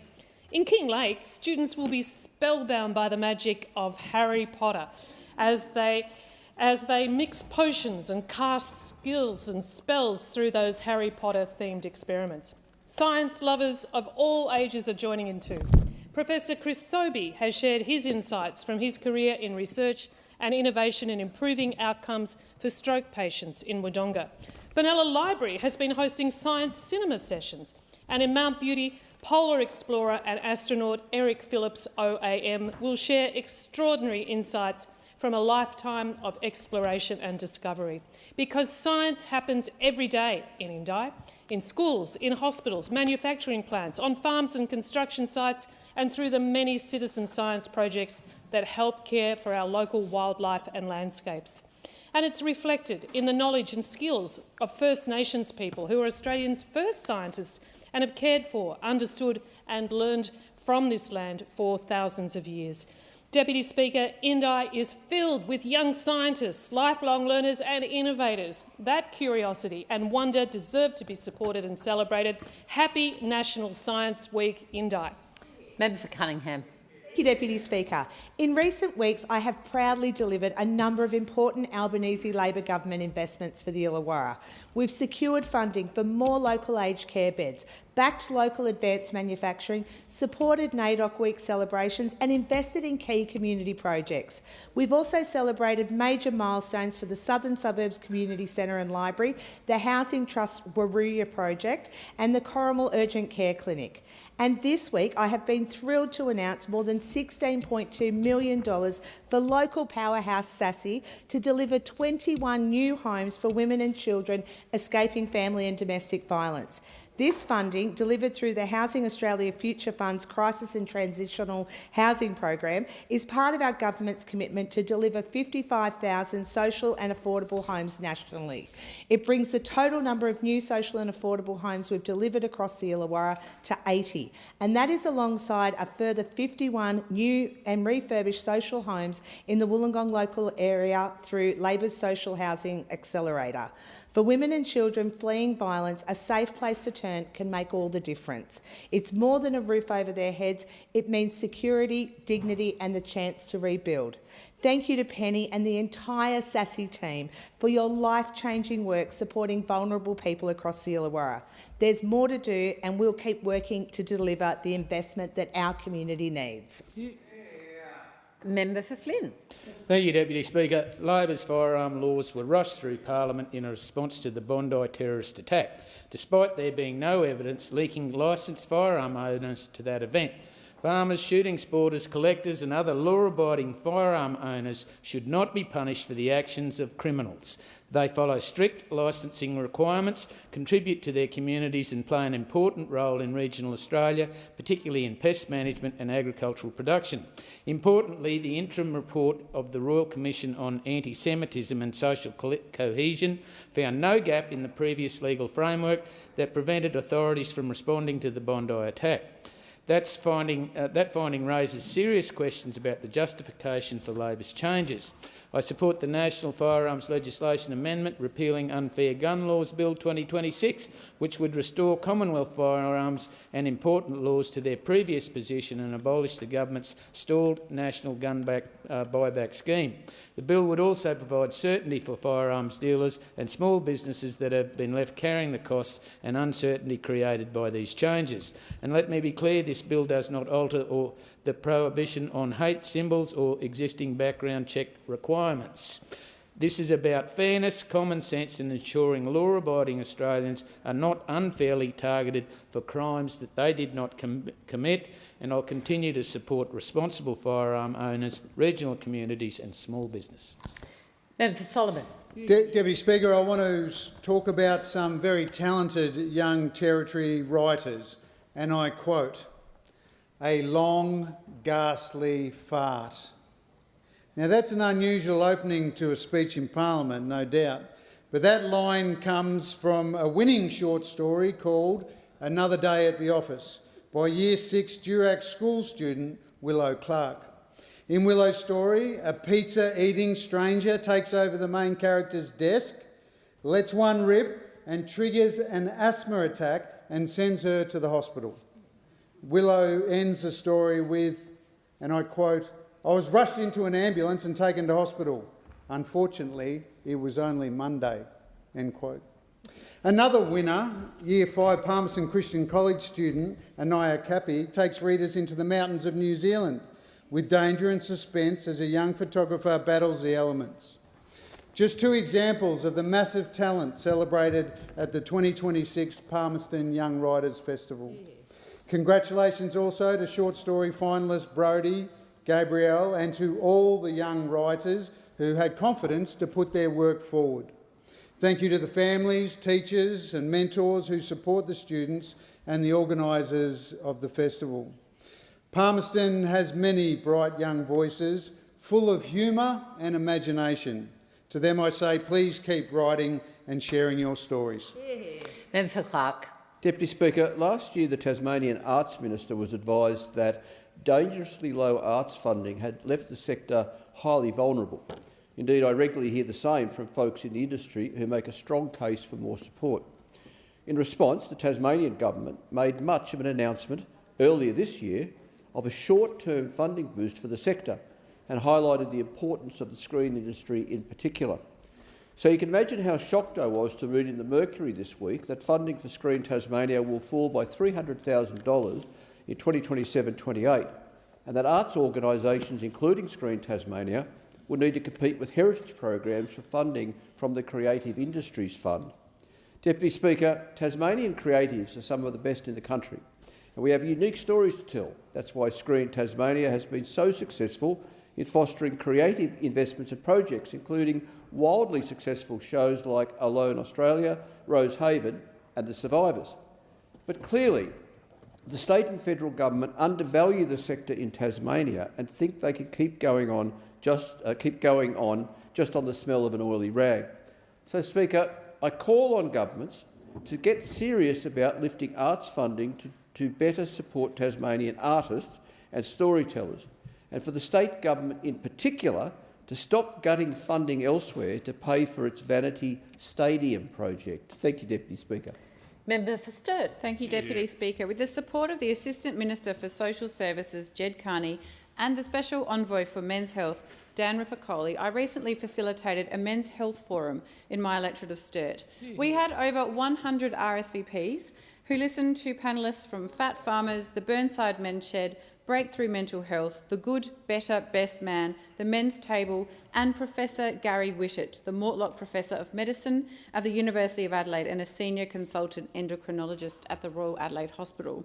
The discussion was lively, honest and productive, with questions being asked by those clearly in the over 80s age group, but also by young students from Pembroke College, St Ignatius College and St Peter's College. The message to the men of Sturt was that there are physical and mental health support services out there. They are only a phone call or an email away. There are dedicated and empathetic men in our community who routinely do what they can to support other men, young and old. The other message from the forum was about the benefits of a healthy community. We talk about men's health and women's health, but when we do, what we are really talking about is human health, because we know that we don't have economic prosperity, improved productivity, qualified workers or entrepreneurs without a healthy population. Deputy Speaker, a healthy population underpins and drives a healthy economy. Member for Farrer. Thank you, Mr. Speaker. Yesterday, the Treasurer reassured Australians that our debt is in good shape compared with international credit ratings. Australians should ask a simple question. Are we managing our debt, or is our debt beginning to manage us? The Commonwealth debt is heading beyond $1.1 trillion. Debt in itself is not immoral. Nations borrow to build infrastructure and invest in the future. What is unacceptable is debt without disciplined management of its cost. Interest on Commonwealth debt rises from $27.6 billion in 25-26 to $46.9 billion in 29-30, an increase of around 70% in 4 years. By then, Australia is projected to spend 76 cents servicing debt for every dollar spent on defence. Interest doesn't build hospitals, erode or strengthen our defence forces. It only pays for yesterday. Every billion consumed by interest is a billion unavailable to strengthen Australia's productive and foreign capacity for the future. This is an intergenerational responsibility. Australia must manage Australia's debt in Australia's national interest. Without disciplined debt management, debt servicing will eventually make the decisions for Australia, not the Australian government. Farrer is asking, and Australia should be asking, what is this government's long-term debt strategy and what burden are we leaving the next generation? Member for Hunter. Dear Speaker, National Youth Parliament has just been in the building this week, and this was a speech given by Sophia, the representative for Hunter. AI is becoming increasingly pervasive across our society, reshaping how we work, communicate, learn, make decisions and engage with the world. The sentence you just heard was written entirely by AI. Around 40% of Australian SMEs have adopted AI, and Australia is now home to more than 1,500 AI companies. This shows something important. AI isn't going away, and nor do we want it to. But if we embrace its potential, we must also establish clear boundaries for how it operates. When an automated system materially affects a person's life, they should be able to understand the basis of the decision and, where appropriate, have access to meaningful human review. That is why I support risk-based approach to regulation. If AI determines whether someone gets a job, receives essential services or is subject to a significant government decision, Australians should be able to distinguish technological innovation from deliberate deception. But regulation alone is not enough.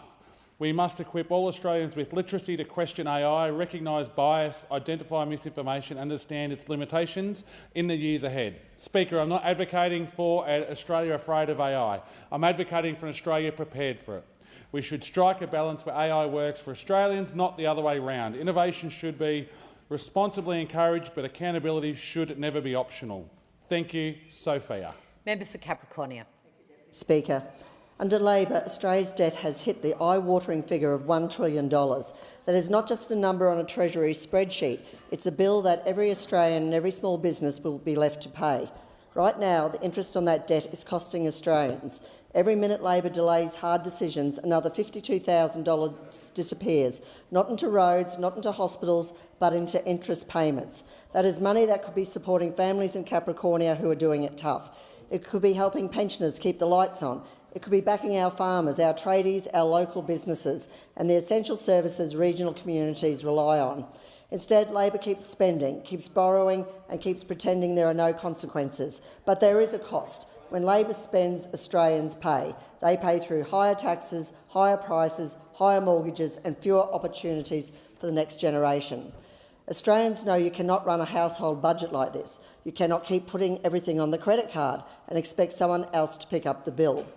Government should spend carefully, respect taxpayers and live within its means.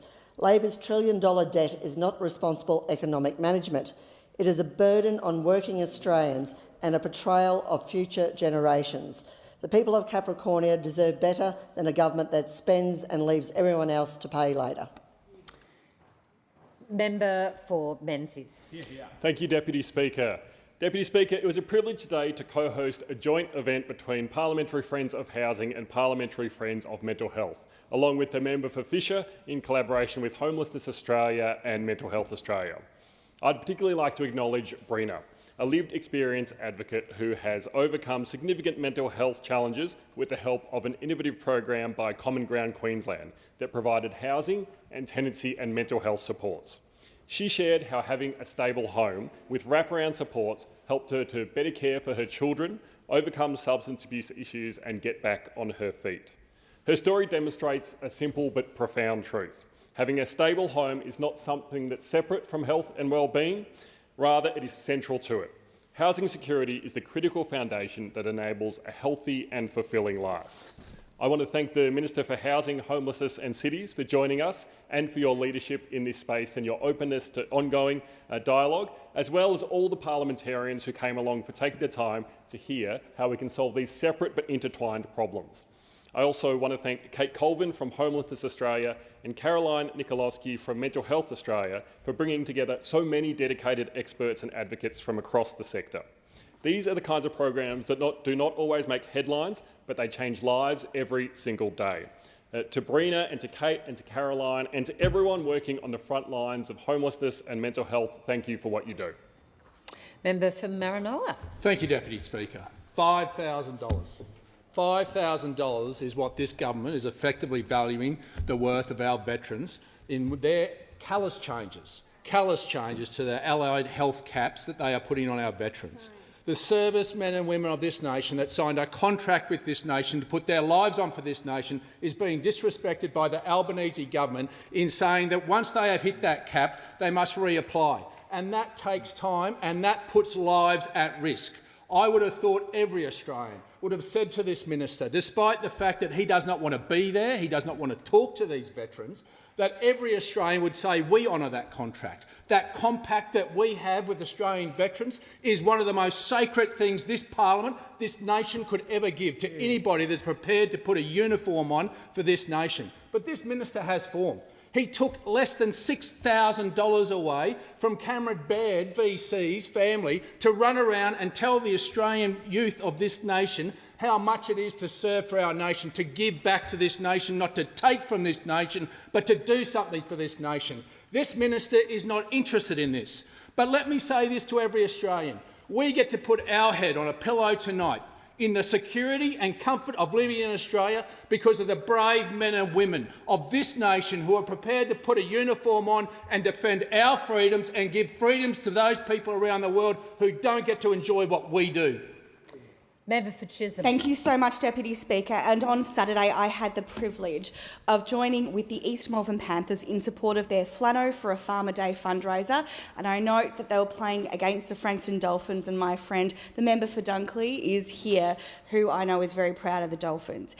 There are so many city-based sporting clubs that maintain strong connections to rural Australia, and the East Malvern Panthers certainly stands out as one of those. And as someone who has lived most of their lives myself as in the eastern and southeastern suburbs of Melbourne, but is from regional Victoria, I know how important those connections are. The Panthers have a long history with country players at the club, including 18 players on the current list, as well as 6 of the current committee hailing from the country. They are proudly known as the country club in the city. The Panthers know that our farmers are always there for us, food on our tables, as well as supporting the country footy and netball clubs so many of the Panthers players grew up in. So this fundraiser was very important.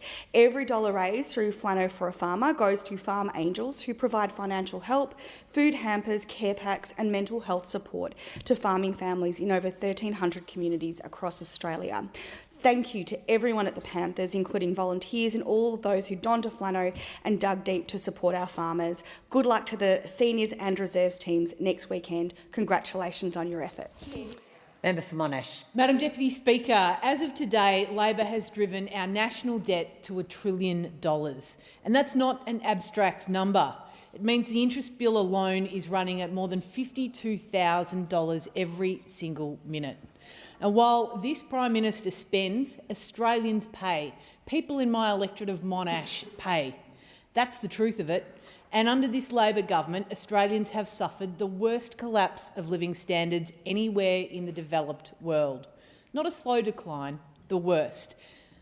Our country needs to change, and the Coalition is putting the hard policy work in with a strong team and a real plan to restore Australians' standard of living and protect our way of life. So here's what we'll do. Madam Deputy Speaker, we'll deliver lower taxes, axing Labor's toxic taxes, backing small business and introducing our tax-back guarantee. We'll deliver cheaper power, and for my region, that means making sure the Latrobe Valley remains a national energy hub, employing blue-collar workers and delivering cheap, available power. We'll make sure there are more homes delivered, less migration, affordable energy, and that Australians are put first. And we'll make sure our businesses have the skilled migration to get the workers they need. And for small businesses, family-run businesses, pubs, hotels in my electorate, that's important. It's important for our tourist sector. It's important for everyone. Member for Holt. I thank you, Deputy Speaker. Last Saturday, I attended the Sri Lankan Entrepreneurs Night in Clyde, hosted by the Australia-Sri Lanka Business Forum. The evening brought together entrepreneurs who are building businesses, creating jobs and opening doors between Australia and Sri Lanka.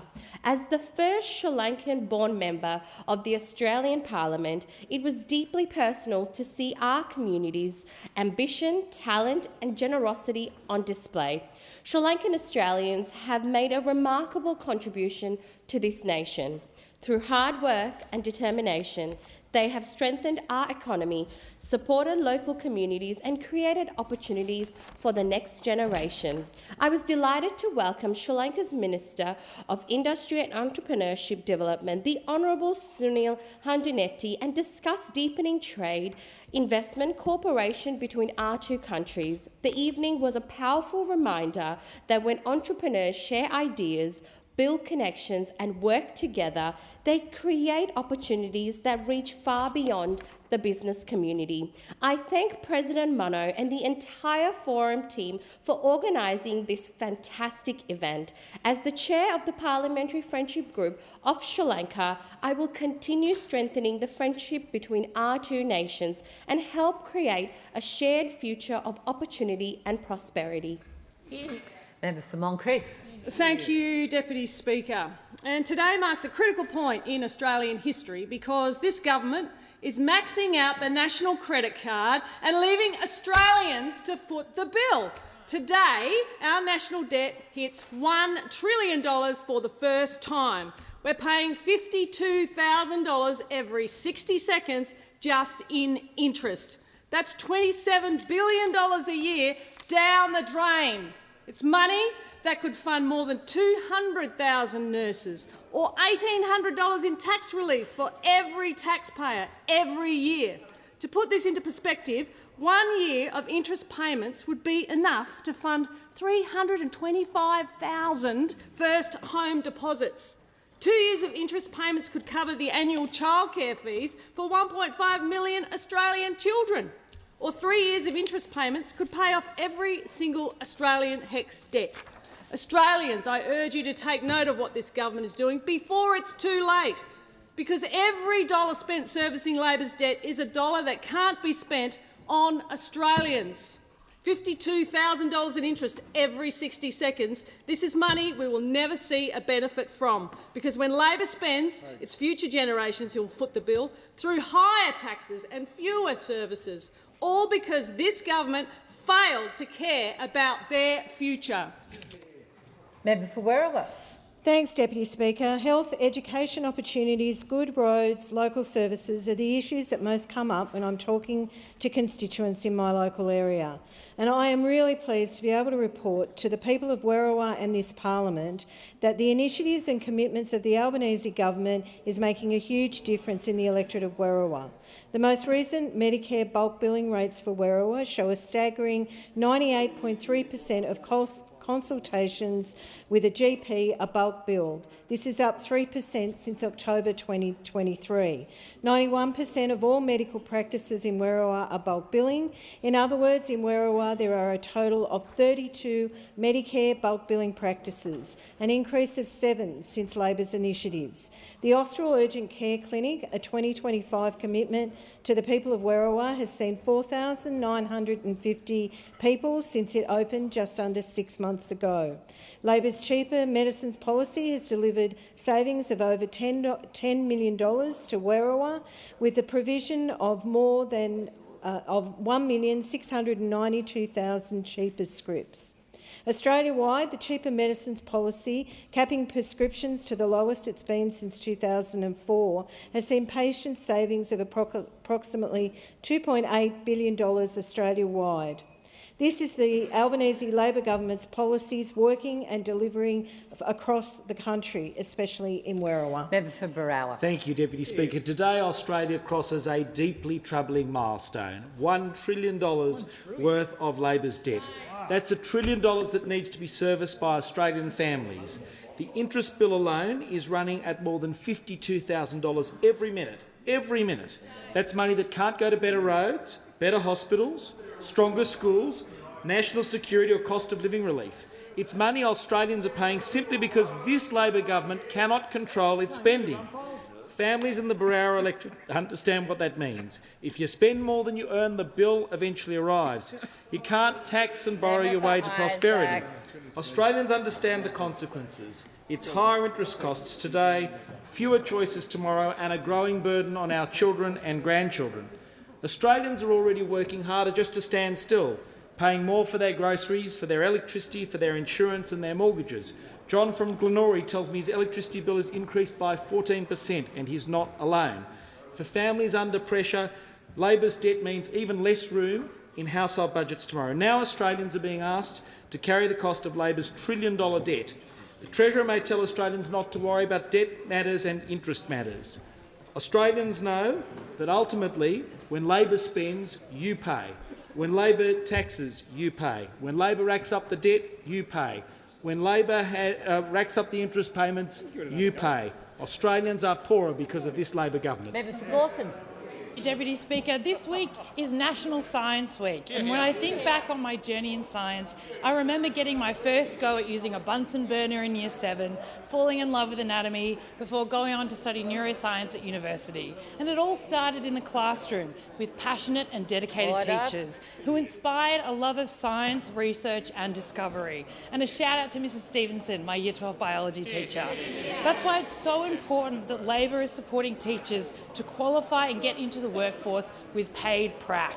And it's not just for our teachers. We've expanded paid prac to students studying to become paramedics, pharmacists, psychologists and so much more, giving real cost of living relief to students who are training for some of the most important jobs in this country.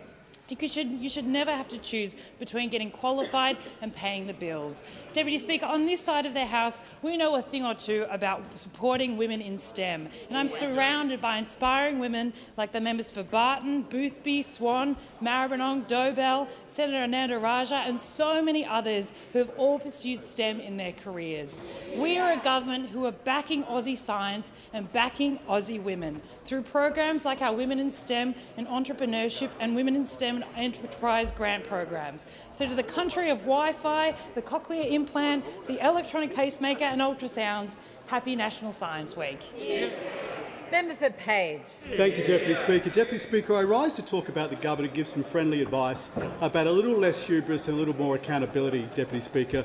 I would say there were two examples we've seen over this recently. I believe if the Minister for Veterans Affairs had got up in the chamber on Monday afternoon in question time, Deputy Speaker, had looked those veterans in the eyes who were in the chamber and the gallery on Monday and said, I respect your service, I deeply apologise for any anxiety you have around this policy, and of course I will change my diary immediately and see you this afternoon. If he'd shown any humility like that, I think we would have never asked another question, but his demeanour was to attack us and not to pay them respect. And I go back to last week, Deputy Speaker. I believe this comes from the top, this hubris and lack of accountability. If the Prime Minister last week, with the first question we had asked about the Japanese Prime Minister, if he'd stood up humbly said, if anyone took offence for my body language and my language towards the Japanese Prime Minister, I humbly apologise to them.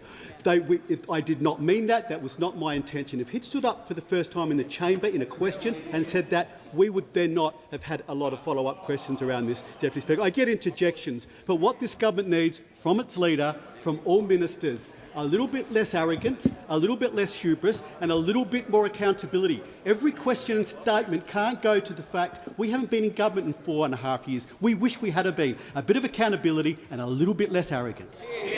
Call to the honourable member for Maribyrnong. Thank you, Mr Speaker. Every day we're in this building, we are focused on this side of the House delivering real change for Australians. And of course, Speaker, I'm focused on what this means for my community in Maribyrnong. I know many in this place are pretty excited about getting out of this building, perhaps with the exception of the Leader of the House, and getting back into our electorates. For me, that means getting out on the doors tomorrow at Airport West to talk about with them another GP clinic that's opened up the road that is now fully bulk billing. Because of this government's focus on delivery and our investment into Medicare, we have more than doubled the number of GP practices in Maribyrnong who have gone fully bulk billing, taking the pressure off local families when it comes to healthcare that they need. Not only that, Mr Speaker, when they go to perhaps need a script to be filled for that at that doctor visit, they will pay no more than $25. Mr Speaker, the number of conversations that I'm having with pharmacists across my community about the difference, the meaningful difference that this is making in their lives. Mr Speaker, the contrast could not be starker between those on this side of the House compared to those opposite. Let's be honest, when they were in government they spent 9 years weakening Medicare. They wanted people to pay an extra levy to go see their doctor. They froze the rebate. They saw bulk billing services in free fall. While they're focused on themselves, we're focused on delivering real change for working Australians. In accordance with Standing Order 43, the time for member statements has concluded. I'll invite members to take their seats quickly and quietly. Indulgence, give the call to the Honourable the Leader of the Opposition. Speaker, thank you for this indulgence. News broke this afternoon that Lily Hooper from my electorate in Oakdale was found deceased after an 8-day search in and around the Natai National Park. Initial reports that she had been found alive proved to be wrong, and that makes the blow even worse. We can only imagine what Lily's family is going through right now. Such news would be a nightmare for any parent, and we grieve for Lily's wider family and friends too. Lily loved bushwalking, and that only compounds the tragedy of her death. I want to thank all of those who helped search for and locate Lily, hundreds of police, fire and emergency services, ADF personnel and volunteers. Any parent who reads this news will hug their children tighter tonight. When they do, they will spare a thought and a prayer for Lily's mother, father and family who can't do the same. We grieve for their most terrible loss. Mr Speaker, I join with the Leader of the Opposition with his heartfelt words about the loss of someone from his local community. Lily Cooper has been taken from her family, her community and our nation far too young. The tragedy of a parent losing a young one, in Lily's case just 18 years of age, is an unspeakable tragedy. Lily Hooper had so much more to offer the world. Her passing, I have no doubt, will be felt very deeply across Southern Highlands, among her family, her friends, and indeed right across the nation. Our thoughts are, of course, with her family and loved ones on what is an incredibly sad and difficult day.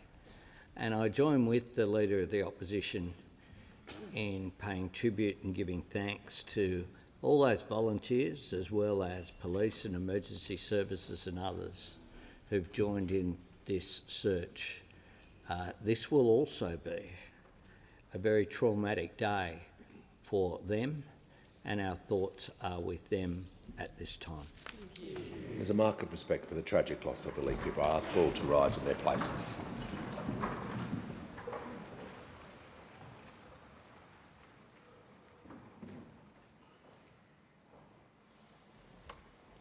I thank the House. We shall move to questions without notice. Are there any questions? I give the call to the Honourable the Leader of the Opposition. My question is to the Prime Minister. Under Labor, Australians have suffered lower real wages, higher unemployment, 15 interest rate rises, a housing market smashed, all-time record business insolvencies, record levels of immigration and today $1 trillion of debt. Prime Minister, how much is Labor's debt costing Australians every minute? Call to the Prime Minister. Thank you, Mr Speaker. I'm asked about debt and I'm happy to give some facts. Fact 1. The former government, in which the Leader of the Opposition served as a senior minister, more than doubled the debt before the pandemic. Fact 2. When I came to office in 2022, which I'm responsible for the period since then, the budget was in deficit to the tune of $78 billion, with no surplus projected at any time before 2060-61, and with nothing to show for it. Fact 3. This Labor government has delivered the first back-to-back surplus in almost 2 decades. Fact 4. Debt in 2026-27 is $173 billion lower than was forecasted at the 2022 election, and this has saved around $70 billion in interest costs over that decade. And 5, when it comes to global economic bodies examining objectively Labor's budget management, this is what S&P Global had to say just over a week ago. Australia's fiscal performance is sound. Australia has modest public debt by international standards. And Moody's this week, fiscal policy has been adaptive, reflected in the consolidation of pandemic-era deficits to nearly balanced budgets over a short span of time, underpinned by prudent management of commodity revenue windfalls and targeted relief measures. Debt ratios at the Commonwealth level remain low. And 6, fact 6, the coalition has so far made unfunded promises totalling more than $500 billion over the next 9 years. A receipt for more deficits and more debt. The member for Spence is warned. The Leader of the Opposition, Prime Minister, has concluded his answer. Order. When the House comes to order, we'll hear from the order. Members on my right would cease interjecting. Order. The Prime Minister will cease interjecting. Give the call to the Honourable the member for Corangamite. Thank you, Speaker. My question is to the Minister for Health and Ageing, Disability and the NDIS. How is the Albanese Labor government delivering for Australians by strengthening Medicare, restoring bulk billing and securing the future of the National Disability and Insurance Scheme? Call to the Minister for Health and Ageing, the Minister for Disability and the Minister for the National Disability Insurance Scheme. Well, thank you, Speaker, and thank you to the member for Corangamite. She has been such a terrific supporter of our strengthening Medicare agenda, Mr Speaker, and that agenda is delivering real change for people in the beautiful Surf Coast. Just in the months since it opened, the Torquay Medicare Urgent Care Clinic has already seen thousands and thousands of people, 7 days a week, high-quality urgent care, fully bulk billed in Torquay, Mr Speaker. But I'm also pleased to report that our record investments in bulk billing are also making a real difference in that part of Victoria, Mr Speaker. Before those investments, bulk billing had fallen to just 65% of GP visits in Corangamite, Mr Speaker, but as a result of the changes that the member supported so strongly, those rates are up 15%. Bulk billing is now up over 80% in Corangamite, and it's still climbing, Mr Speaker. And it's not just the Surf Coast. Bulk billing is climbing in every single state and territory across our great nation, delivering millions and millions of additional free visits to the doctor every single year, Mr Speaker. But I also want to thank the member for her hard work chairing the NDIS Joint Standing Committee, Mr Speaker, because that committee's recent report was a really important guide to the amendments tightening control on fraud and integrity that we were able to negotiate with the opposition and pass this week through the parliament. And as well as the chair, I want to thank members for Whitlam, for Richmond, for Bowman, and in her absence, the member for Fowler, because that committee's work has helped us put together the best possible set of laws to get the NDIS back on track, Mr Speaker.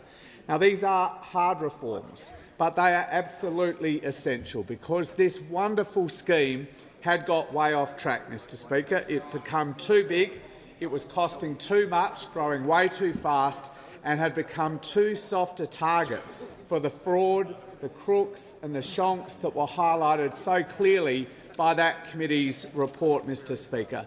But I want to say to all Australians watching, even with these changes, and they are big changes, even with these big changes, this scheme will continue to grow. It will continue to be the biggest social program the country has outside the age pension, and it will remain the centrepiece of the most comprehensive suite of supports for people with a disability that you will find anywhere in the world, Mr Speaker. But the hard work that the parliament did this week secures that support for decades to come, and I want to thank the member for Corangamite for her contribution to that. The call to the Shadow Treasurer. Thank you, Speaker. My question is to the Treasurer. Since 2020— Order. No, the member will pause and just take his seat. Just for a moment, and he'll begin his question again. I have warned the member for Spence. It doesn't matter where you sit in this chamber. If you're under warning, and I'm glad he's got the message, he's leaving the chamber under 94A. It's simply unacceptable if people are on warnings and then minutes later they interject. Out of respect for the member for Goldstein, we'll begin his question again so he can be heard in silence.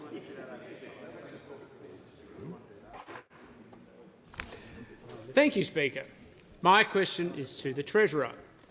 Since 2022, Labor has spent over $400 billion in higher revenue from inflation and resource profits that could be paying down debt.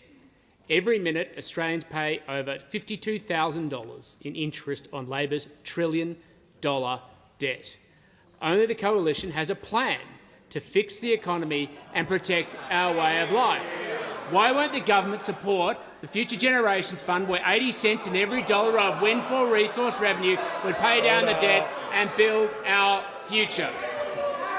Order. Before I call the Treasurer, all members on my right will cease interjecting. The Minister for Employment. The Minister of Employment will go very close to not remaining here for question time.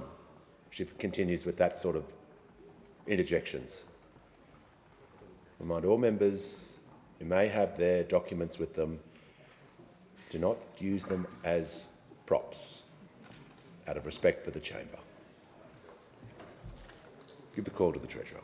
Thanks, Speaker. My favourite part of that was the really embarrassed looks of the poor backbenchers who had to wave around. Had to wave around the little pamphlet that contains substantially bigger deficits and much more debt, Mr Speaker. I pick up where the Prime Minister left off and remind those opposite that Moody's this week and S&P Global not that long ago pointed to Australia's low debt ratios compared to our peers as a reason to reaffirm Australia's AAA credit rating. And we have one of the 3 strongest budgets in the G20, Mr Speaker. Our debt as a share of the economy is less than half the US, less than half Canada, less than half UK, less than a quarter of Japan. We have less debt than any major advanced economy. Now, the really important point to make here, Mr Speaker, and I hope they're listening, is that most of Australia's gross debt today was racked up between 2013 and 2022 by those opposite. The overwhelming majority of the dollars in gross debt in the budget was racked up by those opposite, Mr Speaker. In fact, gross debt is $200 billion lower this year than the trajectory that we inherited from those opposite. And that means instead of paying $35 billion this year in interest cost, Mr Speaker, we'll be paying $28 billion, $7 billion less interest under this government than under the last budget of those opposite. And just take a breather so I can hear from the Manager of Opposition on a point of order. Thanks, Speaker. It goes to relevance. The trillion-dollar treasurer isn't addressing the question which... Look, nice try, but that was an abuse of standing orders. Simply say the member didn't state and doesn't. Sorry, the member did state extra commentary, and we don't need that when taking a point of order. The Treasurer was asked about government policy, opposition policy, a range of topics. So everyone's in the same room. It was a very large question with lots of moving parts to it. Order. The Treasurer. No, I'm not having that. The Treasurer will simply withdraw that and return to the answer. I withdraw, Mr Speaker. Thank you, and you may continue. I was asked about debt interest, Mr Speaker, and I'm pointing out to those opposite that because we've got their debt down so substantially, we are paying $70 billion less in interest than in their last budget, Mr Speaker, and that's because we have delivered two surpluses that those opposite were incapable of. We have got the deficits down, we are finding savings, but we know that there's more work to do. Now, Mr Speaker, there are two things that those opposite, if they want to be credible in this space, they have to fess up to two things, Mr Speaker. First of all, if they had their way, debt would be much higher today, Mr Speaker. Their policy at the election, under the now Leader of the Opposition, always failing up, their policy at the election was for higher income taxes, bigger deficits and more debt. That's the first point, Mr Speaker. The second fact that they need to acknowledge today is that most of the $1 trillion of debt in the budget was racked up by those opposite between 2013 and 22. In fact, they even doubled the debt before COVID-19, Mr Speaker. We are managing the economy and the budget in a responsible way, Mr Speaker. They racked up most of this debt. They should admit that if they want to ask us questions about it. No, just like the member for Spence, there's going to be consequences for actions today. The member for Barker interjected 9 times during that answer. He'll leave the chamber under 94A. As I said, I hear everyone's interjections here, but I hear everyone else's as well. So, same rules apply to everyone, no matter where you sit in the chamber.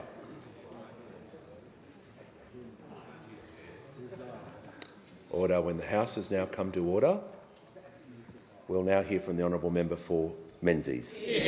Thank you, Speaker. My question is to the Minister for Communications. How is the Albanese Labor government delivering real change and protecting Australians most at risk from gambling harm? Give the call to the Minister for Communications and the Minister for Sport. I thank the member for Menzies for his question. Mr Speaker, the Albanese government last night secured the passage through the Parliament of a practical, enforceable and balanced package of gambling reforms, the most significant in Australia's history. Yeah. But the story does not start there. Tomorrow, 21st of August, marks 3 years since BetStop, the National Self-Exclusion Register, was launched by the former Minister for Communications, the member for Greenway. BetStop has made a real and measurable difference to the lives of people at risk of gambling harm. Since its launch, there have been more than 67,000 registrations of BetStop, and of these, 38% have registered for a lifetime ban. Recognising the critical role this service plays, the Albanese government will further strengthen BetStop to ensure those who need it cannot open a betting account, place a bet or receive any direct marketing from gambling companies. The costs of strengthening BetStop, including raising awareness of the register, will be recovered from gambling companies. This is just one part of a comprehensive package of measures that puts in place additional protections for vulnerable Australians, including new restrictions on inducements for people at the juncture of risk of gambling harm. Gambling companies will be required to monitor and identify vulnerable people. However, we won't be letting them check their own homework.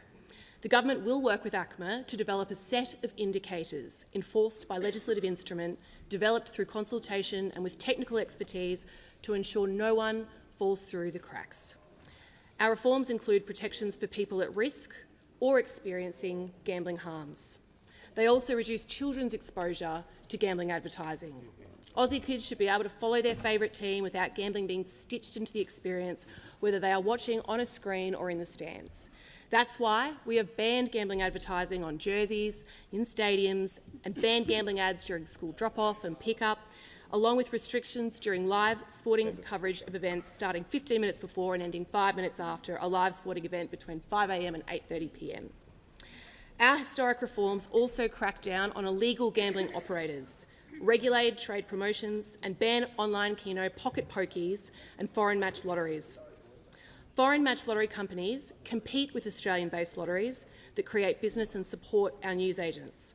Our Australian-based lotteries are also integral in supporting local charities. As the Australian Lotteries and Newsagents Association said, banning foreign match lotteries is a win for these businesses that employ more than 20,000 people and are often a hub in many regional and rural communities. We are proud our reforms are supporting these businesses, and all of these measures will be reviewed in 3 years' time at length from government and will deliver balanced and meaningful change. The Albanese government has listened to parents, sports fans, gambling harm reduction advocates, broadcasters, charities and industries to pass these historic reforms. Before I call the honourable member for Farrell, I'll just do some quick acknowledgements to the House.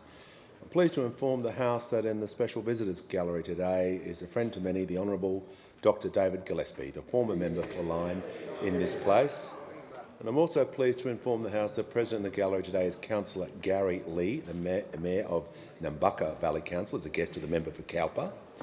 And also present in the gallery today, joining us, are students from Beyond the Broncos program, an educational and mentoring initiative by the Brisbane Broncos supporting over 3,000 Aboriginal and Torres Strait Islander students across 53 high schools in Queensland and northern New South Wales to improve school attendance, achieve Year 12 graduation and transition into jobs or further study. Welcome to you all. Give the call to the member for Farrer. Thank you, Mr Speaker. My question is to the Treasurer. Treasurer, the assumptions in your May budget proved wildly wrong. Wrong on rents, wrong on house prices and wrong about start-ups. Treasurer, was it your intention to crash the house prices, drive rents higher and defer investment, or simply did you fail to understand what your own budget policies would do? Give the call to the Treasurer. Thank you, Mr Speaker, and thank you to the honourable member, not just for the question, but for making it really clear that One Nation doesn't support a fair go for first home buyers in the housing market. We suspected that, and now we know for sure, Mr Speaker, that every time that One Nation is asked to side with people who battle in this country, they typically side against them. It's a very welcome reminder from One Nation that there is effectively no difference between One Nation, the Liberals and the Nationals when it comes to preserving a status quo which has locked too many Australians, and particularly young Australians, out of housing for too long. So I appreciate the honourable member's question in that regard. We already know that One Nation doesn't support the current arrangements for super. We already know they don't support wage increases for workers. Their leader has made that clear, and now we know they don't support first home buyers either. Now, when it comes to the member for Farrer on a point of order. I've asked the question of the Treasurer's intentions and his understanding of his own policies. Thank the member for Farrer. The Leader of the House. Just to the point of order, it is hard to imagine a broader question than to ask the Treasurer about the impact of budget policies. And it does open it completely up if you look at the way that question was phrased, particularly the end of it. Order. And I just remind the member for Farrer, although a new member, rising to your feet to take a point of order. just need to say that it is on the issue of relevance. I know that's what he was doing, but if people don't do that, I won't be able to take points of order. So I thank him for raising the points of order. The question was about, it was barely within the standings because it was asking about understanding budget policies. So that's a very broad question at the end of the question, and there were some assumptions in there as well. So if you ask a broad question, you're going to get a very broad answer, and the Treasurer is entitled now to continue with his answer.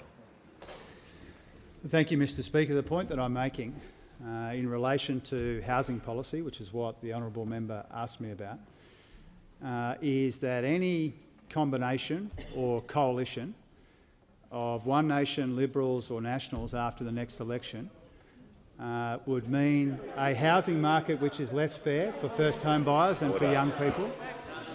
It would mean a tax on superannuation, and it would mean a tax on wages as well, Mr Speaker. And that's because whether it's One Nation, the Liberals or the Nationals, they don't support first home buyers, they don't support superannuation because they don't support working people. They only pretend to, Mr Speaker. Now, when it comes to the assumptions in the budget, the assumptions from the Treasury in the budget are over the next couple of years and not over the first couple of months, Mr Speaker. That's the first point. The second point is be very careful about the way that numbers about rents have been used, particularly in recent days, Mr Speaker.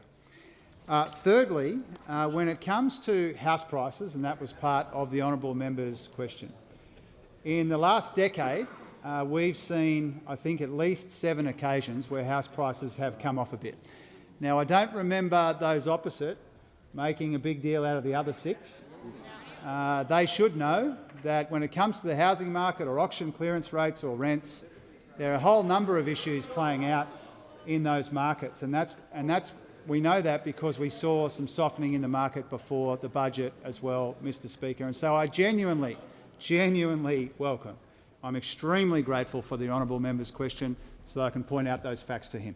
Give the call to the honourable member for Maribyrnong. Thank you, Mr Speaker. My question is to the Prime Minister. I refer to the Prime Minister's recent speech at the University of Sydney on artificial intelligence. Why is it important that Australia develops standards for AI so that we ensure humans remain in charge of it? The call to the order. When the House comes to order, we'll hear from the Prime Minister. I thank the member for Maribyrnong for that really important question.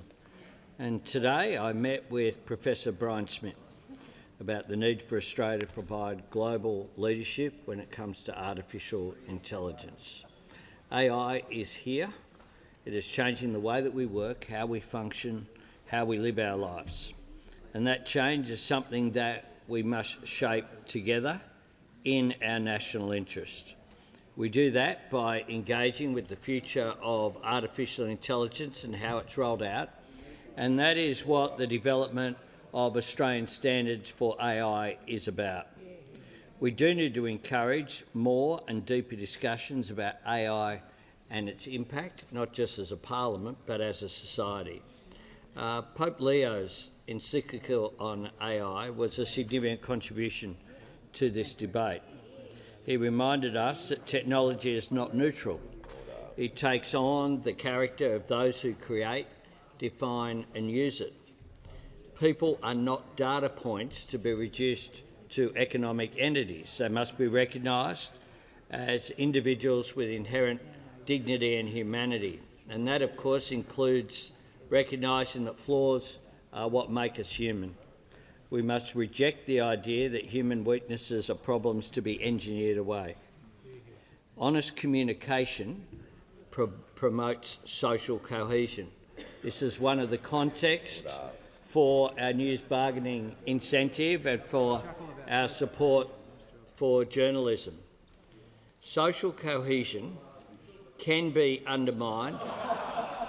Order. Members on my left. Members on my left. Just asking everyone to. It was a serious question and we're getting a serious answer. There's no politics in this question today, so just ask everyone to perhaps just show some restraint. on these sorts of topics. I thank the House.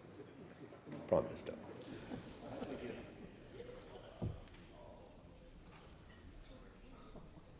I thank the House. Prime Minister. Thanks, Mr Speaker. The fact is that social cohesion can be undermined if we can't recognise what is real and what is not real through AI. This is a real issue which we on this side of the House take seriously. Humanity has shared rights and obligations, and whilst AI can bring significant economic benefits that we need to harness, it can't be allowed to remove human interaction. And this is a challenge for our entire society. And that's why we're establishing a Parliamentary Joint Select Committee on AI today to further this discussion and engagement. It will be chaired by the member for Maribyrnong, with Senator Dunningham as the Deputy Chair. And I encourage all members to engage constructively in this serious process, as well as people outside the Parliament. This is a challenge that should be beyond ideology or politics, and we need to engage as a society in these issues, because in 10 years' time, the way that we work, the way that we function, the way we engage with each other will be very different. And that is why this is an issue which Australia, I believe, very firmly can provide global leadership on, and I invite all members of Parliament to engage in this process. Call to the honourable member for Riverina. Thank you, Mr Speaker. My question is to the Minister for Veterans Affairs and Defence Personnel. RSL Australia President, former West Australian Labor Minister and decorated military veteran Peter Tinley AM described Labor's cruel cuts to allied health services, saying veterans and their families will rightly question a budget that gives with one hand while taking with the other. RSL Australia opposes the cap and is calling for it to be withdrawn. Can the Minister name a single ex-service organisation, just one, which supports his plan to cap access to allied health services for Australian veterans, Australian heroes? Give call to the Minister for Veterans Affairs and the Minister for Defence Personnel. Thank you, Mr Speaker. I thank the member for his question. And I have engaged extensively with RSL around this and their feedback, and making sure, and as I spoke to them on the day when we delivered the budget, around our commitment to engage with the veteran community around how our allied health measures would operate. And what we have always been very clear about is that this measure is about increasing access to allied health by making sure there are more allied health professionals providing services, and that it's about making it easier for veterans to be able to access those services by removing the treatment cycle, having to continually go back to doctors to get further reports in order to go backwards and to be able to get back to allied health services. And that when it came to the threshold that we were putting in place instead, for a much smaller proportion of veterans, that we would always ensure that there was continuity of access, and that we would engage with all of the veteran community in relation to how we made sure that we maintained that good access. Order. The so that Minister concluded his answer. Has the Minister concluded his answer? No? All right. No. The member for Riverina, point of order. Based on relevance, I simply ask the Minister to name one ex-service organisation which supports the cap. Just one. Yes, the Minister was asked a specific question, but as the member for Riverina knows, the Minister must be direct relevant. I can't compel him to answer the way that he would like it answered. I can compel him to be directly. Yes, he won't be able to go into any opposition policy. He won't be able to talk about compare and contrast, because there was quite a detailed type question there. So I'll ask him to conclude his answer. Thank you, Mr Speaker. As I was saying, we always said it was important that we would engage, and are engaging, and I've been engaging and will continue to engage with the veteran community, with ex-service organisations, to ensure that our program delivers continuity of care and access for veterans organisations. I've been pleased by the support that we've seen for it, and I look forward to continuing to engage with the community of ex-service organisations, veterans and families as we deliver that program and make sure that it delivers that improved access for our veteran community. Give the call to the honourable member. The House comes to order. We'll hear from the honourable member for Jagga Jagga. Thank you, Speaker. My question is to the Assistant Treasurer. How is the Albanese Labor government supporting strong, sustainable Australian journalism through the news bargaining incentive? Give the call to the Assistant Treasurer and the Minister for Financial Services. Thank you, Speaker. I thank the member for Jagga Jagga for her question. As a former journalist, the member for Jagga Jagga knows all too well how important it is to support local news organisations and Australia's media more generally. She knows how Australian communities rely on local news, on independent journalism and Australian stories told with Australian voices through Australian eyes. But the business model that supports journalism has been disrupted by major digital platforms that benefit from news content and the attention it attracts. The news bargaining incentive is about making the system fairer. It gives digital platforms a clear incentive to do commercial deals with Australian news publishers rather than leaving publishers to negotiate from a weak position. Under the News Media Bargaining Code, platforms could withdraw news and avoid bargaining altogether. The incentive closes that gap by creating a clear choice. Do fair commercial deals now or pay more. This reform is designed to increase both the number and spread of commercial deals. It includes stronger incentives for platforms to reach agreements with small and medium publishers, as well as regional and diverse media, and so to support flows across the news sector and not just to the big players. That is the point of this reform. More deals, more support for publishers and a more sustainable future for Australian journalism. The message for platforms is simple. Do fair deals now. Because if big tech benefits from Australian journalism, big tech should help to support it. As part of developing this legislation, we have consulted extensively, both inside and outside of Parliament. I do want to thank the opposition and also members of the crossbench and the Greens for their constructive engagement and for their support of this legislation. And I'm pleased to inform the House that this legislation has now just passed the other place. I would also like to thank the Minister for Communications for her partnership and her significant contribution to this policy area. If big tech decides not to do deals, the government has committed to passing all monies collected directly back to news organisations through a mechanism that is contained in the News Journalism Payments Bill, with amounts based on the number of journalists employed. Allocating funds based on the number of journalists reflects the core public policy rationale of this measure. Importantly, there is a 20% loading for small and diverse publishers. This is a sensible approach that locks in support for public interest journalism. And finally, I'd like to acknowledge the Prime Minister's leadership on this world-leading policy over a number of years. The message of Australians is clear.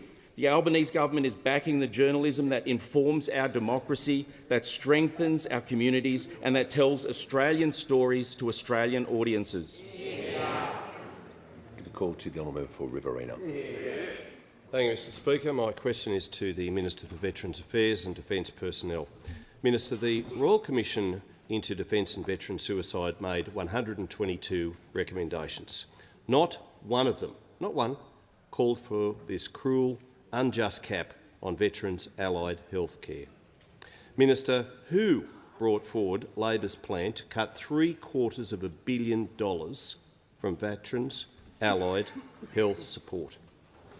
Call to the Minister for Defence and the Minister for Veterans Affairs. Minister for Defence Personnel and the Minister for Veterans Affairs.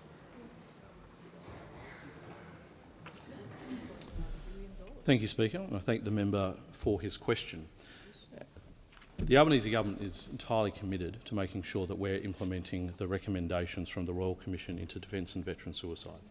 That's why we acted so swiftly after that report was handed down in September of 2024 to provide the government's response in December of 2024. It's why we acted quickly to legislate the establishment of the Defence and Veterans Service Commission, which was what the Royal Commission itself said was the most important recommendation that it made, and it was up and running by September of last year. We continue to do that work on implementing the Royal Commission's recommendations. One of the things that this measure delivers on is increasing the fees that are going to be paid to allied health service professionals across Australia, recognising the real need that has been spoken about for so long by those providers and by the veteran community. And that was something that was highlighted in Recommendation 71, and that's what we are about delivering by improving access for our veteran community. As the Minister concludes, that's all right. He has his time. Order. And the House comes to order. We'll hear from the honourable member for Cunningham. Thank you, Speaker. My question is to the Minister for Employment and Workplace Relations. How is the Albanese Labor government delivering higher wages and more jobs for working Australians? What are the biggest threats to this record of delivery? Call to the Minister for Employment and the Minister for Workplace Relations. Thank you, Speaker. I'd like to thank the member for Cunningham for the question, but also her fierce advocacy for Australian workers right around the country and also in her electorate. This Labor government is absolutely committed to creating more safe, secure jobs and helping Australians earn more and keep more of what they earn. This Labor government has backed an increase to minimum award wages every single year that we've been in government. We have backed workers through our same job, same pay reforms, which have led to thousands of labour hire workers across Australia receiving pay rises and, importantly, being treated fairly. This Labor government has introduced world-leading minimum standards for gig workers to ensure that they don't have to rely on tips to survive. Of course, we've backed and funded pay rises for workers who educate young Australians and workers that care for older Australians. Now, not only is this government focused on ensuring workers get the pay they deserve, we're also creating and protecting jobs.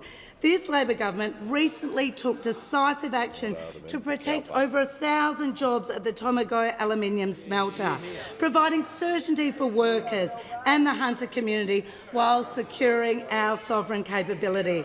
And today's ABS figures confirm that more than 1.3 million jobs have been added to the Australian economy since this Labor government was elected. The data today also highlights the continuing resilience of Australia's labour market, with unemployment remaining at low by historic standards. Now, we know that people are doing it tough, and that is why our government is focused on delivering higher wages and secure jobs for Australian workers to help ease the cost of living pressures. But, Speaker, I'm of course asked about what the biggest threats are to this progress. Well, it comes as no surprise that the biggest threat to jobs and wages for everyday Australians is if the Liberal, National and One Nation parties ever formed government. These three parties have made it clear time and time again they do not support higher wages for Australian workers. Of course, the Leader of the Opposition called our laws that have led to higher wages as disastrous. And of course, the same Leader of the Opposition failed to back the workers at Tomago when he called for these jobs to be sent overseas. And of course, we have the Leader of One Nation who has said time and time again she wants to make it easier for bosses to sack workers. It is only this Labor government that is focused on helping workers get ahead. Before I call the member for Jurek, I'm pleased to welcome to the Parliament today in the gallery the Gallen Catholic College Band from Wangaratta, who will be performing at Parliament House tomorrow as guests of the member for Indi. And give the call to the member for Jurek. My question is to the Minister for Veteran Affairs and Defence Personnel. This morning, the Chair of Women's Veterans Australia said the Minister was delaying the release of a Women's Veterans Strategy, and I quote, "I know a strategy with some great recommendations, and we're yet to see that come out of the Minister's office despite lobbying. Almost a year later, that hasn't been publicly published. Progress has stalled now with this strategy sitting with the Minister, and quite frankly, we feel like we're being gaslit. Minister, why are you gaslighting female veterans?" Call to the Minister for Defence Personnel and the Minister for Veterans Affairs. Thank you, Speaker, and I thank the member for the question. One of the issues that has come up over the time that I've been in the portfolio has been the very real concern expressed by many women veterans about making sure that a system that understandably has been designed primarily over the last century to support male members in the Defence Force may be missing areas of support that we need to specifically address because of the unique nature of some of the aspects of impacts of service on our women in service and our veteran community. As part of that and recognising that, the Department of Veterans Affairs has been working and leading the work on consulting with our women veterans and with women serving personnel and Defence on developing a women's strategy. That's really important work, and it's been complex work, and I really want to thank everybody who has engaged in that work because it is really important that we get that right. And that's been not just something that's been led by DVA, but it's also been work that's been coordinated with Defence as well, making sure we're recognising those special elements within Defence service as well as the veteran community. And we're working through the complexity of that work now so we can deliver that strategy. The Minister's concluded his answer.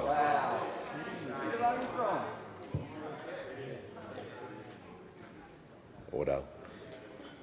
And the House comes to order. We'll hear from the member for Holt. Thank you, Mr. Speaker. My question is to the Treasurer. What progress is being made in the economy and how does that compare to other approaches? Give a call to the Honourable the Treasurer. Outstanding local member, the member for Holt. Thank you to her for my third Dorothy Dixer today. I've had Holt, Goldstein and Farrer so far, Mr. Speaker. Now, with all of the pressures on people in our communities, all the pressures on the budget, the serious challenges in our economy, severe uncertainty in the world, Australia has a lot going for it, despite all of that. And we saw it this week. We saw wages growth above 3%, the longest sustained run of better than 3% for the best part of 2 decades. Unemployment in the mid-4s, the lowest average unemployment of any government the last 50 years, speaks to the resilience of our labour market and our economy. Record low gender pay gap in the earnings data. Record new businesses created. Insolvency rate went down again, Mr. Speaker. We passed new tax cuts for small business during the week. Both measures of consumer confidence came up a bit as well, but admittedly off a low base. And Moody's, as the Prime Minister said, reaffirmed Australia's AAA credit rating. All of those things happened this week, Mr. Speaker. And when Moody's reaffirmed our credit rating, they said it was because debt ratios at the Commonwealth level remain low, and that's supported by expenditure reforms and a record of conservative budgeting, Mr. Speaker. We do have one of the 3 strongest budgets in the G20. We do have debt as a share of our economy less than any major advanced economies, Mr. Speaker. And I made it clear before, most of the $1 trillion of debt in Australia's budget was racked up by those opposite. Most of the gross debt in the budget is Liberal debt, Mr. Speaker. And we've been able to get gross debt down lower, $200 billion lower than the trajectory that we inherited from those opposite, Mr. Speaker. And because of that, Australia is now paying $70 billion less in debt interest, Mr. Speaker. In their last budget, they had debt crossing $1 trillion 3 years ago. 3 years ago, and today debt would be $1.2 trillion if they had their way, Mr. Speaker. Now, if those opposite really cared about debt in the budget, they wouldn't have gone to the last election with a policy to increase it. But that's what the member for Hume did. If they really cared about debt in the budget, they wouldn't have already racked up, as the PM said, more than $500 billion over the next decade in unfunded commitments, Mr. Speaker. If they cared about debt, their policy wouldn't be to make it worse. Their policy is to make it worse, Mr. Speaker. Most of the debt in the budget is Liberal Party debt. Now, this side of the House is managing the economy and the budget in a responsible way and backed in by the major credit ratings agencies around the world, Mr. Speaker, with those welcome endorsements of the way that we're going about this task in the face of severe global economic uncertainty, Mr. Speaker. Those opposite can't be taken seriously on the budget or on the economy. Concluded. The call to the member for Warringah. Last week, the 45th Australian woman was allegedly killed by a man she knew. 2 high-profile sexual assault allegations by boys and men, ranging from 14-year-old students to AFL players, are currently under police investigation. And 3 17-year-old boys have now been charged over the alleged group sexual assault of a teenage girl. These are not isolated incidents. They point to a broader culture and problem around respect and keeping women and girls safe. Without telling us what you've already done, what else is the government going to do to keep women and girls safe in Australia? Call to the Prime Minister. I thank the member for Warringah for her question and for her engagement on these issues. In every single case of violence, my thoughts are with the women involved. That includes the cases of sexual violence that tragically we have heard about again in the media this week that are referred to by the member for Warringah. Every woman and every girl has the right to feel safe and must be safe at all times, in our workplaces, in our schools, in our sporting clubs, in our homes and in our communities. And there must be zero tolerance for sexual violence in Australia. Yesterday, sexual consent advocate Chanel Contos sat in this chamber. As she has said, sexual assault occurs when the perpetrator's sense of entitlement to another's body outweighs their empathy towards that person.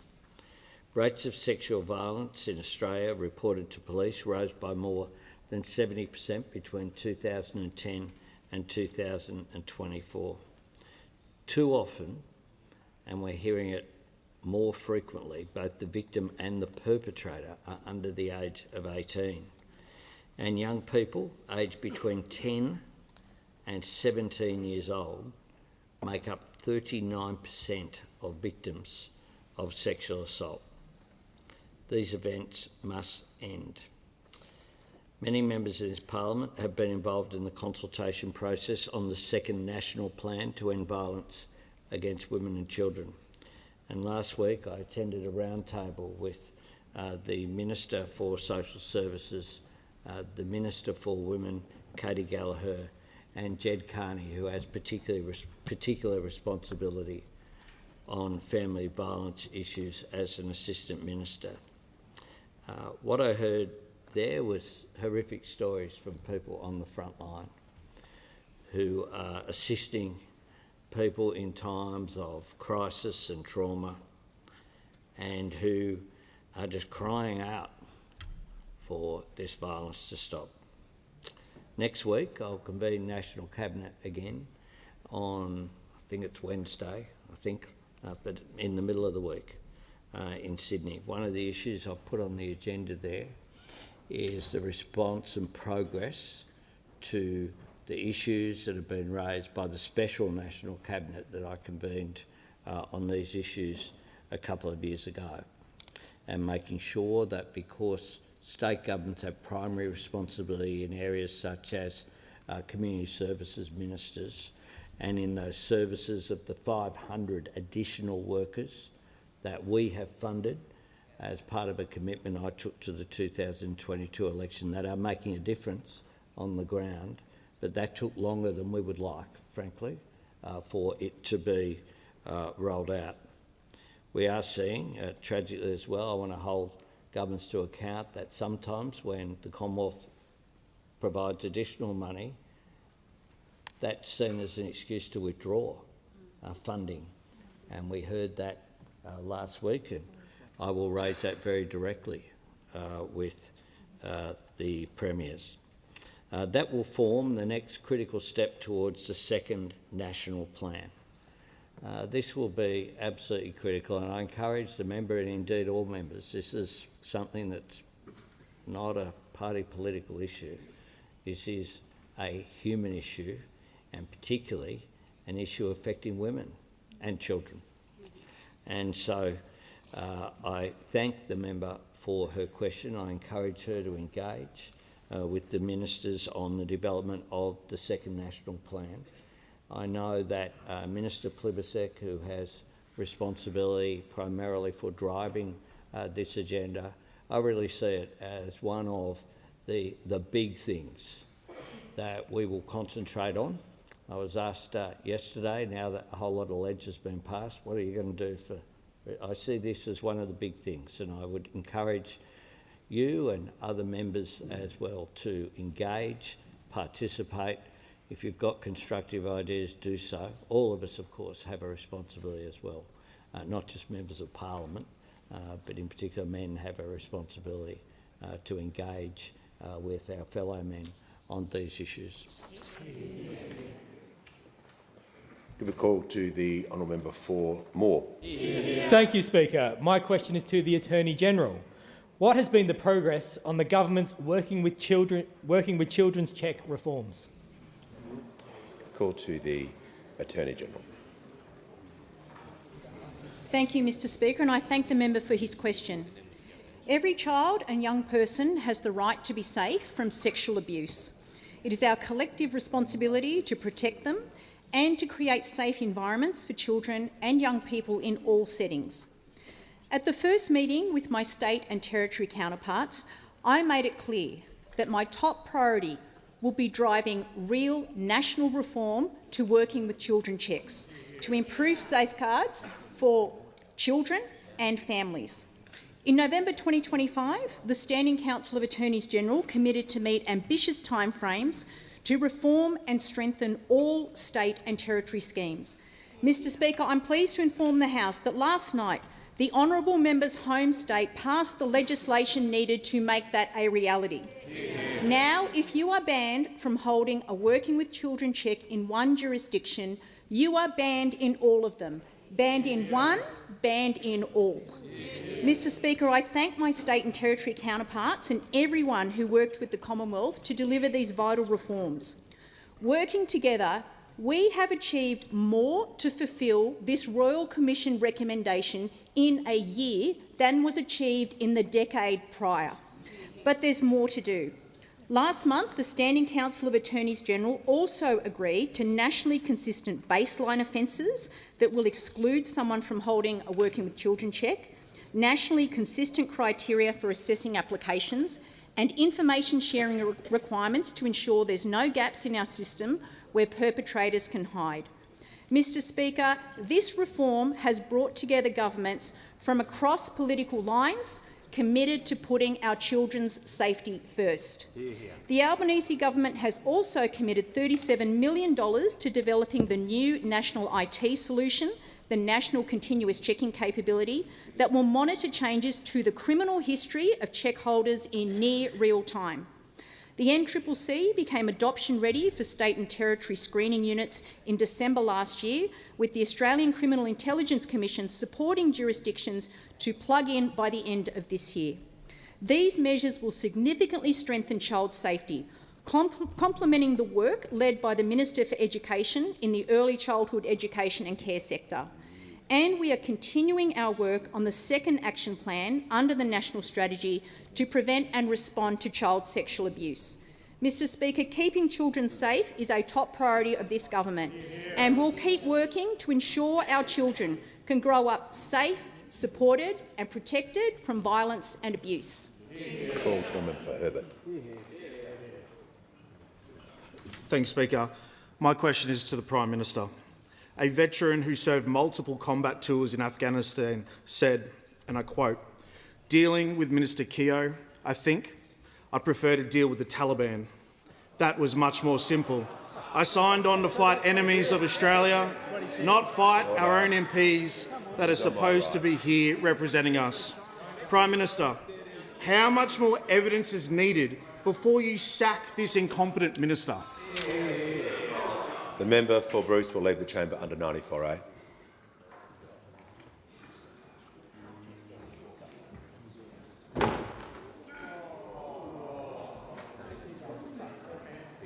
It was just a dropping of a document.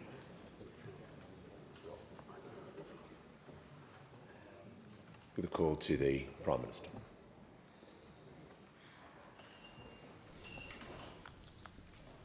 Thanks, Mr Speaker. I'm always honoured to meet with veterans and to speak with them and to listen to them. I think that was an unfortunate quote used by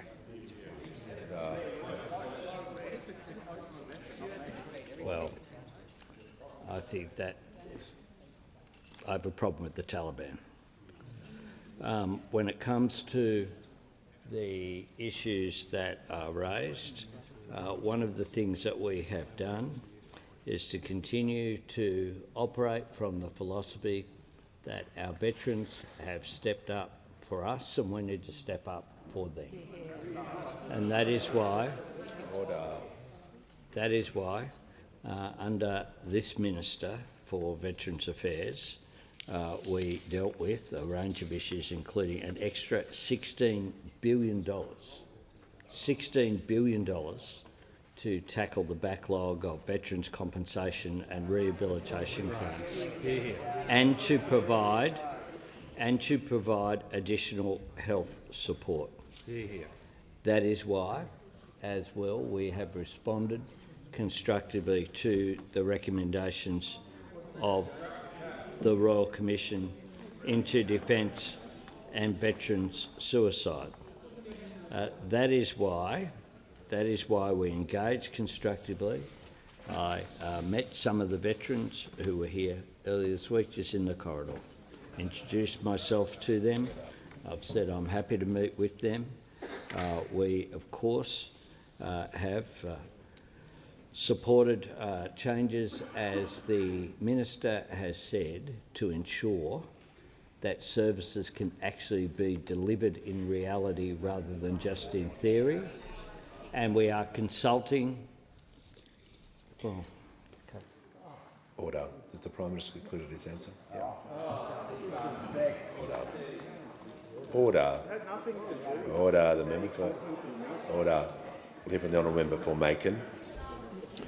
Thank you, Mr. Speaker. My question is to the Minister for Agriculture, Fisheries and Forestry. How is the Albanese Labor government working with states and territories and industry to support Australia's bird flu response?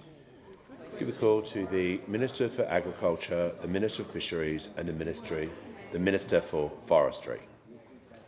Thanks, Mr. Speaker, and I do want to thank the member for Macon for that question. And can I say, the member for Macon, and I know many members in this place who've come to me privately in relation to the H5 bird flu detections in their local electorates.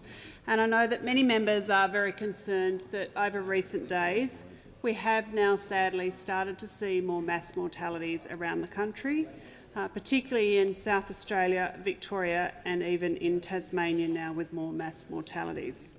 And I know that this is very concerning for all Australians, and I know for local members dealing with their constituents it's particularly difficult. We also know it's really difficult for those people who have a close connection to our land, to our wildlife, and that includes, of course, our First Nations people.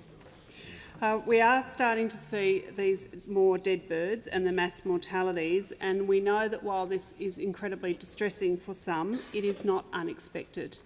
As we have said, the expert advice from our technical people is that the H5 bird flu will continue to spread across the country.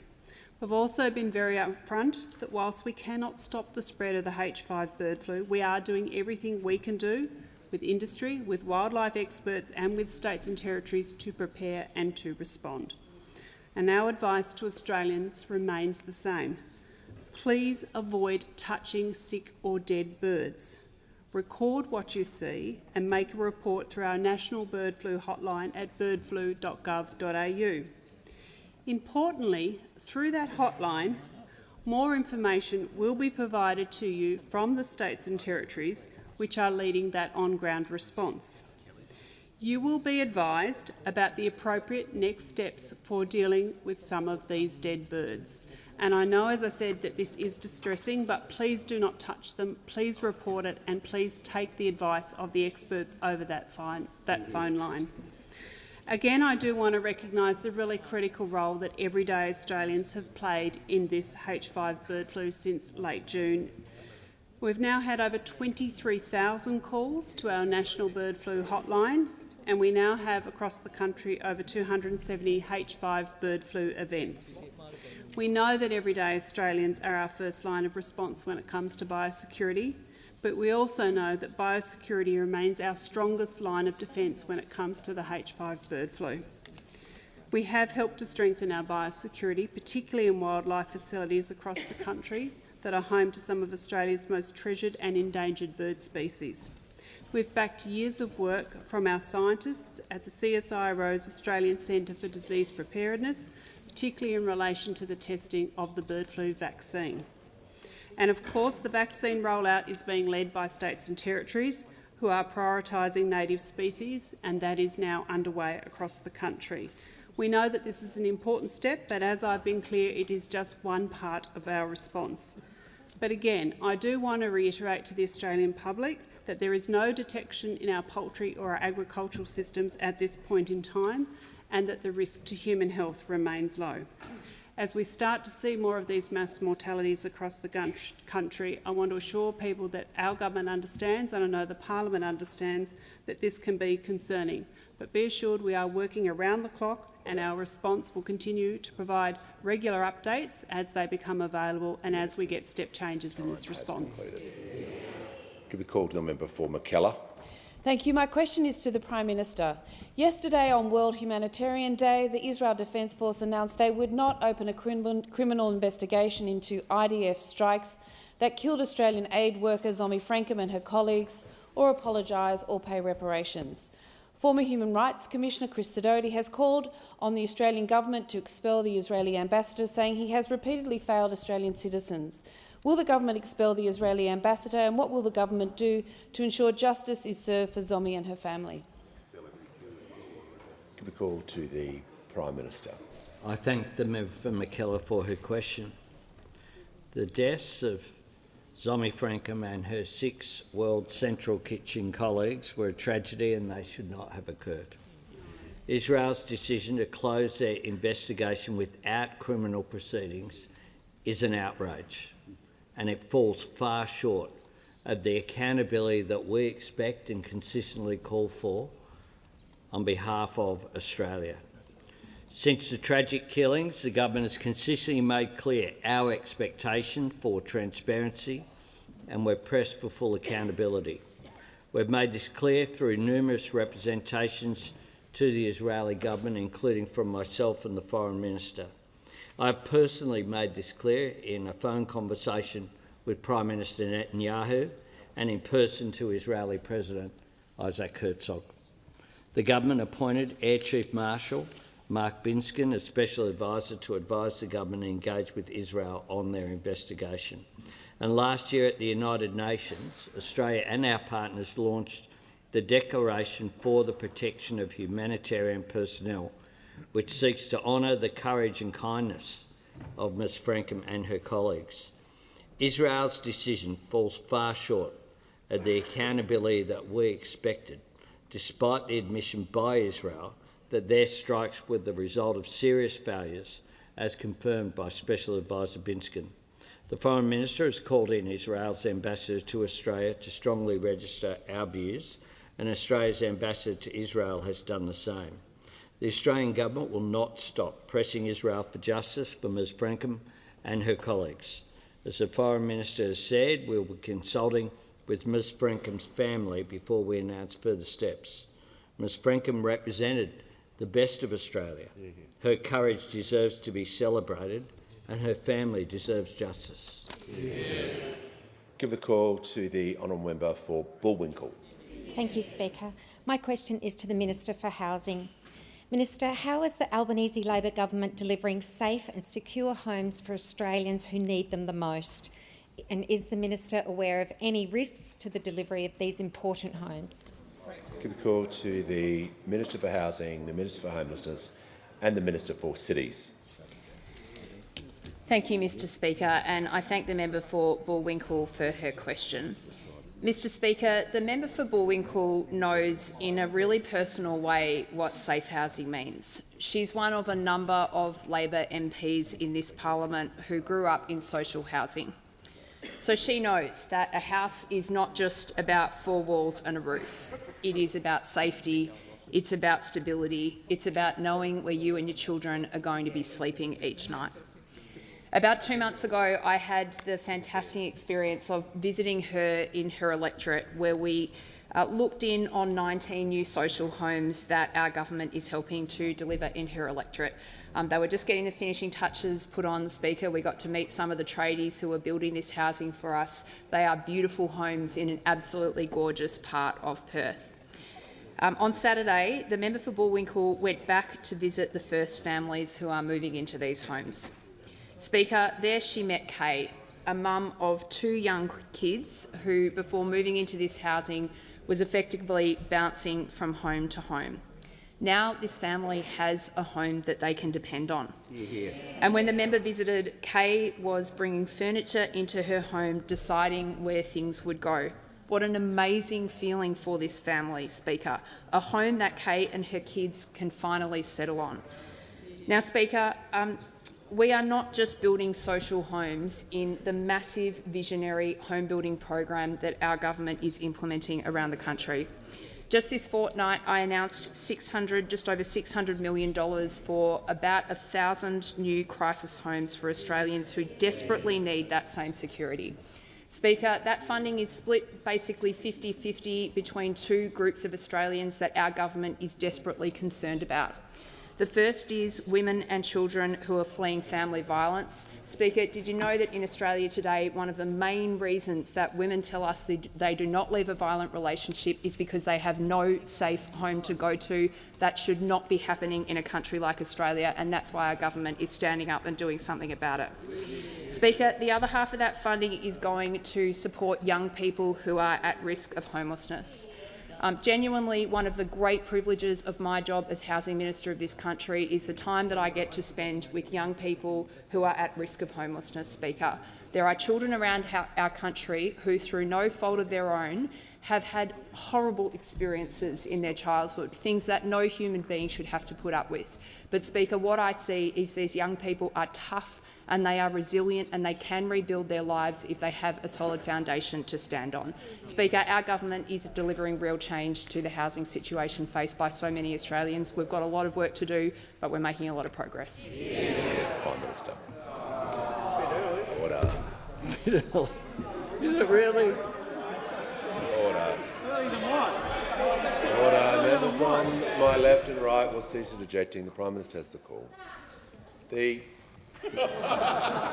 member for Lyne just can wait. The Prime Minister. Prime Minister has the call. Ask a further question placed on the notice paper. The manager. On indulgence, it's been the normal practice at question time that there's 20 questions usually asked. Yet what's happened, because we've got someone under witness protection, they're not going the full 20 questions. I don't know why you're running scared of. Okay, that's not how That's not how indulgence works. Anyway, managers, mateys. Order. Indulgence is gifted by the Speaker, and I don't want to withdraw indulgence for members when they require it. Just want to make that clear. The Leader of the House, and I have received advice from the Chief Opposition Whip nominating members to be members of the Selection Committee. I call the Leader of the House. Speaker, Chief Government Whip, I think is the advice. You said Chief Opposition Whip. Sorry, the Chief Government Whip. My apologies. Thank you.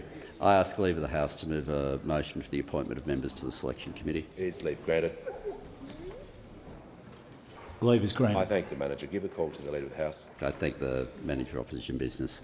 I move that Ms Chesters, Ms Mascarenhas and Ms Roberts be discharged from the Selection Committee, and that in their place Ms Comer, Ms Stanley and Ms Thwaites be appointed members of the committee. Put the question. Those opinions say aye. Against no. The ayes have it. I call the Leader of the House with papers. Mr Speaker, these documents are tabled in accordance with the list circulated to honourable members earlier today. Full details of the documents will be recorded in the votes and proceedings. I have received a letter from the Honourable the Leader of the Opposition proposing that a definite matter of public importance be submitted to the House for discussion, namely the government's trashing the economy and destroying our way of life. I call upon those honourable members who approve of the proposed discussion to rise in their places and give the call to the Honourable the Leader of the Opposition. Yeah. Well, thank you, Mr Speaker. Mr Speaker, if anything reinforces the failures of the last 4 years of the Albanese government, it's the last fortnight. It's the last fortnight. Where to start, Mr Speaker? Where to start? There was the Prime Minister insulting the Japanese Prime Minister. Now, if that wasn't bad enough, what we saw was a Prime Minister so stubborn, so full of hubris, that he couldn't do the right and decent thing. He refused to apologise for his crass and unstatesmanlike remarks and gestures. Not only to the Japanese Prime Minister, Deputy Speaker, not only to the Japanese Prime Minister, but to the many women he offended with his disrespectful and sexist comments.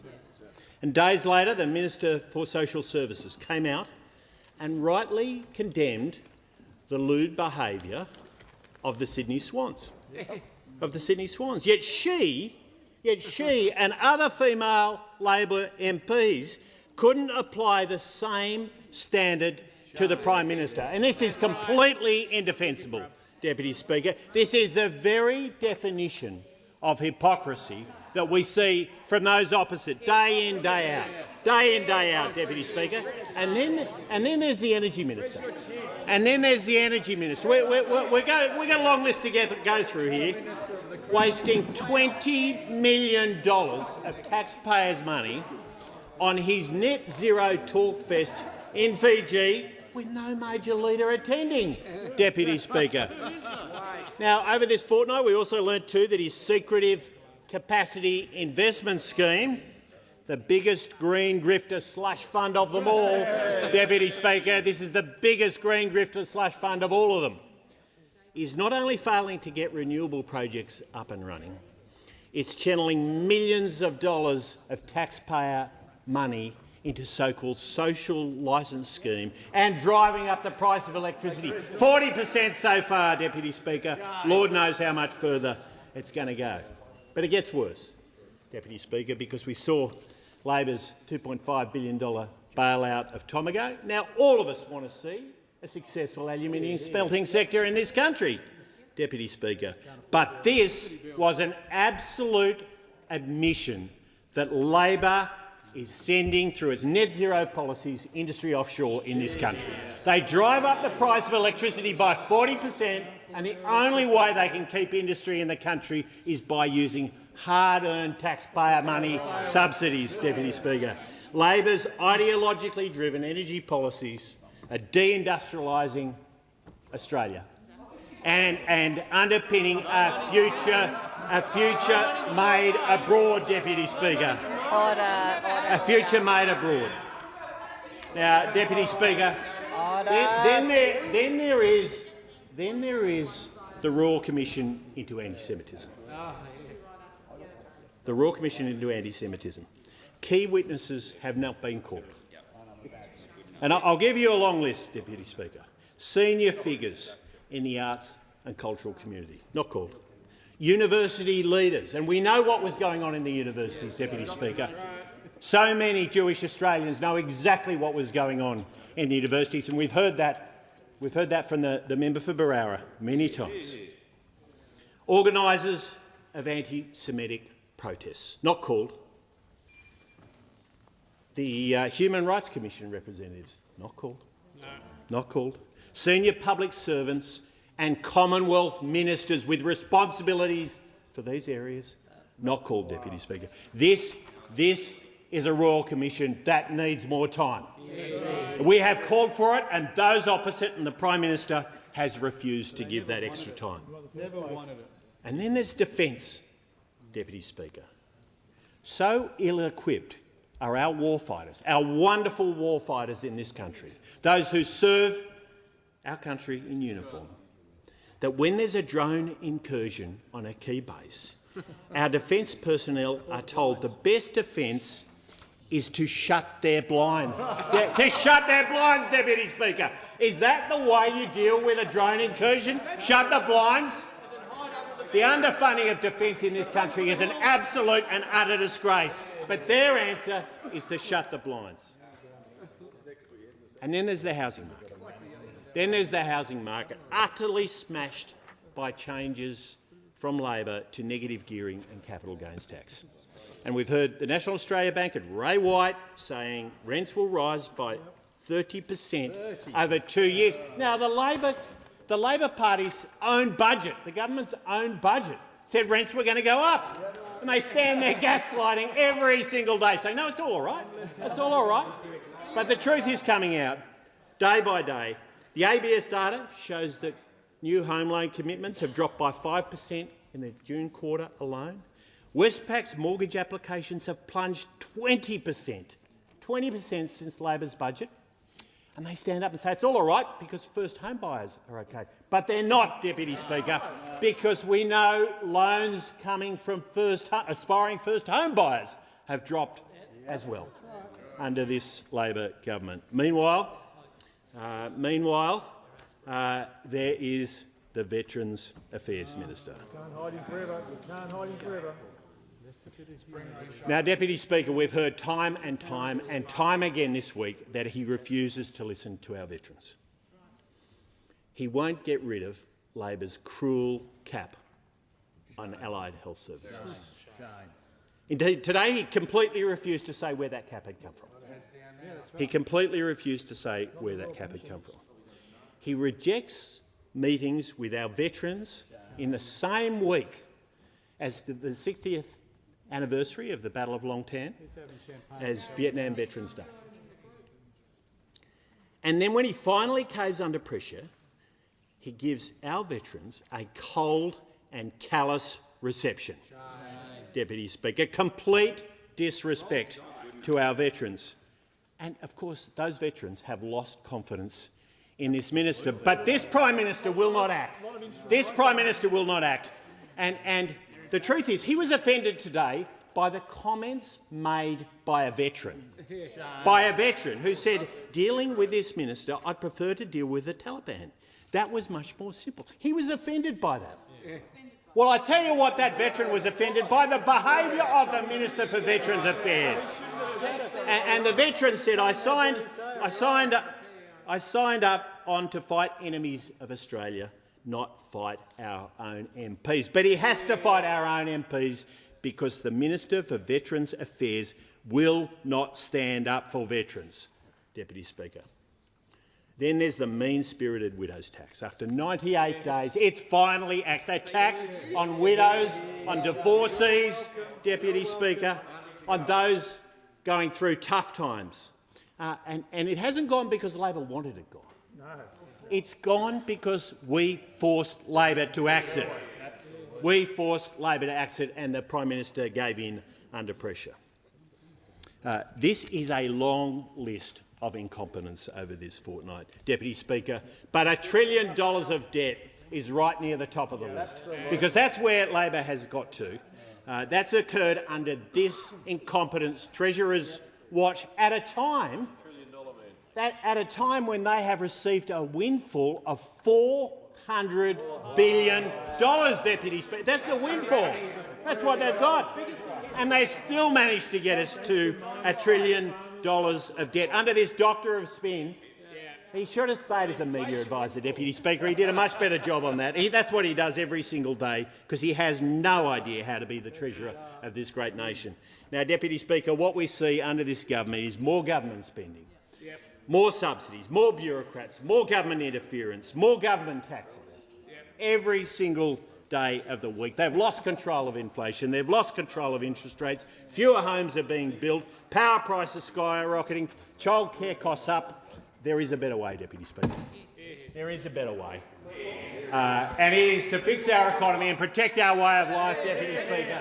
And we know by axing Labor's toxic taxes, by cutting energy prices, by increasing the number of houses, by capping migration based on housing supply, and by putting Australians first, we can get our country back to where it needs to be.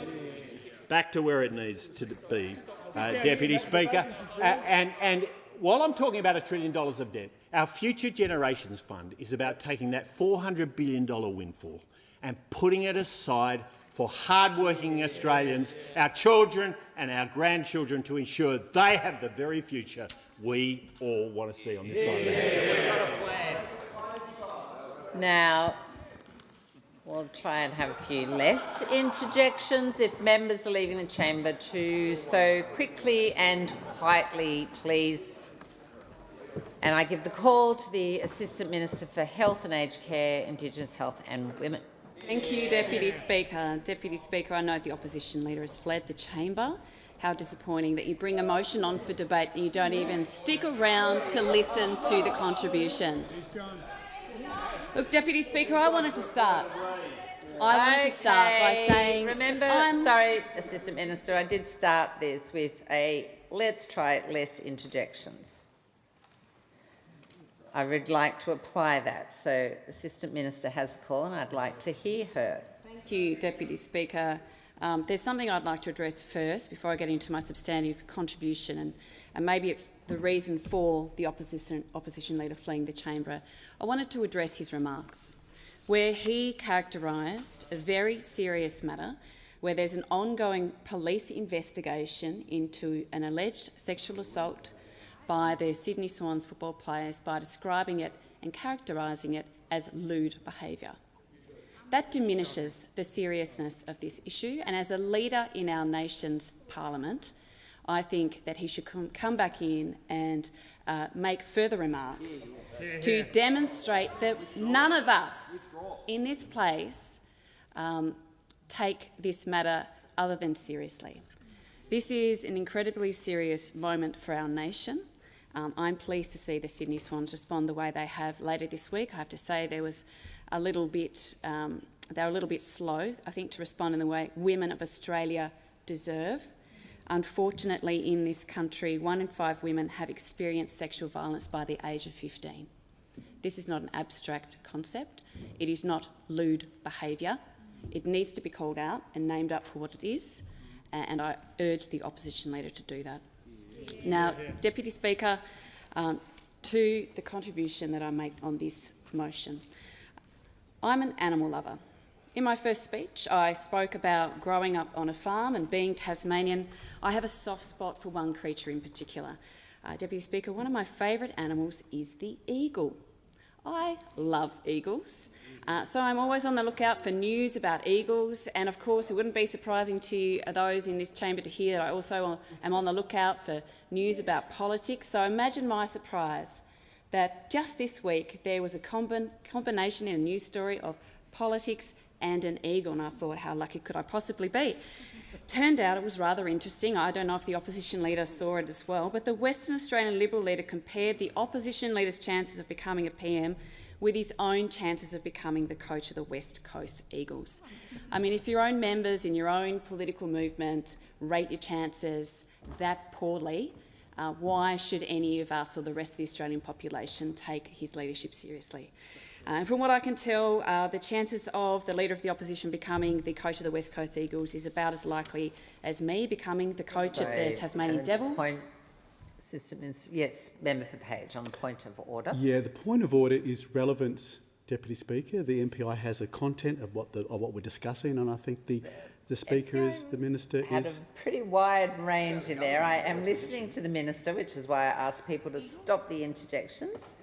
And the first few minutes have been in direct response to what the Leader of the Opposition raised, and I'm listening to where we're going next. Thank you. Sort of like an eagle when you're surrounded by turkeys, though, isn't it, Deputy Speaker? To withdraw the comment. Well, I didn't even get to hear that because I was Well, talking. to assist the House, I'd ask the Minister to withdraw the comment. Member for Page.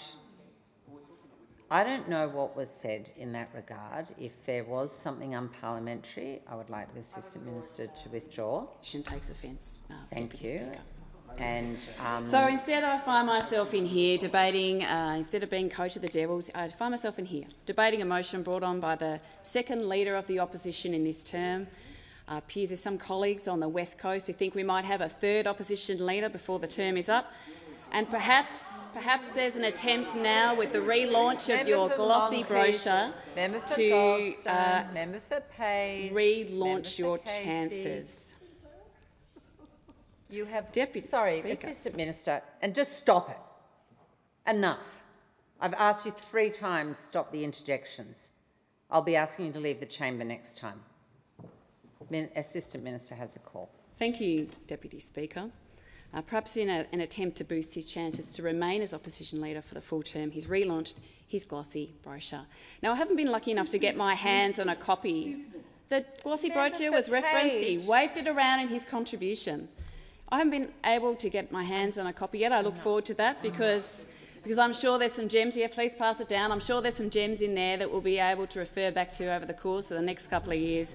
But I did have a look at the website, and I can tell, Deputy Speaker, that it is uncosted, it is unfunded, it brings back nuclear power, which went so well for them at the last election, and it does nothing to help first home buyers get a foot in the door and turn the key in the lock of their very first home. I've looked on your website. I can see for myself there that there is absolutely no costings associated with any of these ideas. Now, the opposition's record speaks for itself, and you don't take my word for it. The people of Australia voted on that at the last election, rejected their plan, and they took a position in this place to vote against every single cost of living measure that would help working Australians. And even after denying Australian support, they were still somehow able to take a budget position to the last election that had bigger deficits and bigger debt. Now, Australians would have been worse off under a coalition government. And who do you think makes up the economy? It's the Australian people. And if you have just a look for one moment at the data, it shows us that unemployment has gone down under our government, the lowest average unemployment rate for any government in 50 years at 4%. Unemployment under the coalition averaged 5.6%. We've seen wages growth under our government.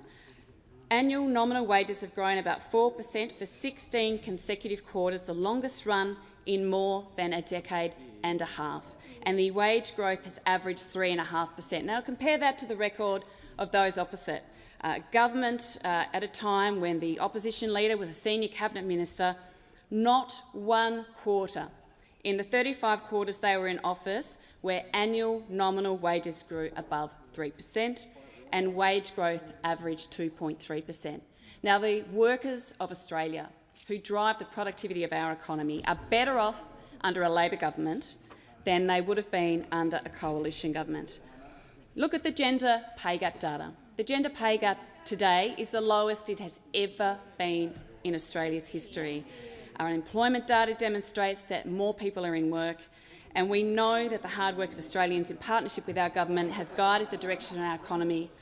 And if you want to compare our budget management against the opposition's, then the evidence shows on any measure, particularly on debt and deficit, our government does a better job. If you have a look at some of the fiscal data, it shows very clearly that debt doubled before the pandemic under those opposite. The period between 2013 and 2022, most debt in the budget was racked up. Now, it was racked up under those opposite. They're all care, no responsibility. They had their turn, and the evidence speaks for itself. If you have a look at the way our government has worked to pay down debt, we've banked every dollar of tax upgrade for last 2 updates and banked 76% of total tax upgrades. Now, you compare that to those opposite. They've banked around 40% of tax upgrades and never banked all of the upgrades in any one round. And if you have a look at taxes, Deputy Speaker, I think as Australian people know very well about this one, we've cut the taxes for working Australians. There's a $250 working Australian tax offset in this budget that those opposite voted against. In fact, they took higher taxes to the last election. Deputy Speaker, there is a clear record to compare here when it comes to budget management. The opposition doesn't support working people. They don't support compulsory super. They question the merit of paid parental leave. Those opposite, and I'll include One Nation, the National Party and the Liberal Party in my assessment of those opposite when I speak about this, but they've cast doubt on the value of childcare. If you want a productivity-enhancing investment Childcare is one of the key investments you can make. Not only does it provide an opportunity for children to get the best start in life, it enables families to get back into training and to take more time to go to work and to have more hours of work to support them, but to support our economy too. Not only have they cast doubt on the value of childcare, they've argued against wage increases for our lowest paid workers, including in the ECEC space. And, Deputy Speaker, we know what they feel about housing. They voted against measures to support our first home buyers, and in that glossy blue document over there, they lock that in. Absolutely. Good speech. Member for Goldstone has the call. Thank you, Deputy Speaker. Let's be frank. That was the weakest defence I have ever heard of a government, period, let alone the Albanese government. I'm starting to realise why the member was a failure of an opposition leader in Tasmania. But we welcome those skills on the bench of the Albanese government because we know that that is what is now going to be added to the contribution of the country. We have a government. Just hold it for a moment. Despite provocative statements being made, I don't expect interjections from this side either. But it carries for everyone. And I'm going to just ask for a little bit of respect to be brought in this debate. I have been very unhappy with the way it's been conducted so far. I'm going to give you the call, Member for Goldstone, and let's give this another go. Thank you, Deputy Speaker. Let's use eagles then as a comparison, which is we have not seen the eagle soar from the previous Speaker.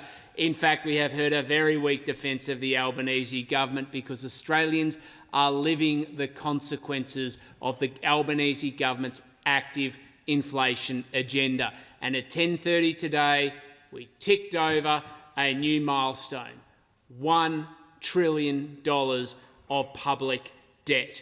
And despite every single spin, every single narrative and every single interjection we're getting from the members presently, it doesn't change some simple facts. Through inflation and mineral resources, this government has seen a $400 billion windfall. And what's their answer? What's their solution? Let's just spend it.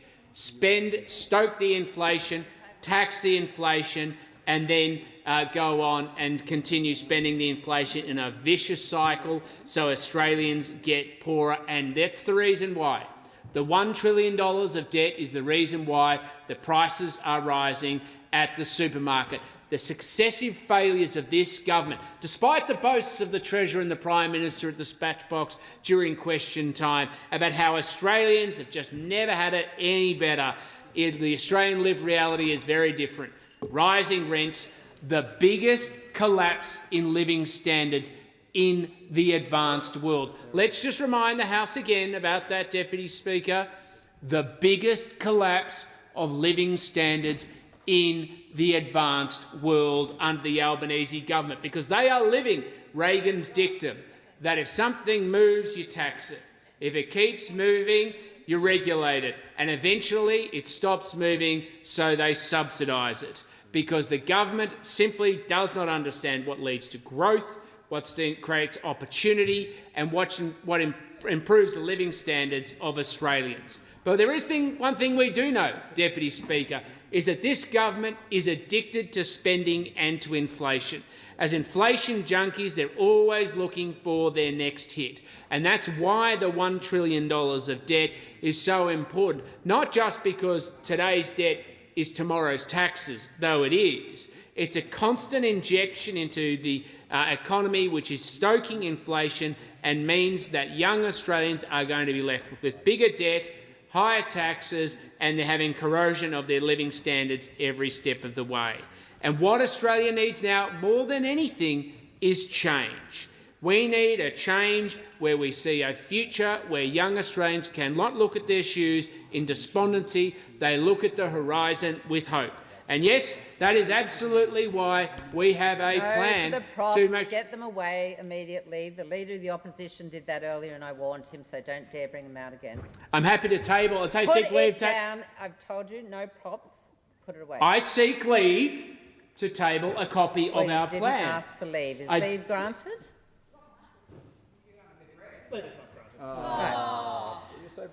Oh.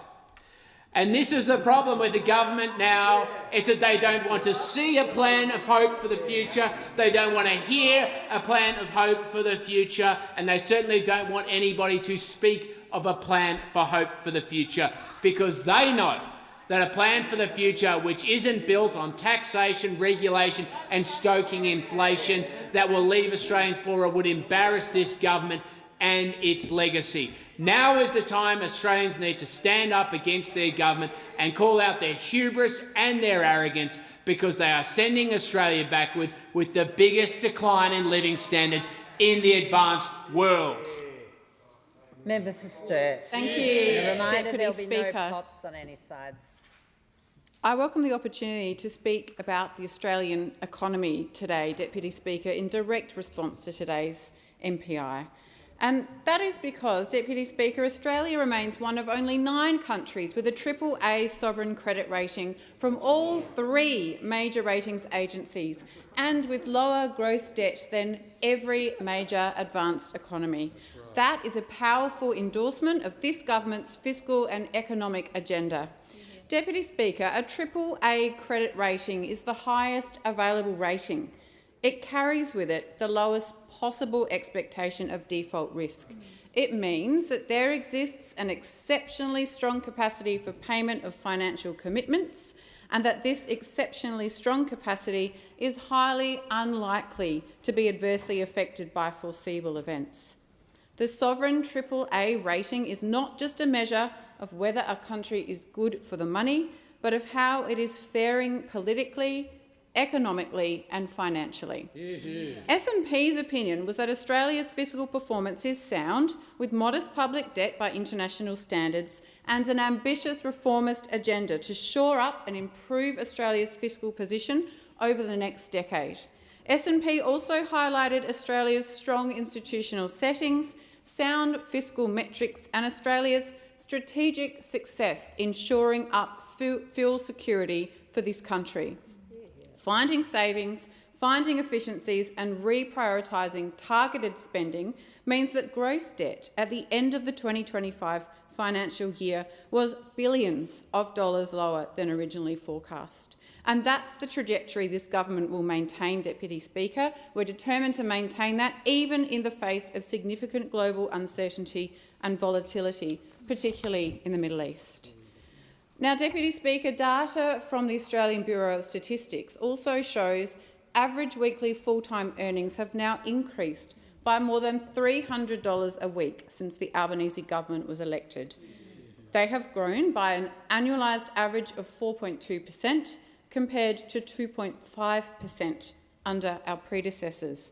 Now, in dollar terms, this means an average weekly ordinary full-time earning is at $2,084 a week, or $108,352 a year.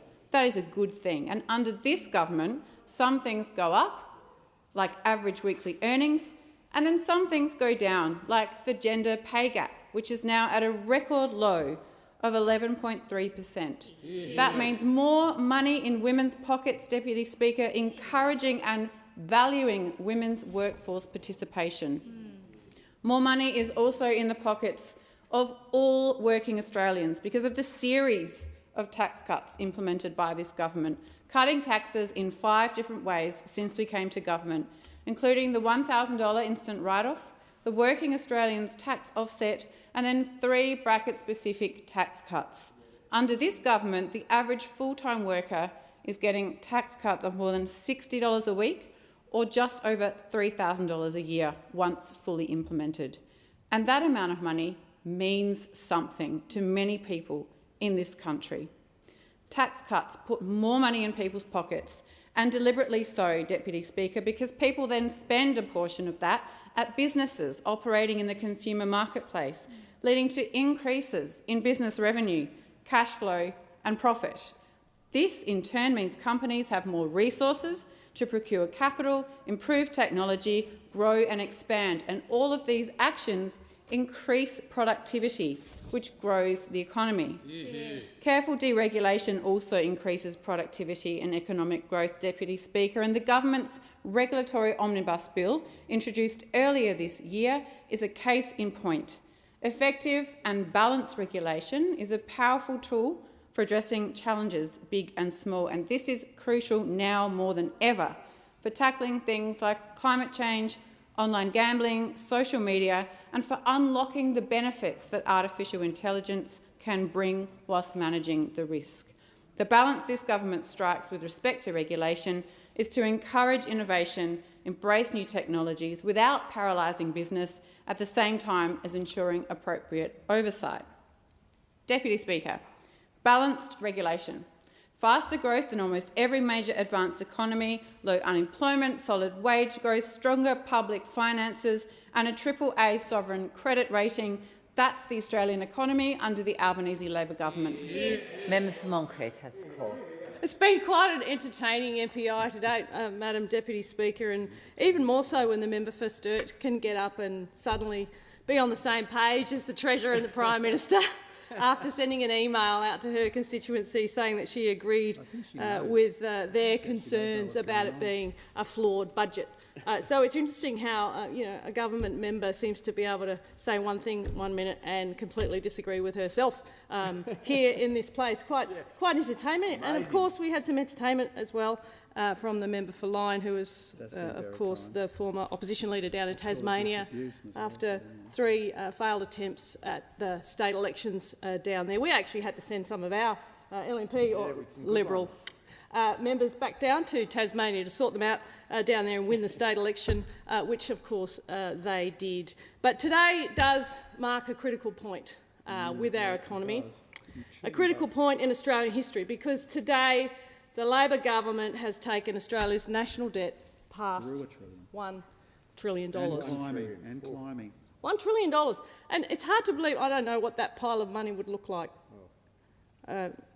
Madam Deputy Speaker, I don't think any of us have seen $1 trillion at the Mint and what that looks like, because it's probably not that much cash in the economy, frankly. But $1 trillion is an enormous number, but the important question is, what does it actually mean for younger generations, for 18, 25 or 30-year-old Australians? And if you can't really imagine what $1 trillion is like, the member for Flynn was very helpful. He's worked out, actually, for young Australians that 1 million seconds is about 11 days, that 1 billion seconds is about 31.5 years, member for Flynn, and 1 trillion seconds is about 31,500 years. Wow. So that's sometime in the future, in Star Wars of the future. So $1 per second. If we were to pay it back $1 per second, this is not including interest, member, I'll take the interjection, not including interest, it would take 31,500 years if we paid it back at $1 per second. And of course, that is for future generations to carry that burden. Young Australians are already asking, will I ever be able to afford a home? Will my wages keep up with the cost of living? Will I be able to raise a family? Thank you, Deputy Speaker. Will I have the same opportunities that my parents had? Instead of making those things easier, Labor is making the starting line for young people harder. I know the headline for young people out there that may be listening. I know the headline that Labor wants you to read is that they're making your life easier. But they're doing exactly the opposite. Just look at what the NAB and Ray White have reported. They reckon to young people that rents are going to go up 30%. Why? Because of your Labor government. That's why. It's not an abstract argument about accounting. It's about the young people of this country and the debt that they will inherit. The government is maxing out the national credit card. I mean, the national credit card is bigger than this chamber, Madam Deputy Speaker. It is huge. Every dollar of this debt has to be paid back by the taxpayer. And with the debt at now $1 trillion, every year $27.7 billion going down the drain on interest. That is a huge amount of money in interest only. $52,000 every minute. That interest is money Australians will see absolutely no benefit for. It's money for nothing. And the point isn't just that the number is too large, it's what that money could otherwise do. For that money, young Australians could have more than 200,000 nurses, or around $1,800 in tax relief for every taxpayer, including young Australians.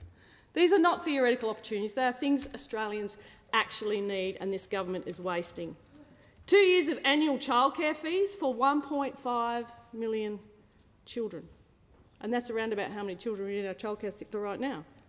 And just over 3 years could pay off every Australian HECS debt. That is the sort of money that we're talking about when it comes to the debt. But getting back to young Australians, they are getting squeezed from every direction, and it's because of this government that they are getting squeezed. It's only the coalition that has a plan, and we have a plan to fix the economy and a plan to protect our way of life in this country, because when Labor run out of money, they come after yours. Member for Spence. Thank you, Deputy Speaker. That was a bit of an anticlimax there, but anyway. Clearly, there's a serious presence of amnesia emanating from that side of the chamber. I remember when I was elected in 2022 to this place, we went through a process of trying to undo a former Prime Minister who held 5 secret portfolios. We had 2 treasurers, 2 health ministers, 2 finance ministers, 2 home affairs ministers and 2 industry, science, energy and resource ministers. It was no wonder that debt tripled under those opposite, because nobody knew who was steering the ship. So they had the audacity to come in here today and say that this government is trashing the economy and destroying our way of life. Like, seriously. Take a good look in the mirror. Take a good look in the mirror. In 2014 budget, delivered by those opposite, they ripped $80 billion out of our health and education system, froze indexation on Medicare payments to GPs, and then they put the nail in the coffin to workers at Holden's. Now, I remember being at home watching the then Treasurer Joe Hockey and the then Prime Minister Tony Abbott, one, dismissing workers and the need to support a car manufacturing industry in my home electorate, but 2, a failure to subsequently deliver for those workers that were displaced. So to come in here and say that this government's trashing the economy and destroying our way of life, well, I'll put it to the other side that you did destroy the way of life in my community. You ripped the heart out of our community and left people to suffer for a decade or more. Like, the hypocrisy coming from that side of the chamber. Seriously, read the history books. Now, I am extremely proud to be part of an Albanese Labor government.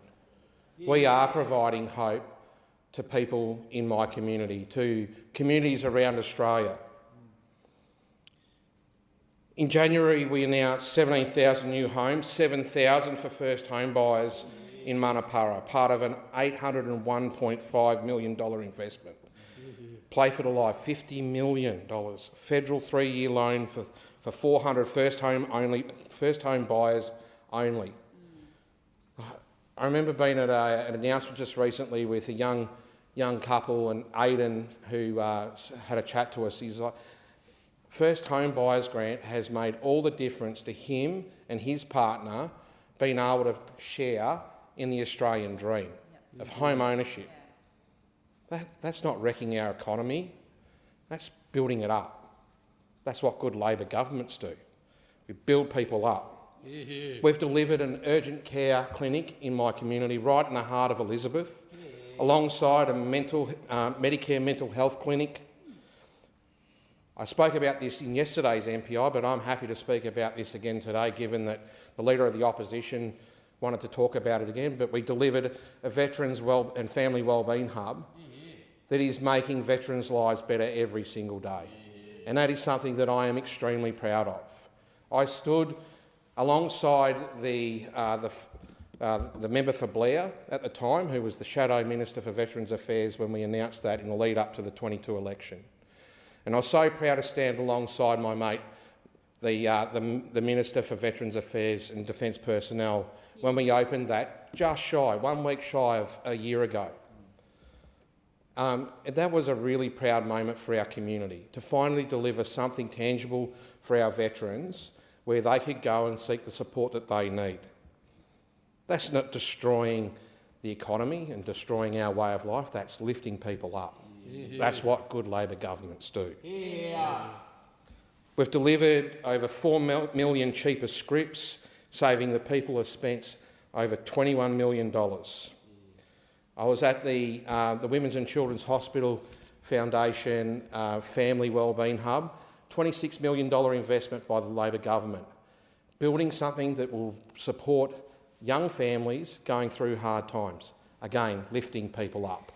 Member for Monash has the call. Thank you for the call, Madam Deputy Speaker.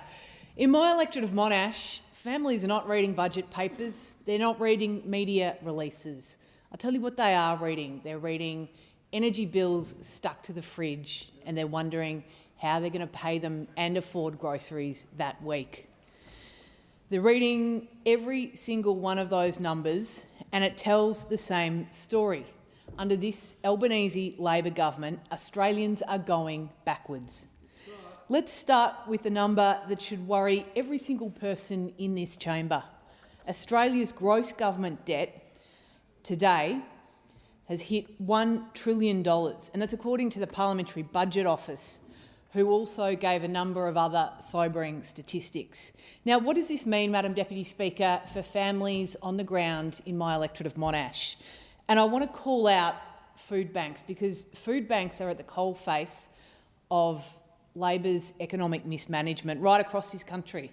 In Coronella, the food pantry there, the Wonthaggi Owl, Baw Baw Food Relief, the 4 Cs in the area that run the Baw Baw Food Relief, marvellous volunteers, Neerim South Food Bank, Judy and her team.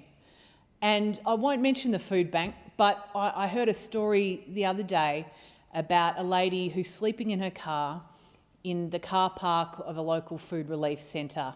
And that centre are going out of their way to look after her and do everything they can to support her.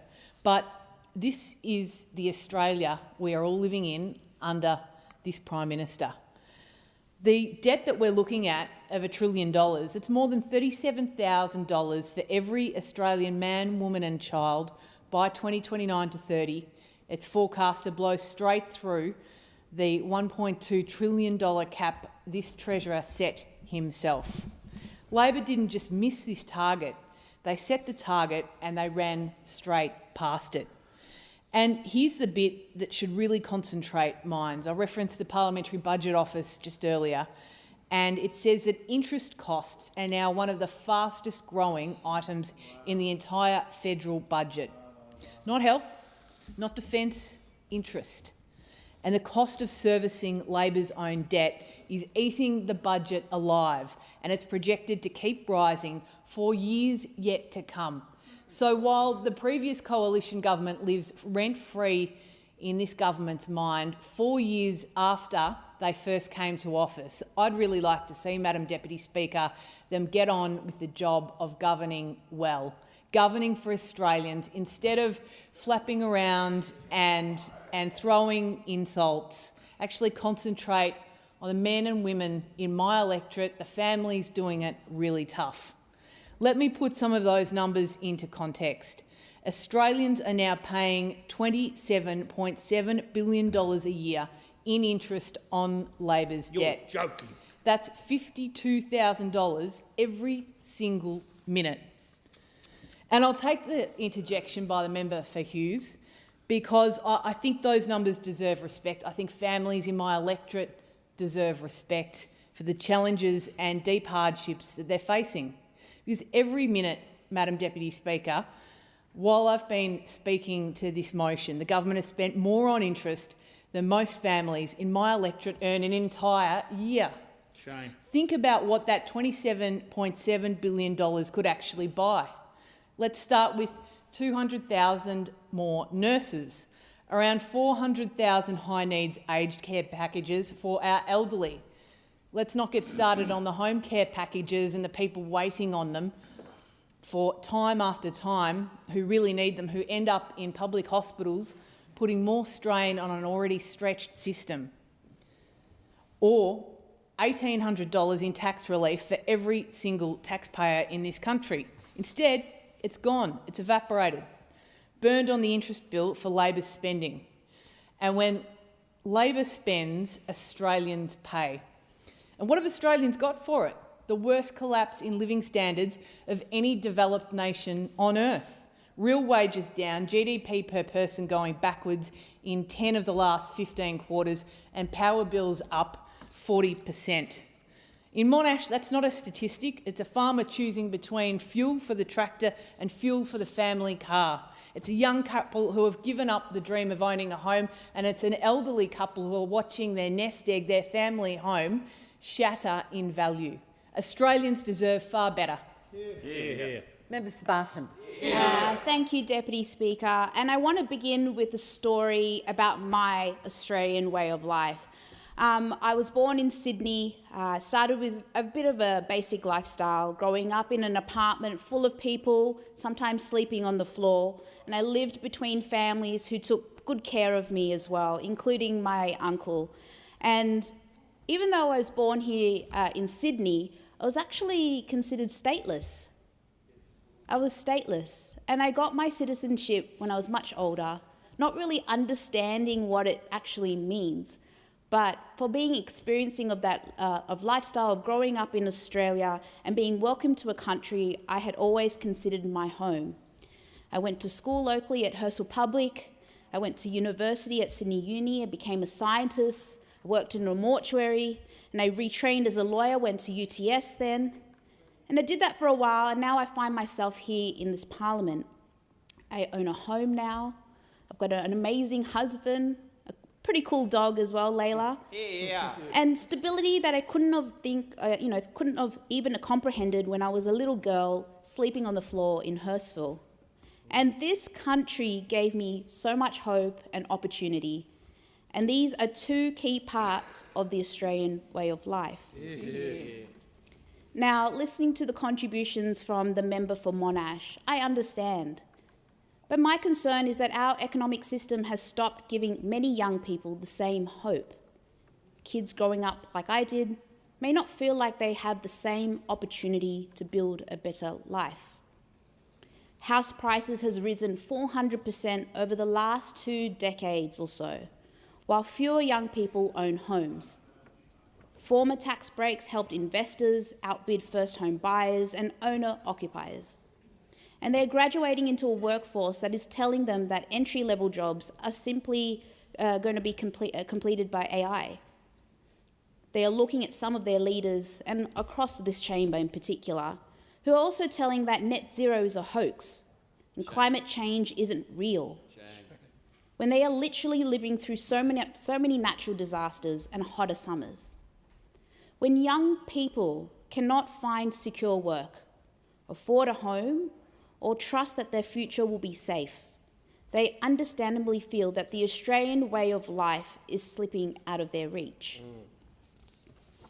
So I accept that some might feel like the economy is hard, but it's not that this government is trashing it. We are actively changing the system for this generation and the next. And I back housing reforms aimed at renters trying to buy their first home, not the investor trying to buy their 9th. I back the 20% reduction in HECS debt. I support first home buyers having the ability to buy with a 5% deposit.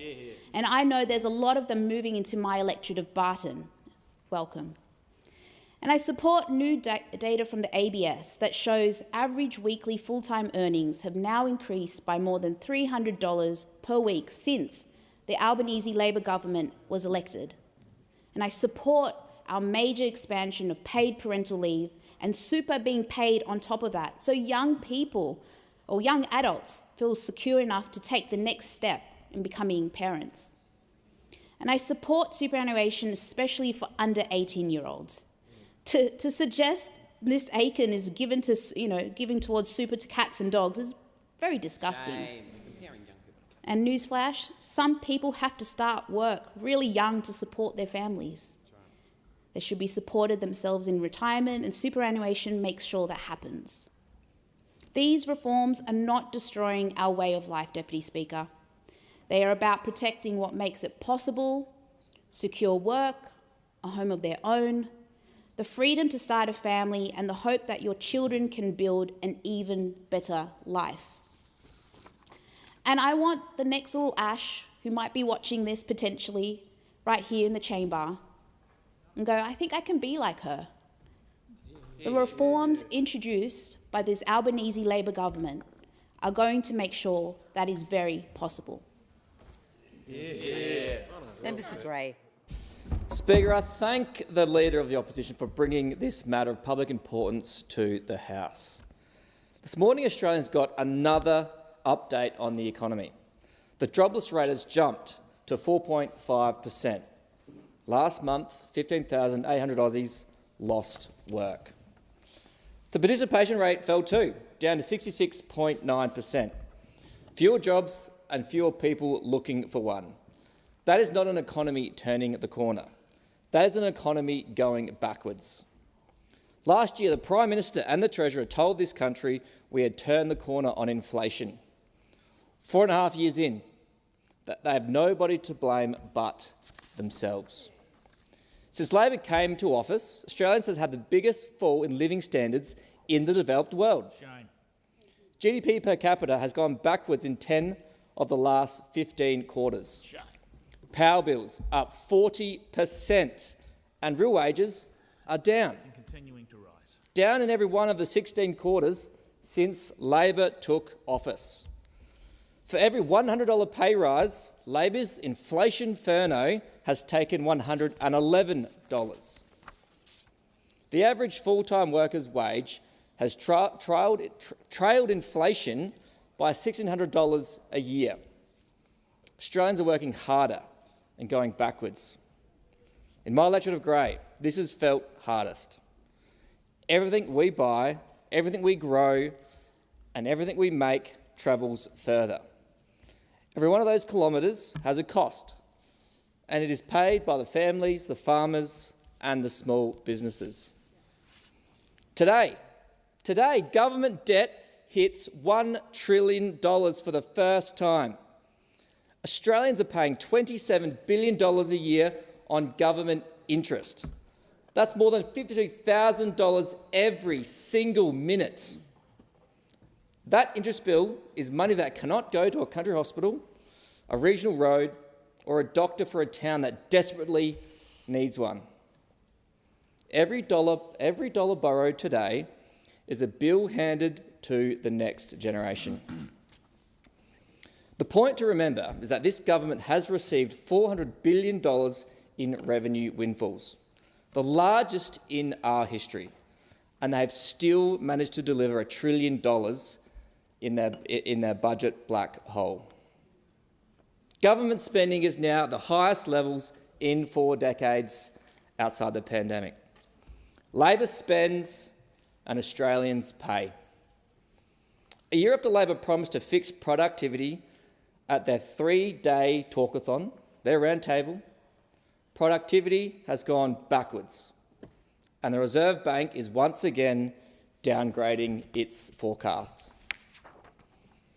On the Reserve Bank's current numbers, it will take 8 years to get back to where we were in 2022. 8 years.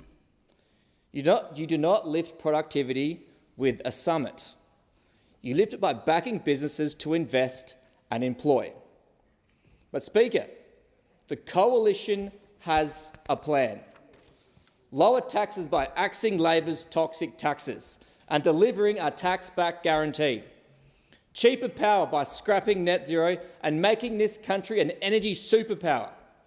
Less migration and more homes by capping migration to the houses we actually build, and a Future Generations Fund to pay down the debt and build the roads, ports, water infrastructure and energy assets the regions have waited on for years. But Speaker, this is also about protecting our way of life. It's about getting our regions growing again. It's about ensuring our farms are passed on to the next generation. It's about ensuring our local footy and netball clubs can still field a side. The people I represent are not asking for much. They want to run a small business, fill the ute, keep the lights on, and put a little bit away at the end of the month. They're asking for a government that can manage money. This government cannot. Before I conclude, let me say this. There is one word to describe the fella who promised to take $275 off your power bill. It rhymes with tyre, sounds like briar, and resembles the word flyer. But Speaker, I will not say it. I also saw the back of that piece of paper, which I consider to be a prop, and I do not ever want to see it back in here again. I give the call to the member for Melbourne. Thank you, Speaker. Labor governments have always understood something those opposite never can. A strong economy matters because of what it means for people. It means the security of a decent job. It means knowing you can afford to go to see a doctor when you are sick. It means being able to support your family. It means being confident that after a lifetime of work, you can retire with dignity. That is what motivates this government. Even in the face of significant global economic uncertainty, the Albanese Labor government has remained focused on backing working people time and time again. Backing families, pensioners, students, young people, first home buyers and frontline workers. Backing the Australians who keep this country moving every day. Speaker, there is a reason Labor has always fought for fair wages, stronger workplace rights and stronger safety net, because we believe everyone, yes, everyone deserves a fair go. When this country was hit by global inflation issues and rising costs, we did not tell people they were on their own, like those opposite continue to do. We deliver tax cuts for every taxpayer. We made medicines cheaper, we strengthened Medicare, we expanded paid parental leave, we increased supports for families, we backed wage rises. Because that is what Labor governments do. Speaker, from 1 July this year, more than 14 million Australians received another tax cut thanks to Labor's reforms. A worker on average wages will pay up to $2,800 less tax than they otherwise would have. From 1 July this year, the minimum wage increased beyond $1,000 a week for the first time ever.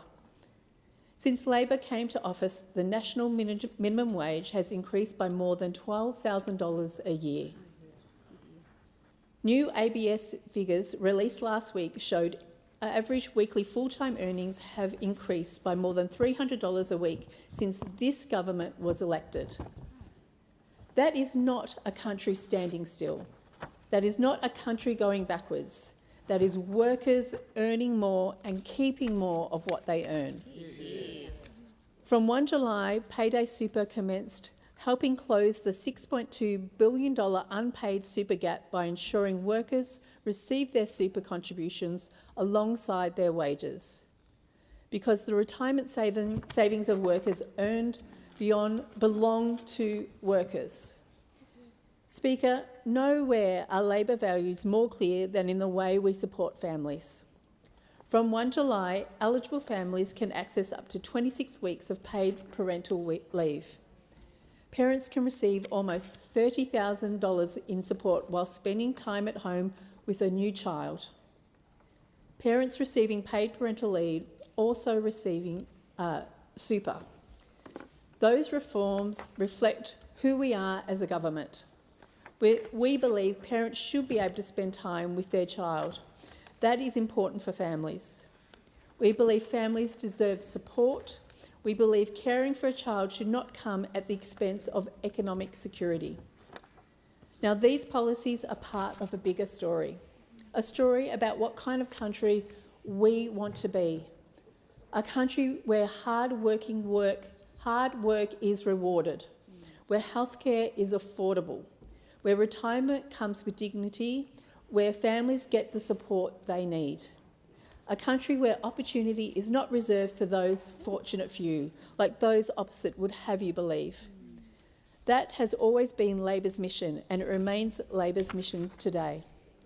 Speaker, the difference between this government and the three right-wing parties on the other side could not be more clear.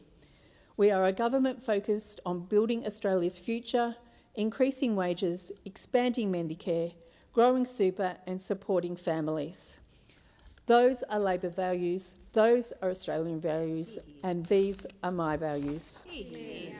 And while those opposites spend their time talking Australia down again and again, Labor will keep building up and keep delivering.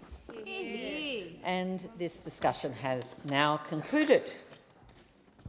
The following message from the Senate has been received. The Senate returns to the House of Representatives a bill for an act to amend legislation relating to the criminal law, law enforcement and telecommunications, and for other purposes, and informs the House that the Senate has agreed to the bill with the amendments in the annex schedule. The Senate requests the concurrence of the House in the amendments. Attorney General. I move that the amendments be considered immediately. I'll put the question. The amendments be considered immediately. All those that opinion say aye. Contrary, no. I think the ayes have it. I understand it's the wish of the House to consider the amendments together. Attorney General. I move that the amendments be agreed to. The question is the amendments be agreed to. All those of that opinion say aye. Contrary, no. I think the ayes have it. The following message from the Senate has been received. The Senate returns to the House of Representatives a bill for an act to amend the Australia's Foreign Relations State and Territory Arrangements Act of 2020 and the Australian Security Intelligence Organisation Act of 1979 and for related purposes, and informs the House that the Senate has agreed to the bill with the amendment in the annex schedule. The Senate requests the concurrence of the House in the amendment. Attorney General. I move that the amendment be considered immediately. I'll put that to question. All those of that opinion say aye. To the contrary, no. I think the ayes have it. Attorney General. I move that the amendment be agreed to. The question is that the amendment be agreed to. Second call. Seeking the call. Called. Member for Fairfax. Thanks very much, Deputy Speaker. I'd just like to add some remarks in consideration in detail on this amendment. Firstly, I want to say thank you to the government for working constructively with the coalition on seeking an amendment to this Foreign Relations Bill. Those who have been engaged with this process understand the importance of Australia's foreign arrangements scheme and the fact that there is a loophole in that scheme. The coalition only a couple of days ago sought to close that loophole by putting forward an amendment. Unfortunately, the government chose not to support that amendment. Nevertheless, they have worked constructively with us and they put forward what is now before the House by way of a separate amendment that does take a positive step towards dealing with the problem at hand. And the problem is this: where a public university in Australia engages with a foreign entity, a foreign university, let's say, it immediately triggers a statutory obligation to notify the Commonwealth. That allows the Commonwealth's agencies to do an investigation into that proposed engagement and ultimately empowers the Minister to make a decision as to whether or not that engagement should continue. The loophole is that a researcher of such university can independently engage with a foreign actor on the exact same research, the exact same topic, using the exact same skill sets, the exact same data, and it not be notified to the Commonwealth. In other words, the obligation only was if the university itself was party to the agreement. What we are seeking is to have that gap closed so the foreign arrangement scheme places a statutory obligation on researchers, that researcher-level collaboration. Now, this amendment that the government is putting forward does not fully close that gap, and I want to make that clear. So, on one hand, we welcome what has been a positive step, because what we see before the House through this amendment is that at least now brings the researcher-level collaborations into the scheme itself. It just doesn't apply that statutory obligation, unfortunately. So I do nevertheless thank the Foreign Minister for engaging with us and taking a positive step forward, but I also make it crystal clear to the government that the job is not yet done, and we will continue to pressure the government, for we know even this amendment would not be here before us today unless we did pressure the government. And the interest of our national security will continue to do so until this job is fully done. Thank you. So the question is the amendment be agreed to, and that's the question I'm going to put to the House now. All those of that opinion say aye. To the contrary, no. I think the ayes have it.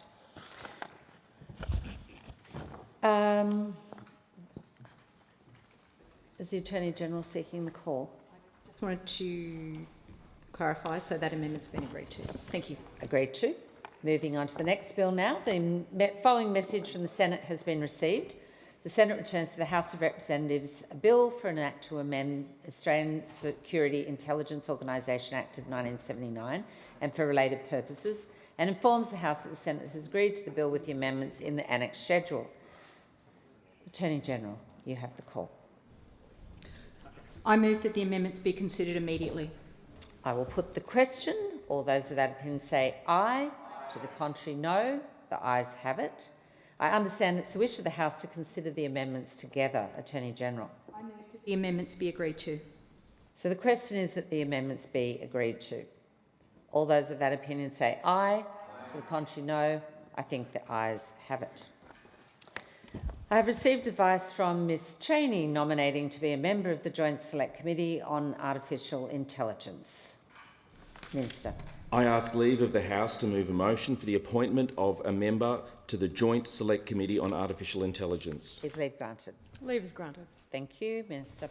I move that Ms Cheney be appointed a member of the Joint Select Committee on Artificial Intelligence. I'll put the question. All those of that opinion say aye. To contrary, no. I think the ayes have it. The following message from the Senate has been received. The Senate returns to the House of Representatives a bill for an act to support and regulate the provision of cash distribution services and providers of those services and for related purposes, and informs the House that the Senate has agreed to the bill with the amendment in the annex schedule. The Senate requests the concurrence of the House in the amendment. Minister. I move that the amendments be considered immediately. I'll put the question that the amendments be considered immediately. All those of that opinion say aye. To the contrary, no. Ayes have it. Minister. I move that the amendment be agreed to. The question is that the amendment be agreed to. All those of that opinion say aye. To the contrary, no. I think the ayes have it. Is a division required? Ring the bells for 4 minutes.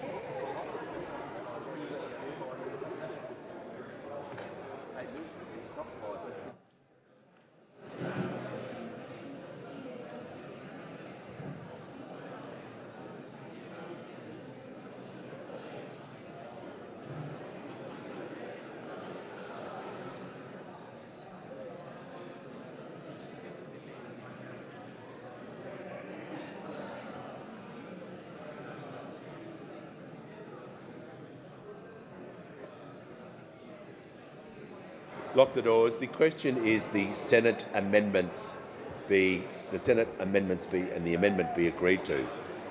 The ayes will pass to the right of the chair and the noes to the left. I point the honourable members for Werriwa and Bean as tellers for the ayes, and the honourable members for Monash and Capricornia as tellers for the noes.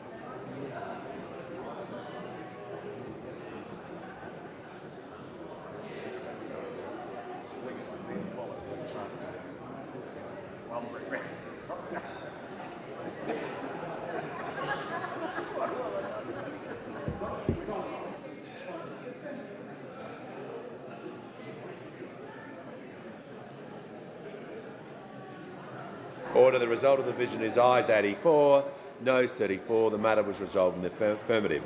I've received messages from the Senate returning bills without amendments or requests.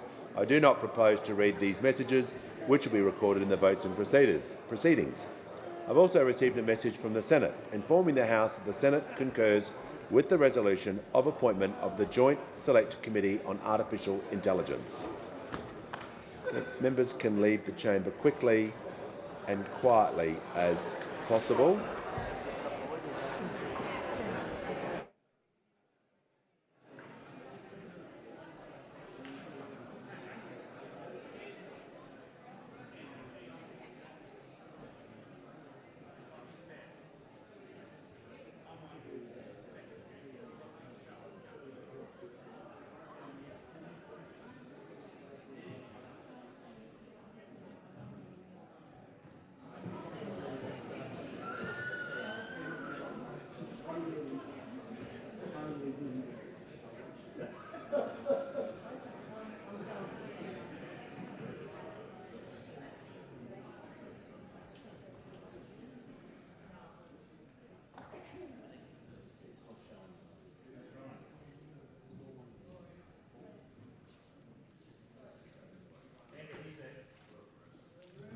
Okay. It being almost 4:30, I propose the House and propose the question that the House do now adjourn and give the call to the honourable member for Calare. Across the Calare electorate, in the heart of regional New South Wales, from our smallest rural villages to our bustling regional centres, there are vibrant local community events occurring every single day.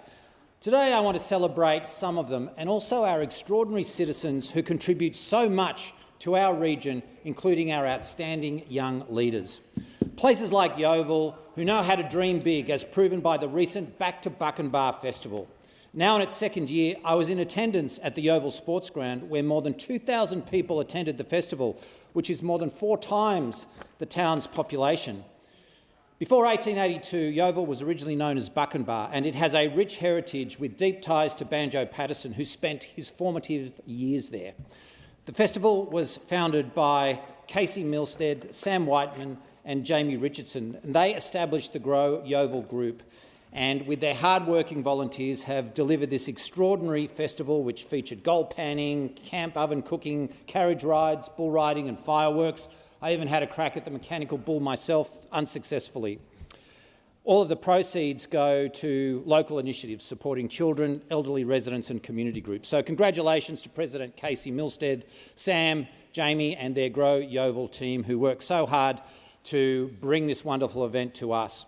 I also wish to recognise the wonderful volunteers behind the upcoming 5th Annual Cumnock Community Family Fun Day on the 17th of October. This free event draws around 1,000 visitors to the village, showcasing the very best of country hospitality and way of life.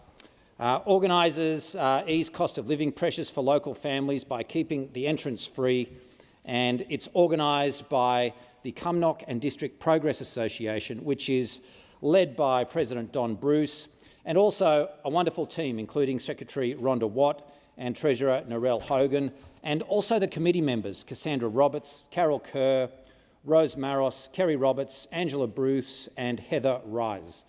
Thank you for all of your selfless work in strengthening the community of Cumnock and its surrounding districts and keeping our rural villages vibrant and connected. And right here in Parliament this week, I wish to acknowledge an outstanding young leader representing our region. Glenn Ocon is a Year 12 student from LaSalle Academy in Lithgow who is serving in the 2026 Youth Parliament. He was selected from over 2,000 applicants nationwide, and he has joined 149 other young leaders at Parliament House this week to debate big ideas and bring regional voices directly to the national stage. I met Glenn this week and I was very impressed about how passionate he is about our region and rural issues. Glenn, you've done us immensely proud, and I hope you had a fantastic week of leadership and fellowship and fun in our nation's capital. And speaking of great Lithgow schools, I was at Lithgow High School recently for Public Education Week, attending their annual induction of school leaders. It was inspiring to hear from the student leaders like Elise Thompson, who rightly pointed out that badges don't define us. It's our actions, heart and positive impact that count. I wish to thank outgoing captains Laken Crook, Jane Doran, Elise Thompson and Joshua Van Prague, and I also congratulate the newly inducted captains, Ethan Chang, Alexandra McLaughlin, Michael Miadvish and Mantra Verma. A huge shout out to Principal Dr Fodi Lupos and all the dedicated staff at Lithgow High School. They do an extraordinary job. The school was selected as one of 33 schools under the New South Wales Government's Potential and Gifted Education Partner School program to receive a $6 million upgrade. And Dr Fodi noted that this investment reflects the remarkable positive change across the school and the strength of its supportive community. Dr Fodi and teacher Sean O'Keefe took me on a tour of the spaces now nearing completion. And it's amazing. It included a new green screen infinity media studio, along with upgraded STEM, art, music, multimedia, woodwork and metalwork teaching areas, plus enhancements to the library and entrance. So I want to pay tribute to head teacher Lauren Aldrich in particular, who has played an instrumental role throughout the design and upgrade of this process. These state-of-the-art facilities will give local students incredible tools to learn, innovate and pursue creative pathways in Lithgow. So congratulations, Dr Fodi. He's a wonderful educator. He's one of our great educators in this country, and I pay tribute to the wonderful team at Lithgow High.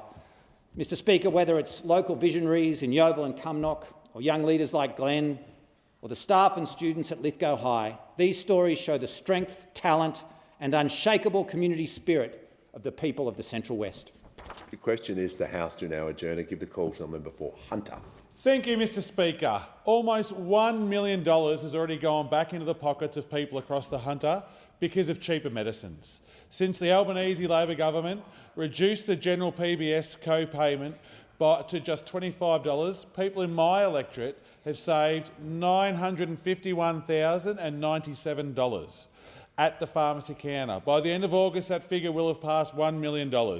This is real money staying in the pockets of people across Cessnock, Curry, Huntley, Singleton, Cameron Park, Toronto, YE and communities right across the Hunter. Money that can go towards groceries, electricity bills, petrol, school expenses, mortgages and holidays. Without the action of this government, PBS medicines would be costing Australians more than $50 today. Instead, they cost just $25. And when I talk to people across the Hunter, they tell me exactly what that means, Speaker. Stephen from Cessnock described the $25 PBS as a godsend. Jenny from Cessnock West is on multiple medications while managing cervical cancer, breast cancer, endometriosis and a pacemaker. For Jenny, that savings is multiplied across every medication she needs. Michelle, a mum with 3 kids who have a range of health conditions, her family can need 8 different medications every month before even counting antibiotics. Michelle told me that paying $25 for those medicines has meant she can afford better food for her kids. That is what this policy is about, Speaker. It's about making sure no parent has to stand at the pharmacy counter wondering whether filling a prescription means cutting back on the grocery shop. Joe told me he had previously stopped taking some of his medications because he simply couldn't afford them. But since medications came down to $25, he has now been able to get all of his essential medications again. Hazel, who lives with COPD, emphysema, asthma and severe arthritis, told me that cheaper medicines are helping her afford the medication she needs to breathe and to keep doing the things that she loves. These are the stories behind the savings in the Hunter. And our local pharmacists see this difference every single day. People like Tim at Cessnock Day-Night Pharmacy are on the front line of healthcare in our community. The same for Kurt at Piggott's Pharmacy at Huntley. I caught up with Kurt recently and we spoke about the impact of cheaper medicines are having locally and the important role pharmacists play in keeping people healthy and out of hospital. That is particularly important when we talk about men's health, Speaker. We know blokes can be reluctant to go to the doctor. They could put things off, they delay getting something checked or even put off filling a prescription. Men across the Hunter have already saved more than $400,000 because of reduction in the general PBS co-payments. Making medicines cheaper helps men stay on their prescribed treatments and get more people through the doors of their local pharmacy, where they could talk to a trusted professional. And as pharmacists are empowered to work to their full scope of practice, those visits can also mean health checks, vaccinations and preventative care. Cheaper medicines are also making a difference for women. As part of this government's $792.9 million women's health package, expanded PBS listings mean women can access treatments like Yasmin, Estrogel Pro and Ryeco just for $25. Affordable medicines are good cost of living policy, but they are also good health policy, Speaker. When people can afford their medication, they see their pharmacists regularly and they can stop getting conditions that become more serious. That means healthier people and less pressure on our local GPs and hospital emergency departments. And the message is the same everywhere I go, Speaker. When I was in Tassie recently with Assistant Minister Jed Carney and the member for Braddon, Anne Urquhart, I caught up with Joe from Westside Pharmacy in Ulverstone, who told me $25 medicines are making a real difference there as well. Whether it's Cessnock, Curry, Singleton, Cameron Park, Toronto, YE, or communities right across the Hunter, cheaper medicines are helping people. They are helping people managing cancer, parents caring for sick kids, pensioners, managing chronic illnesses, and blokes who might otherwise put their health off for another day. Nearly $1 million has been saved in the Hunter. The $25 PBS is simple, practical, and it's helping people get that right now. Most importantly, it means fewer Aussies are being forced to choose between filling an essential prescription and paying for the other things that their family needs. Thank you to all the pharmacists in the Hunter. Thank you to what you do. Thank you for what you do for employment in our area, and thank you for keeping people of the Hunter in good health. Thank you for all you do. Cheers. The question is the House to now adjourn. I give a call to the member for Mitchell. Thank you, Speaker. I was pleased this week to join a discussion with key stakeholders from the modern slavery sector in Australia, those people that care for and work against the exploitation of migrant workers in our food and agricultural chains and in our labour hire arrangements. It was an organisation there prompted by two of my constituents, Carolyn Kiddo and Fuzz Kiddo, who are outstanding Australians who work from a long passion for protecting people and preventing modern slavery and supply chains from the organisation Be Slavery Free. But it follows a Four Corners show. The ABC aired on 27 July and 3 August a program, an investigation called Duped, Food Exposed. And while Four Corners has copped a lot of flack recently, and certainly rightly in many cases, they also produce good quality investigations and exposés of vital issues like food exposed, and I recommend this program to people and Australians passionate about this issue. About 10 years ago, I was the Assistant Minister for Immigration and Home Affairs at the time that introduced the Modern Slavery Act in the Turnbull government. And I want to acknowledge the Prime Minister then, Malcolm Turnbull, and my colleague Chris Cruther, who produced the initial report, brilliant report, that led to Australia adopting the Modern Slavery Act, similar to the UK's Act and inspired by the New Zealand Act as well, designed to be leading in the way that we recognise that in all of our supply chain and work that we need to take account of the slave-like conditions in our region, particularly Southeast Asia, our neighbouring countries, all through the region, and not take advantage of the people that are in forced labour arrangements or in slave-like conditions, and there are many in many different industries. It's had a profound effect. And I was pleased to join colleagues from all sides of the House to discuss not just this latest Four Corners program, but also what are the next steps in relation to modern slavery within Australia. The people that watch the program will tell you that the issues that have been exposed there, just in Coffs Harbour, are very serious. And are actually something that we need to take into great consideration in our PALM programs, in our Pacific Labour schemes, and in our backpacking and other working holiday maker arrangements.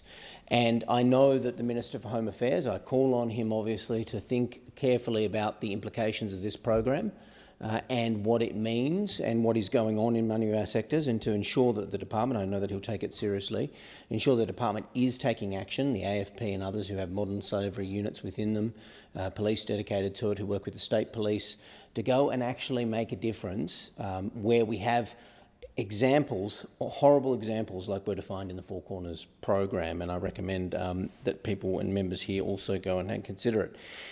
It's funny how life works, because I had a person very close to me actually approached me in the Parliament after I attended just last night this event and tell me that this person actually went to Coffs Harbour as a young Australian to go and be a backpacker or work with their friends out of uni, just because they decided to do it as Australians, something not many young Australians actually decide to do.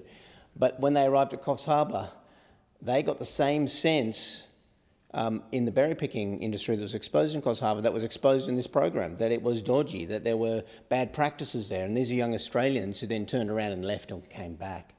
So the data is coming in that in our own country, our own laws are being exploited and not actually enforced. And there are people, vulnerable people, being taken advantage of. And I know the government feels passionately about this, but that's what the Modern Slavery Act was designed to do. And of course, it does require ongoing enforcement, improvement and change.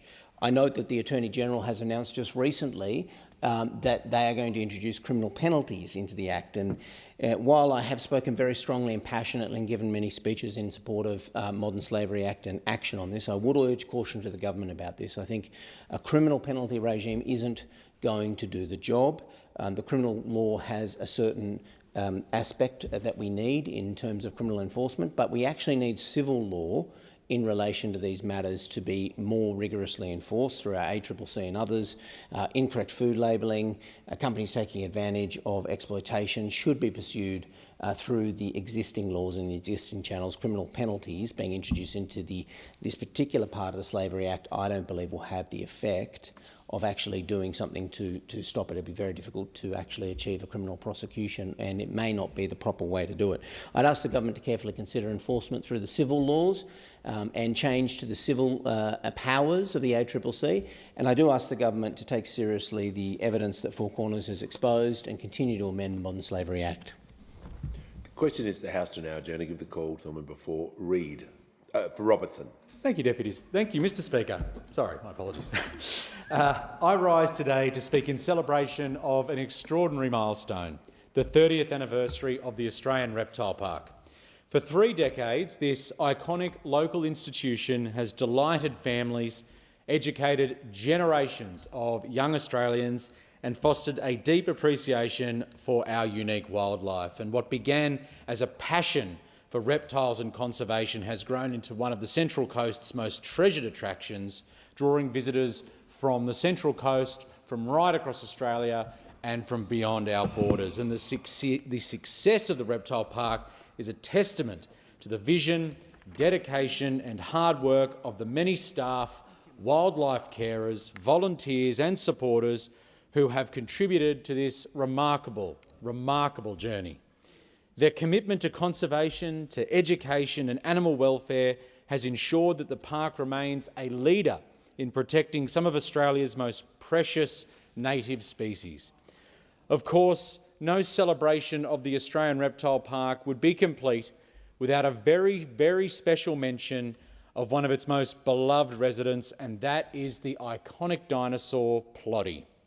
For generations of coast families, a visit to the Reptile Park has meant posing for a photo and creating treasured childhood memories with Ploddy.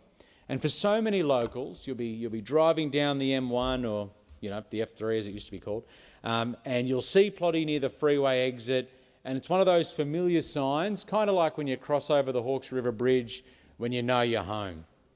And Ploddy's more than just an attraction, Mr. Speaker. Ploddy has become a symbol of the park itself and holds a very special place in the hearts of countless locals and of visitors alike. And as we celebrate not only 30 successful years, we also celebrate the lasting impact of the park that they have had on our community. Can I say to the Australian Reptile Park, congratulations on this significant achievement, and here's to many more years of inspiring, of educating and entertaining of future generations.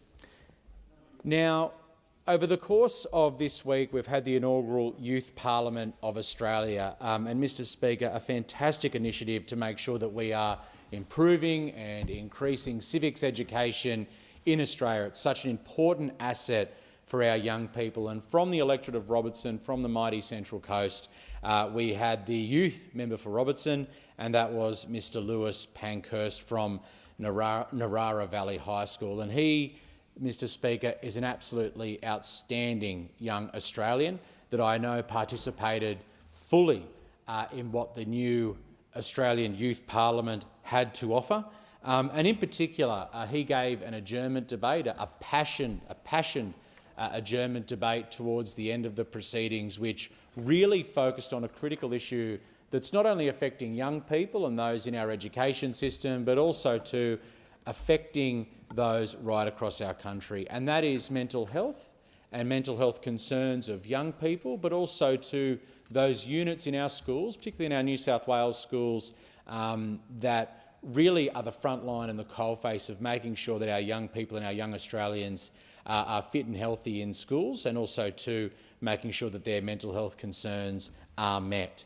And I know that Lewis, the youth member for Robertson, gave a passionate speech with regards to this issue and really put his best foot forward for our electorate and for our region. So, Lewis, mate, you've done yourself proud, you've done your school proud at Narara Valley High School, but more importantly, you've done the electorate of Robertson and you've done this country proud by the speech that you gave in the Youth Parliament chamber just this week. So, well done, mate.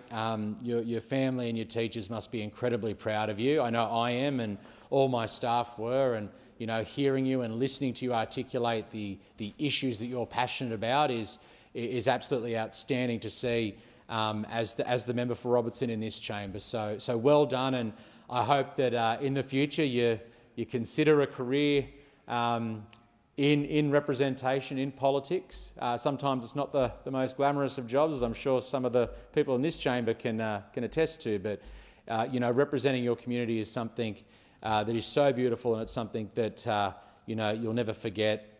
Well done, Mr Pankhurst. Thank you. Well done, the member for Robertson and the youth member for Robertson as well. The questions of the House to now agenda. Give the call to the member for Page. Thank you, Speaker. Speaker, great to be here speaking with you in the chair. I know you always sit in the chair towards the end of the daily sitting, and it's great to be here at the end of a 2-week sitting.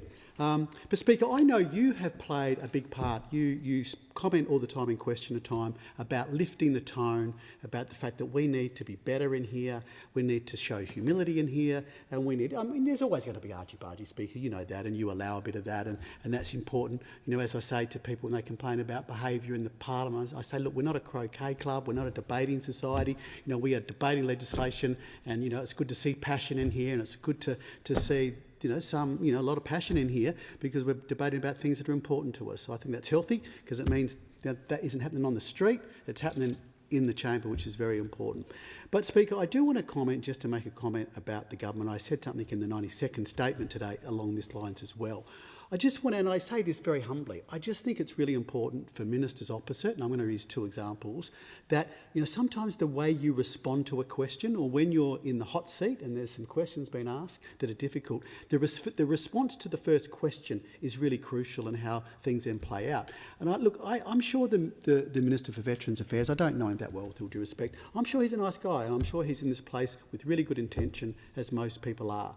But I think where things went awry this week, Speaker, was when he was asked the first question about the cap on allied health, and he has an explanation and a rationale there, and asked about veterans' responses to that. The first question he was asked this week, he came to the dispatch box.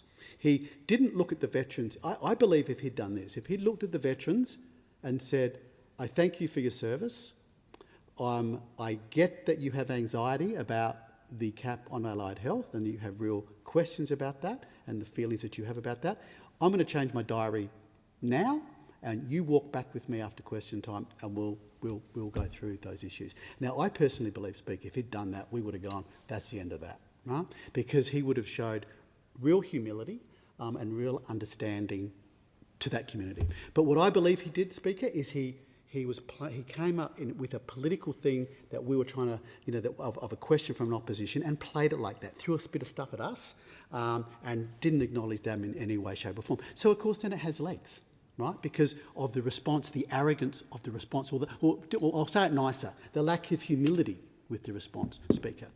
And in the last 2 weeks, I think we saw, with all due respect, and I respect the Prime Minister for the position he has, but again, he was asked a question. Now, I think even he, in his heart of hearts, would understand that when you see the vision of that podcast, that some people, and some of those people would be women, would not like how that was portrayed, or have a view of that they wouldn't be comfortable with. Now, I personally believe, I sort of got howled down a bit when I said this in the 92nd statement, Speaker, I personally believe if the Prime Minister, the first time he was asked that question last week, had got up and said, look, if people have taken offence to that, my body language, the wording that I used, I humbly apologise to the Japanese Prime Minister and any woman who was offended by that, because that's not what I thought I was doing or saying in that. And I think there's been Now, if he'd said it like that and humble, I firmly believe, Speaker, that there wouldn't have been any further questions on that. But he got up, his instinctive response to that was to get up and read out he obviously thought he might get a question on this, so he had a political strategic piece of paper that he read from, no humility, no, look, I understand if it was about, something about, things about the relationship between Japan and Australia are healthy, and segued into that. And again, so we're saying, okay, so this Prime Minister, none of us, Speaker, dare I say it to you, you are not a perfect human being. And neither am I, and neither is anyone in this place, and neither is anyone in the Australian community. And I actually believe that when people get up, especially leaders, like a Prime Minister, like a Minister in a government, when they get up and go, you know what? I think I think I got that a bit wrong. I think, you know, I can see why people saw that way or reacted that way, and I got to be better there. I mean, I actually believe that certainly would have been the end of the questions to the Prime Minister as well. That would have killed that. We would have moved on. So I say this as humbly as I can, Speaker. I think from the government, from the ministers in this place, you have very important roles. I respect that, but it's going to be good for you. I think it's going to be good for this chamber. I think it's going to be good for the country to see it. A little bit of mea culpa and occasionally a little bit of, you know what, I get that maybe I overstepped there, or I get maybe that in that case I should have done that a bit better. So with and a bit of accountability too, because 4.5 years in, you can't blame us for everything, which still seems to happen a lot as well. Thank you, Speaker. The question is the House to now adjourn and give the call to the honourable member for Gilmore. Thank you, Speaker. Well, a small but dedicated team in a small village in my electorate is doing really big things. They're opening the door and changing the lives of women, not just in my electorate of Gilmore, but right across the New South Wales south coast. Historic Milton is known for its beautiful old buildings, boutique shopping and trendy bars. But now women all over the region, from Wollongong to the Victorian border, know it's also the place they'll find endometriosis, pelvic pain, perimenopause and menopause support. After advocating for an expansion of the Milton Endometriosis Clinic, I can't tell you how pleased I am that the service has been expanded to include perimenopause and menopause care. The South Eastern New South Wales Centre for Menopause, Endometriosis and Pelvic Pain now provides specialised health services 2 days a week, supporting women of all ages. I was proud to launch the revamped service last month and had an opportunity to speak to doctors, nurses and healthcare providers, as well as women's group representatives and patients about the fabulous services on offer. Let me tell you that over the past 3 years since the Endo Clinic opened, the team has been swamped with requests for assistance from women in Gilmore and beyond. Most of these women have been going about their lives, working, running a household and raising their kids and ignoring the pain, often for many years. When I've popped into the Milton Clinic over the past 3 years, the women's health workers have continually told me that menopause support was badly needed locally. So I'm really pleased to have delivered this expanded service. I want to give a huge shout out to Dr. Katie McCartney, Dr. Sally Carter and Specialist Women's Health Nurse Susan Wilford, who are leading this service. They are so passionate about women's health and they take time to really listen and validate women's concerns. It's just fantastic that thanks to the Albanese Labor government's commitment to women's health, they can now offer more services to even more women locally. I know that menopause and perimenopause can be a very disruptive and confusing time of life for women.